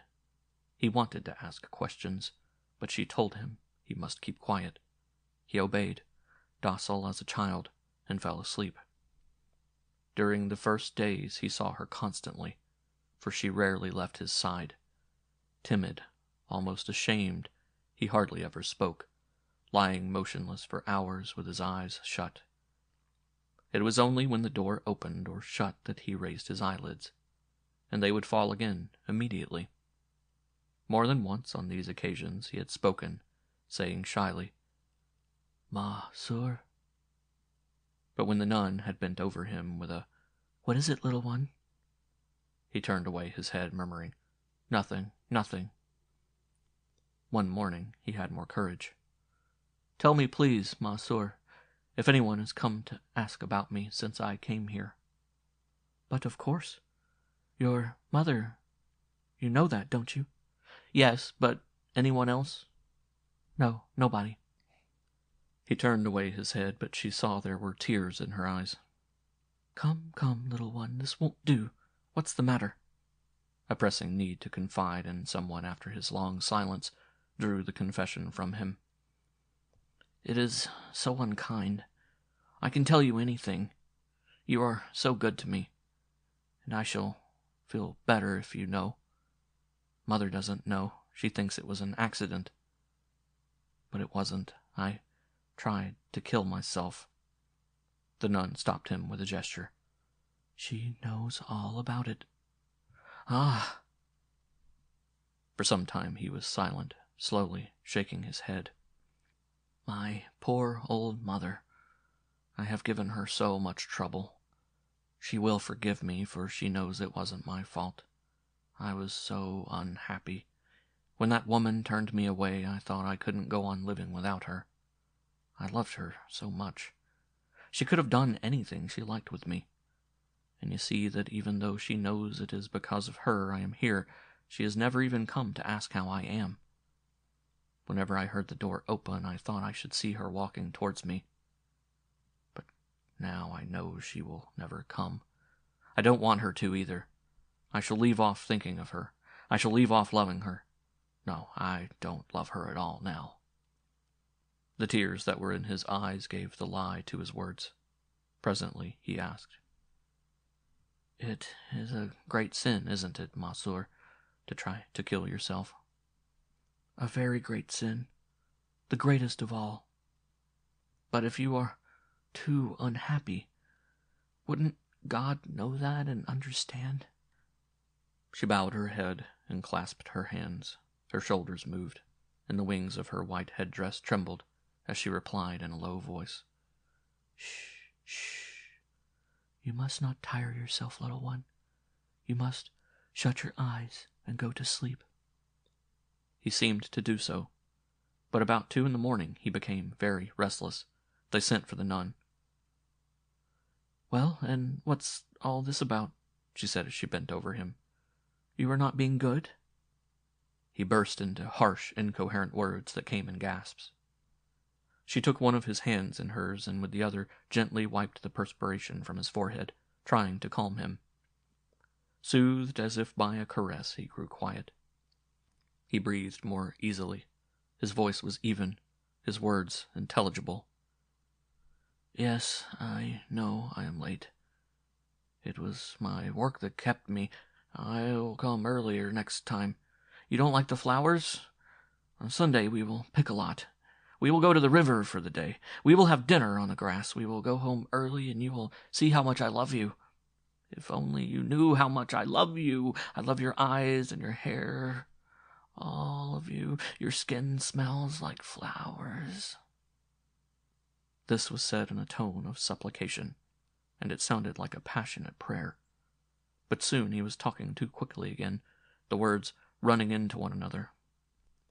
The nun, her eyes anxious, let him talk on, and the prayers she murmured mechanically sounded like the accompaniment to a song of love.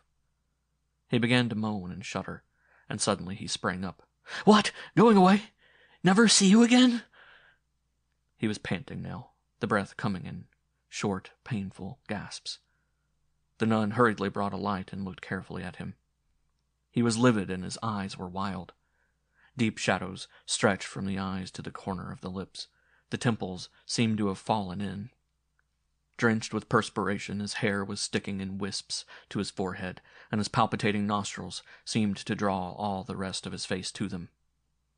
Ah, she knew them, these agonized faces that looked as if the mind were trying in 1 minute to live over again the whole of a life. Softly, so as not to disturb those in the other beds, she said to a night nurse, "Quick, quick, bring the doctor and send for the chaplain.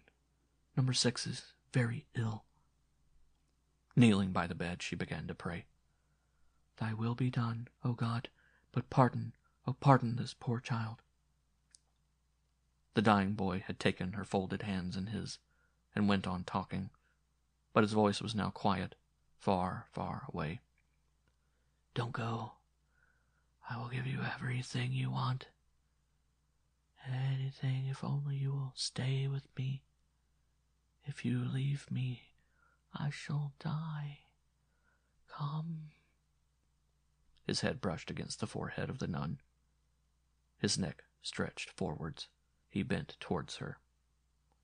"Come, I adore you." He was touching her eyes and cheeks. He reached her lips. She started back and tried to rise. But he grasped her shoulders, and his dream carrying him right over the threshold of eternity, he implored, "Oh, stay. I love you." She shut her eyes and bent her head. He pressed his lips on hers in a long, fervent, noiseless kiss. One of those deep kisses in which two beings merge their identity. A kiss like those he had learned in the arms of the prostitute. Under it the trembling lips of the nun opened. Was it in a last prayer? Or had her thoughts flashed back to the fiancé whose death had turned her life to God?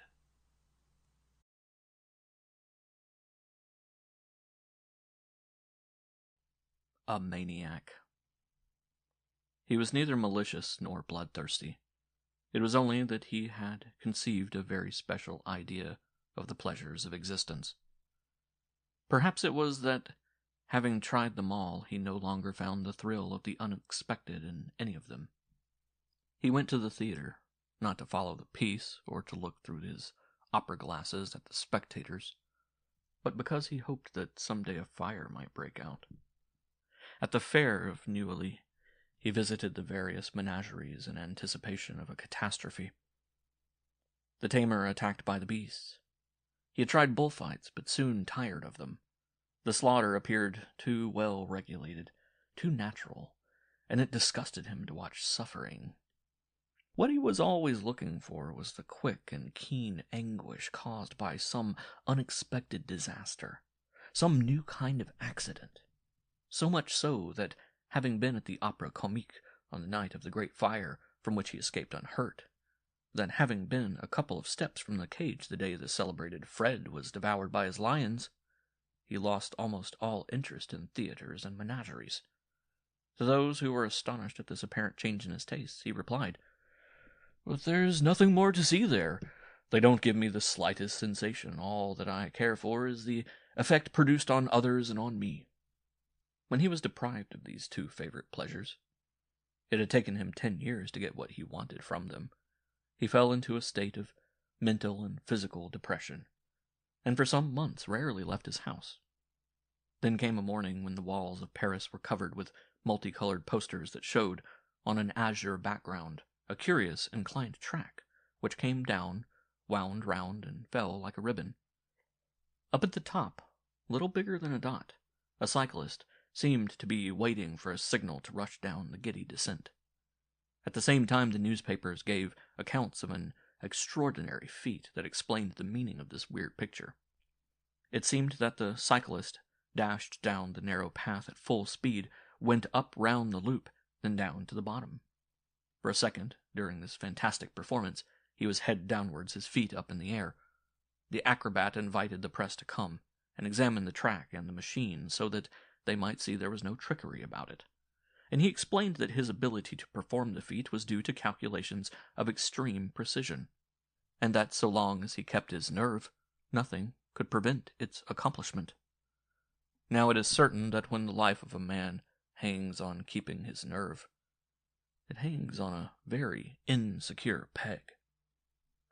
Since the appearance of the advertisement, our maniac had recovered some of his good humor. He went to the private demonstration, and becoming convinced that a new sensation awaited him, was in a seat on the first night to watch closely this looping the loop. He had taken a box that faced the end of the track, and he sat there alone, not wishing to have near him anyone who might distract his close attention. The whole thing was over in a few minutes. He had just time to see the black speck appear on the end of the track, a formidable spurt, a plunge, a gigantic bound, and that was all.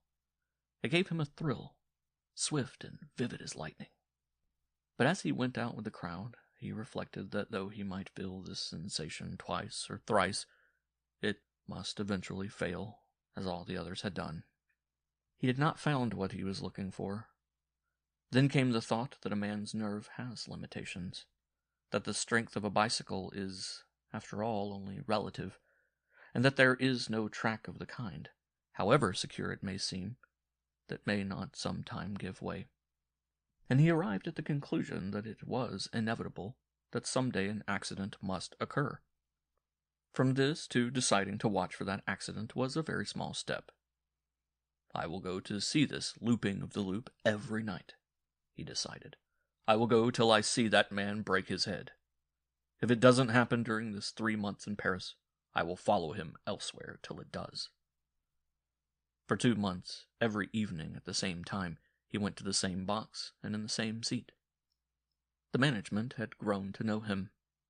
He had taken the box for the whole period of the turn, and they wondered vainly what could account for this costly whim. One evening, when the acrobat had gone through his performance earlier than usual, he saw him in a corridor and went up to him. There was no need for an introduction. "I know you already," said the bicyclist. "You are always at the hall. You come every night." Surprised, he asked. "It is true I am deeply interested in your performance. But who has told you so?" The man smiled. "No one. I see you." "That is very surprising. At such a height, at such a moment, your mind is sufficiently free to pick out the spectators down below?" "Certainly not. I don't see the spectators down below. It would be extremely dangerous for me to pay any attention to a crowd that moves and chatters. In all matters connected with my profession, in addition to the turn itself, its theory and practice, there is something else, a kind of trick." He started. "A trick?" "Don't misunderstand me. I don't mean trickery. I mean something of which the public has no suspicion, something that is perhaps the most delicate part of the whole performance. Shall I explain? Well, I accept it as a fact that it is not possible to empty the brain till it contains but one idea. Impossible to keep the mind fixed on any one thought. As complete concentration is necessary, I choose in the hall some one object on which I fix my eyes. I see nothing but that object. From the second I have my gaze on it, nothing else exists. I get on the saddle, my hands gripping the bars. I think of nothing, neither of my balance nor my direction. I am sure of my muscles. They are as firm as steel. There is only one part of me I am afraid of, my eyes. But once I have fixed them on something, I am sure of them as well. Now, the first night I performed here, it happened that my eyes fell on your box. I saw you. I saw nothing but you. Without knowing it, you caught and held my eyes. You became the point, the object of which I have told you. The second day I looked for you at the same place. The following day it was the same. And so it happens that now, as soon as I appear, by instinct my eyes turn to you. You help me. You are the precious aid indispensable to my performance. Now, do you understand why I know you?" Next day the maniac was in his usual seat. In the hall there were the usual movements and murmurs of keen anticipation. Suddenly a dense silence fell, that profound silence when you feel that an audience is holding its breath. The acrobat was on his machine, which was held by 2 men, waiting for the signal to set off. He was balanced to perfection, his hands grasping the bar, his head up, his gaze fixed straight ahead. He cried, "Hop!" and the men pushed him off. Just at that moment, in the most natural way possible, the maniac rose, pushed back his seat, and went to one at the other side of the box. Then a terrible thing happened. The cyclist was thrown violently up in the air. His machine rushed forwards, flew up, and lurching out into the midst of the shrieks of terror that filled the hall, fell among the crowd. With a methodical gesture, the maniac put on his overcoat, smoothed his hat on the cuff of his sleeve, and went out.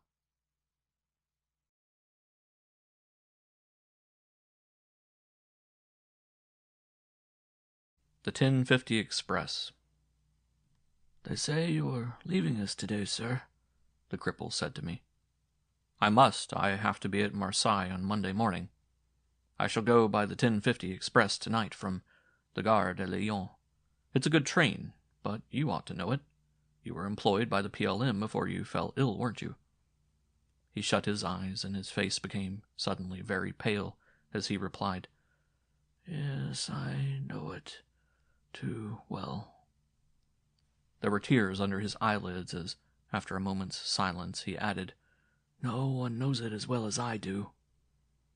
Thinking he was moved by regret for the work he was no longer able to do, I said, "It must have been an interesting job. Fine work needing plenty of intelligence." He shuddered. His paralyzed body strained violently, and there was a look of horror in his eyes as he protested, "Don't say that, sir. Fine work? You mean work of terror and death, of horror and nightmare. Sir, I am nothing to you, but I'm going to ask you a favor. Don't go by that train. Take any other train you like, but don't go by the 10:50. "Why?" I queried, smiling. "Are you superstitious?" "I'm not superstitious, but I was the driver in charge of the express the day of the disaster of the 24th of July, 1894. I will tell you about it, and you will understand. We left the Gare de Lyon at the usual time, and had been running about 2 hours. The day had been suffocatingly hot. In spite of the speed we were going at, the breeze that came to me on the platform was stifling, the heavy, sultry air that goes before a storm. All at once, as if an electric light had been switched off, everything went out in the sky. Not a star left. The moon gone, and great flashes of lightning cutting the night with a light clear enough to make the darkness that followed black as ink. I said to my stoker, "We're in for it. There'll be a mighty downpour." "Not before time. I couldn't stand this furnace much longer. You'll have to keep your eyes skinned for the signals." "No fear. I can see right enough." The thunder was so loud I couldn't hear the hammering of the wheels nor the exhaust of the engine. The rain still kept off, and the storm came nearer. We were running right into it.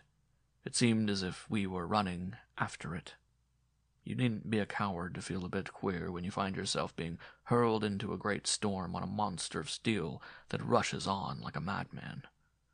In front of us, quite close, a flash of lightning pierced the ground, and at the same time a terrible thunderclap sounded. Then another, so violent that I shut my eyes and sank on my knees. I remained like that for some seconds, all of a heap, stunned, feeling as if I had had a heavy blow on the back of the neck. At last I came to myself. I was still on my knees, my back against the partition of the platform. It seemed as if I had come back from hundreds of miles away. I tried to get up. Impossible. My legs were doubled under me, useless. I thought I must have broken something in my fall, but I felt no pain of any kind. I tried to help myself up with my hands. My arms were hanging powerless by my sides. There I was, stupefied, with the extraordinary feeling that my arms and legs didn't belong to me, that I had no command over them, that they refused to obey me, that they were things with no more life in them than my clothes which the draught was blowing about. Some power I didn't understand prevented my opening my eyes. We were running full speed. The storm was still raging, but not so violently further away. It began to rain. I heard it hissing on the steel. I felt the warm drops on my face. Suddenly something in me relaxed, and I felt all right again. Quite well, just a little tired. I remembered where I was and my work, and that brought me back to realities with a jerk, and not yet understanding what had happened, why I felt as if I were paralyzed. I called to my stoker to help me get up. No reply. The noise is deafening on an engine going at full speed. I shouted louder, "Francois! Hello there, Francois! Give me a hand!" Still no reply. Then an awful fear gripped me. Fear of what? I didn't know, but the shock of it made me open my eyes and give a yell. It was a yell of terror, and there was every reason for it.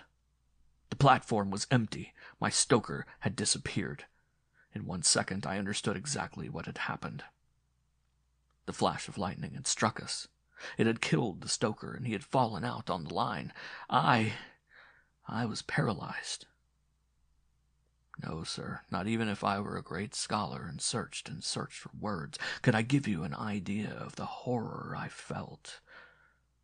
The mate who ought to have been beside me, able to help me, had disappeared as if by magic, and behind me 200 passengers were sleeping or chatting peacefully in their carriages, with no suspicion that they were being whirled onwards in a mad rush to certain death.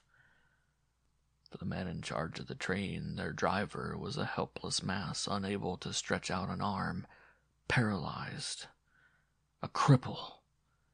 Me! My brain grew as active as my body was inert. First I saw clearly the line stretching before me. I saw the rails shining in the moonlight. We were rushing along. How we tore along!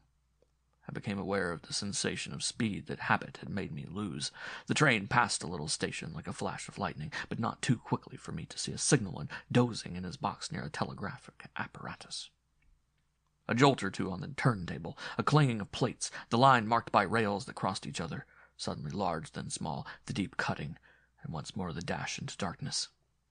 Then came the tunnel into which we plunged like a raging hurricane. Once again the open line. Now I knew where we were, and I told myself we were bound to derail, that in 2 minutes we should come to a sharp curve, and that at the rate we were going at, we were certain to bound off. But the good God didn't mean it to be that. The engine, the whole train, leaned over. The rails ground frantically against the wheels, and we passed. This curve had been my chief fear. I breathed again. The fire would go out for want of fuel. The engine would stop. The guard would hurry round to the front of the train. I would tell him what had happened. He would put fog signals in front of and behind us. We should be saved. But my relief did not last long.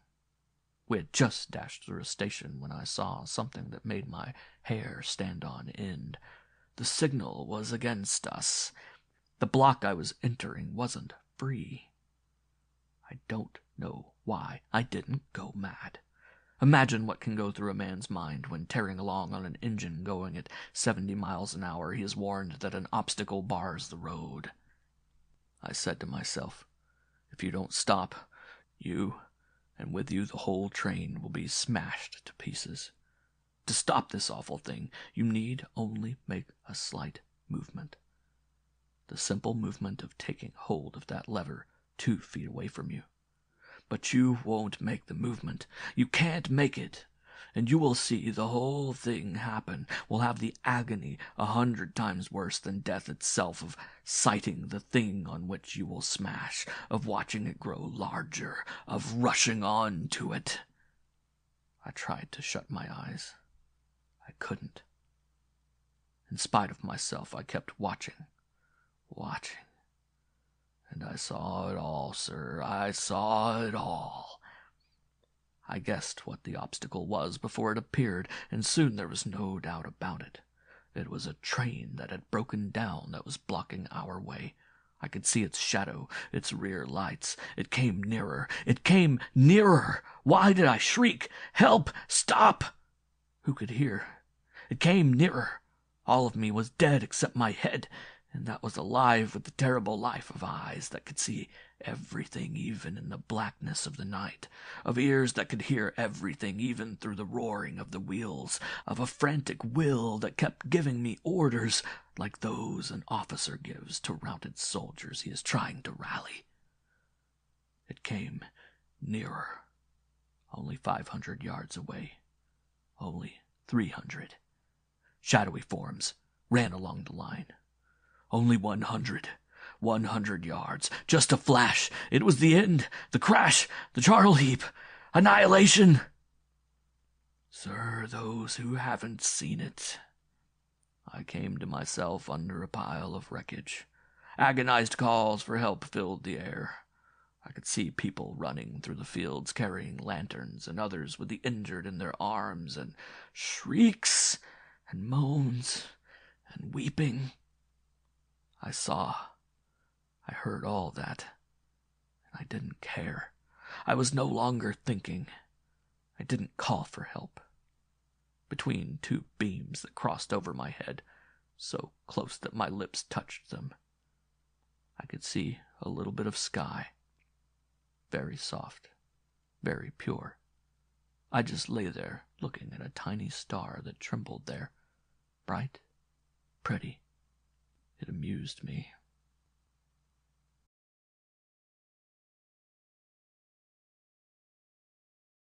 Blue eyes. Wrapped in a loose hospital wrap that made her seem even thinner than she was, the sick girl was standing lost in thought at the foot of her bed. Her childish face was wasted, and her blue eyes, sad, fathomless, encircled with dark rings, were so unnaturally large they seemed to light up her whole face.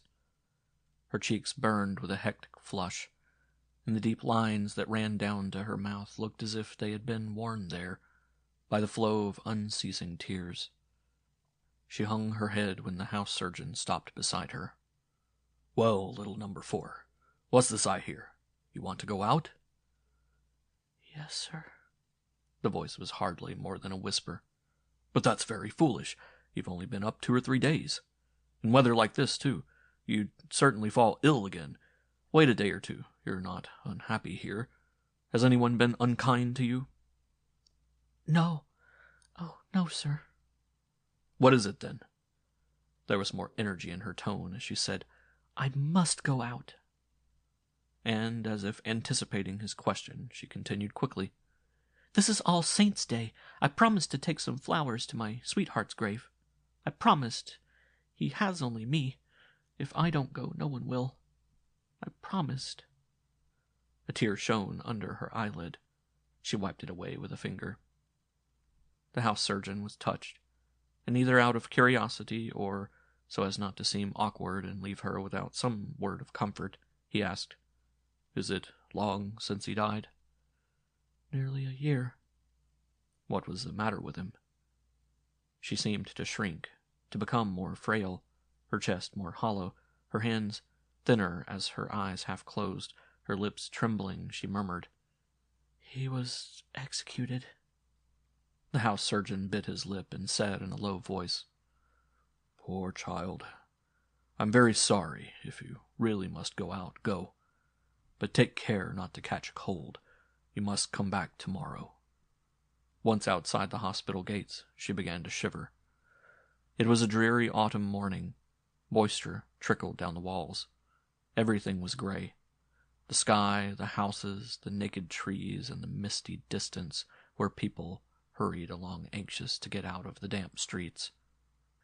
It had been the middle of summer when she had fallen ill, and her dress was a brightly hued one of thin cotton. The crumpled ribbon that encircled her wasted neck made her look even more pitiable. The skirt, blouse, and necktie might have smiled back at the sunshine, but they seemed to droop in sadness in the chill gray setting. She started off with an uncertain walk, stopping every now and then because she was out of breath and her head swimming. The people she passed turned to look after her. She seemed to hesitate as if wishing to speak to them. Then, afraid, walked on, glancing nervously from right to left. In this way she crossed half Paris. She stopped when she came to the quay, standing to watch the slow, muddy flow of the river. The piercing cold cut through her, and feeling she could not bear much more, she started off again. When she got to Place Maubert and the Avenue des Gobelins, she felt almost at home, for she was now in the neighborhood in which she had lived. Soon she began to see faces she knew, and she heard someone say as she passed, "Surely that's Vondat's girl. How she has changed. Which Vondat? Vondat the She quickened her steps, pressing her hands against her face so as not to hear the end of the word. It was getting dark when she at last arrived at the wretched little hotel where she had lodged before she fell ill. She went in. Street girls and the men they kept were playing cards in the little cafe downstairs. When they saw her, they called out, "Hello, here's Blue Eyes." That used to be her nickname. "Come and have a drink, Blue Eyes. Here's a seat. Come along." Their welcome touched her, but the thick, rank smoke made her cough, and she could hardly breathe as she replied, "No, I've no time now. Is Madame in?" "Yes, there she is." She smiled timidly at the manageress. "I wanted to ask you, Madame, if I could get at my things. The clothes I have on aren't warm enough." "Any clothes you left were taken up to the attic. They'll be there somewhere. I'll send someone to look for them. Sit down by the stove and warm yourself." "No, I've no time now. I'll come back presently." She went to the door. One of the men jeered. "At the old business already? You aren't wasting much time." She went out, and the short stay in the stifling room made the cold outside seem more piercing than ever. People were hurrying along, laden with bead wreaths and bouquets of flowers. Others, dressed in their best clothes, talked and laughed, and one saw at a glance that they were carrying their offerings to the cemetery as a matter of habit, that time had taken the edge from their grief. All along the side of the pavement, barrows of flowers were drawn up. Chrysanthemums with curled petals drooped over clusters of roses. Here and there mimosa shed its golden powder over bunches of violets. Nearer to the cemetery, in front of the shops of the marble masons, pots of flowers were ranged on the shelves of stands, insignificant with neat foliage and restrained colors. Further on were immortelles and large bead wreaths. She looked at all this with eyes that glowed with envy. If only she could get some for him. Just a little bunch. For him, where he was lying at the far end of the cemetery, in his poor, unconsecrated grave. A bare mound, without a single word to show that he was lying there. Murderer. That meant nothing to her. He was the being she adored, her man, the lover who had possessed not only her body but her whole soul. In a moment of madness he had killed someone. Had he not paid his horrible debt in full? The day he had been arrested she had sworn never to have anything to do with any other man. Never. To give up the life she had been leading, to work, to become an honest girl once more, to live in memories of him. She kept on looking at the flowers. A seller held out a bunch of roses. "A bouquet? Some chrysanthemums, then? Violets?" She passed without replying, for she did not possess 1 farthing. Yet there was but one idea in her mind: flowers. She must have some flowers. She must get some flowers for him somehow. She had sworn she would. She was nearly fainting with hunger and fatigue, but she was no longer aware of it. She was thinking only of the bare strip of earth in the cemetery, imagining it with some flowers brightening it up. But the money. How was she to get it? What could she do? The way that suggested itself was the obvious one, nor did it seem to clash with her vow to remain true to his memory. Just as a good artisan returns to his factory, takes up his tools, and starts on his work, she mechanically patted her hair into order, arranged her poor dress, and began to walk the street as she used to in the old days, when her man sitting playing cards in the cafe was the only thing in the world she cared about. On she walked, her eye watchful, swaying her waist as she whispered between her teeth, "Stop, I want to speak to you." But she was too emaciated. One glance at her, and the men hurried away. And indeed her face was no longer a face for pleasure, nor was her body, its sharp angles and deep hollows showing clearly under her thin cotton dress.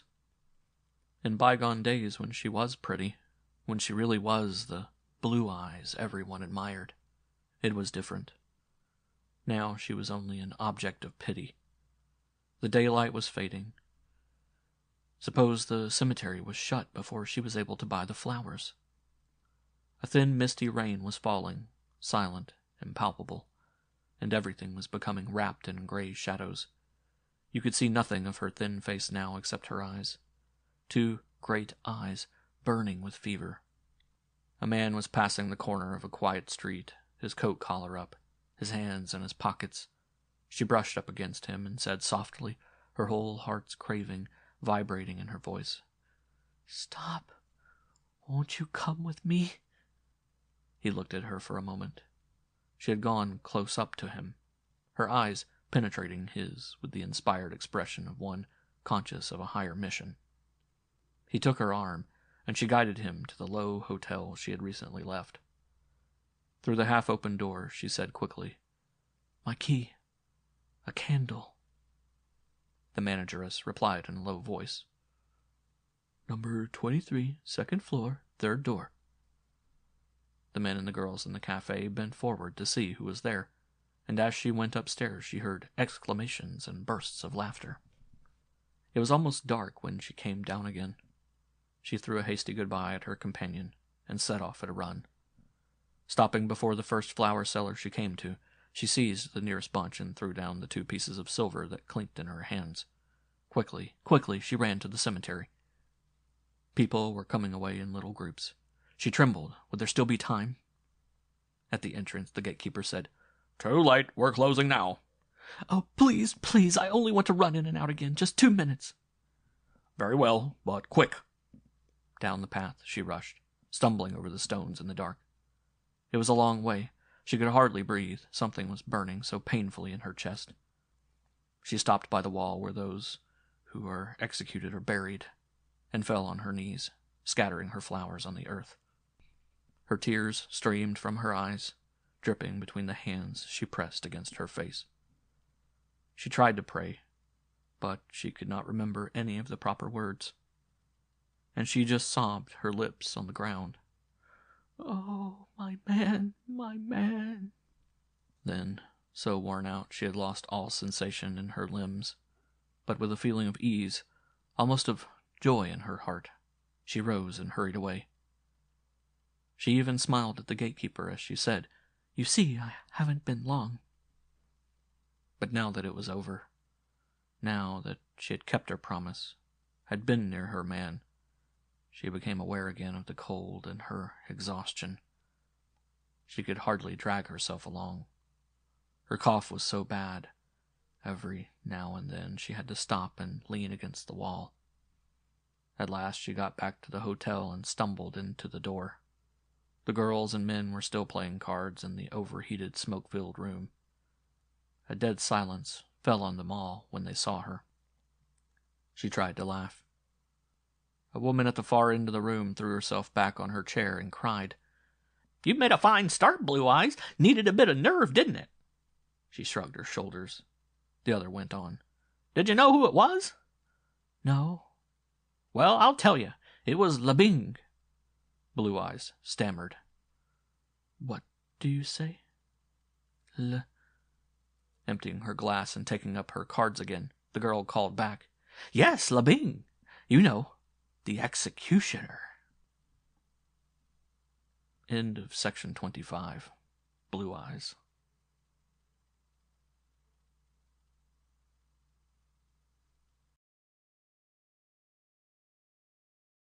The Last Kiss.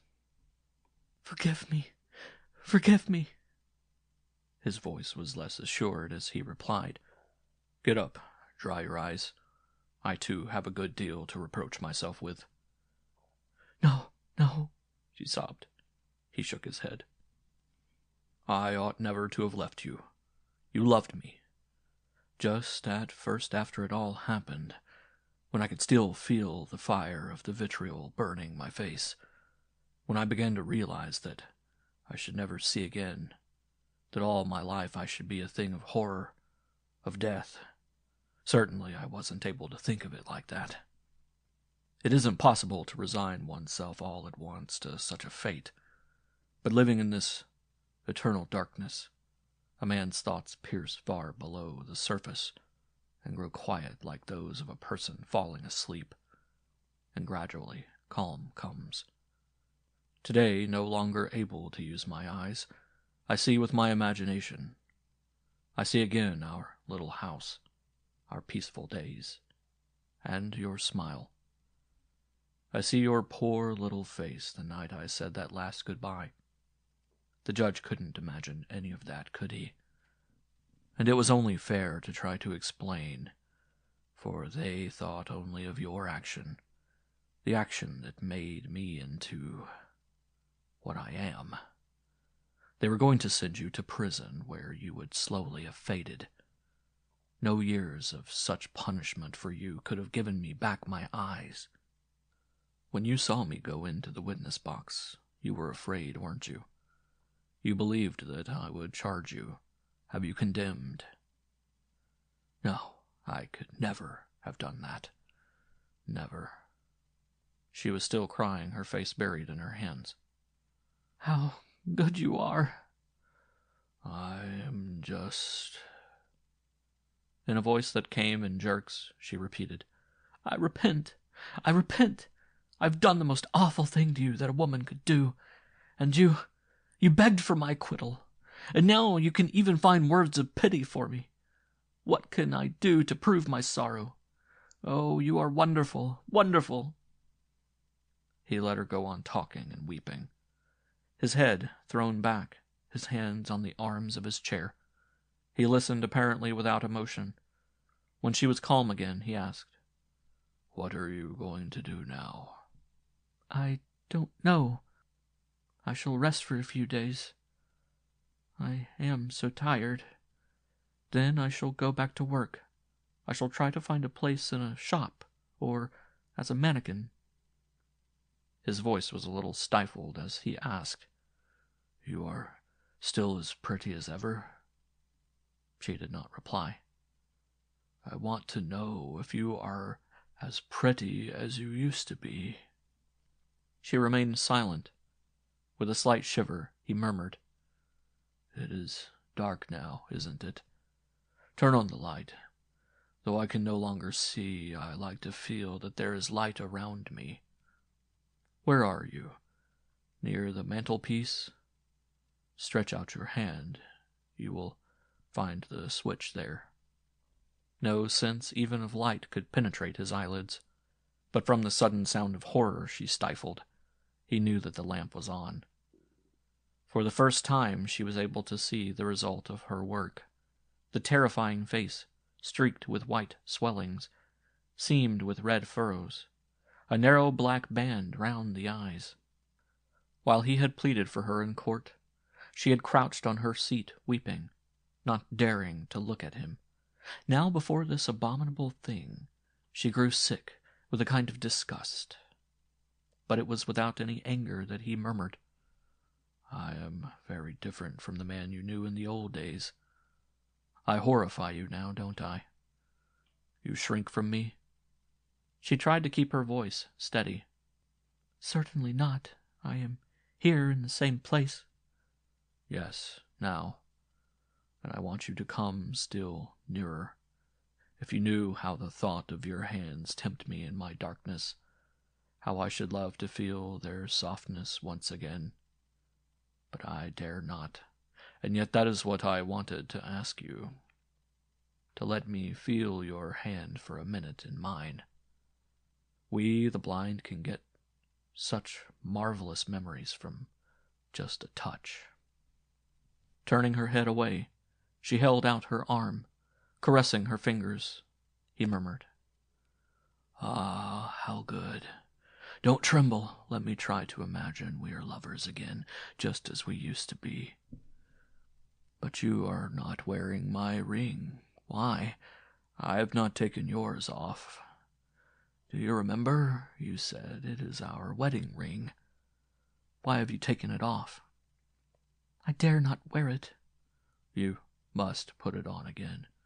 You will wear it? Promise me. She stammered. I promise you. He was silent for a little while. Then, in a calmer voice, It must be quite dark now. How cold I am. If you only knew how cold it feels when one is blind. Your hands are warm. Mine are frozen. I have not yet developed a fuller sense of touch. It takes time, they say. At present, I am like a little child learning. She let her fingers remain in his, sighing.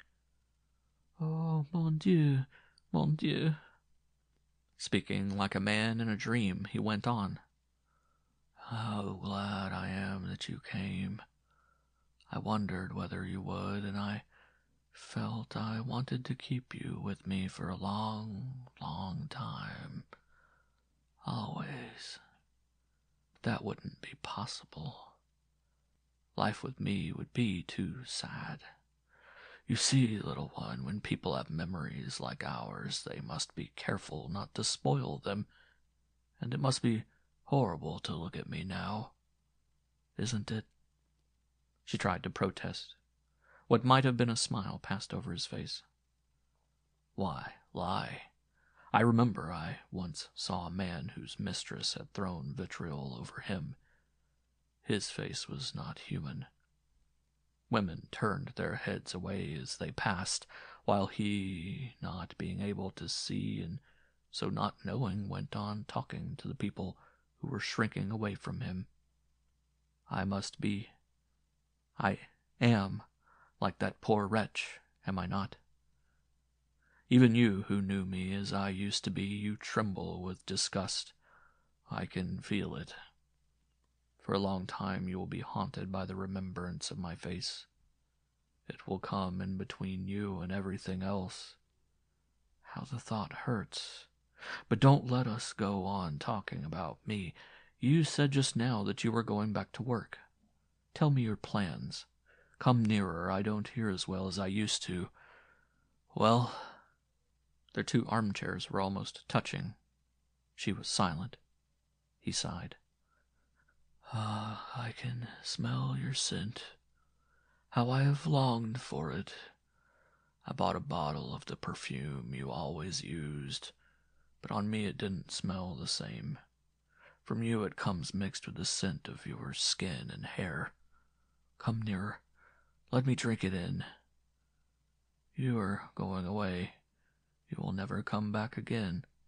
Let me draw in for the last time as much of you as I can. You shiver. Am I then so horrible? She stammered. No, it is cold. Why are you so lightly dressed? I don't believe you brought a cloak. In November, too. It must be damp and dreary in the streets. How you tremble! How warm and comfortable it was in our little home. Do you remember? You used to lay your face on my shoulder, and I used to hold you close to me. Who would want to sleep in my arms now? Come nearer. Give me your hand. There. What did you think when your lawyer told you I had asked to see you? I thought I ought to come. Do you still love me? Her voice was only a breath. Yes. Very slowly, his voice full of supplication, he said, I want to kiss you for the last time. I know it will be almost torture for you. Afterwards, I won't ask anything more. You can go. May I? Will you let me? Involuntarily, she shrank back. Then, moved by shame and pity, not daring to refuse a joy to the poor wretch, she laid her head on his shoulder, held up her mouth, and shut her eyes.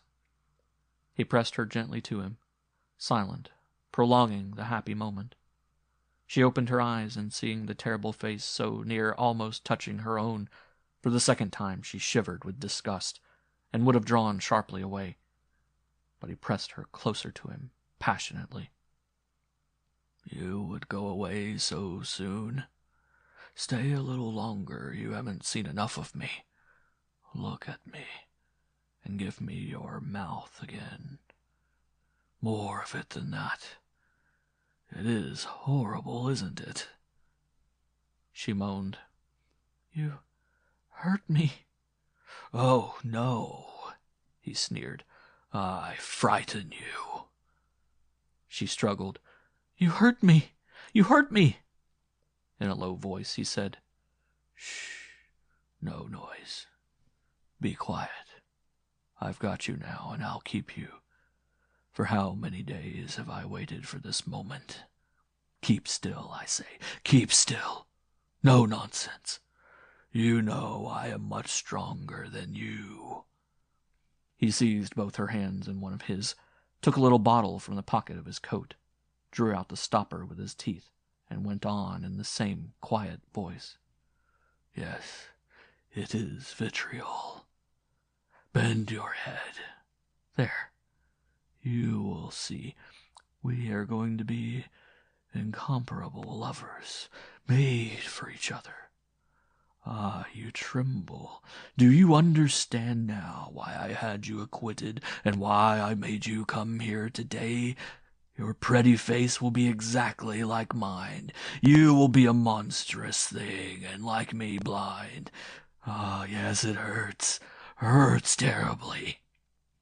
She opened her mouth to implore. He ordered, "No, not that. Shut your mouth. I don't want to kill you. That would make it too easy for you." Gripping her in the bend of his arm, he pressed his hand on her mouth and poured the acid slowly over her forehead, her eyes, her cheeks. She struggled desperately, but he held her too firmly and kept on pouring as he talked. "There, a little more. You bite, but that's nothing. It hurts, doesn't it? It is hell." Suddenly he flung her away, crying, "I am burning myself." She fell writhing on the floor. Already her face was nothing but a red rag. Then he straightened himself, stumbled over her, felt about the wall to find the switch, and put out the light. And round them, as in them, was a great darkness.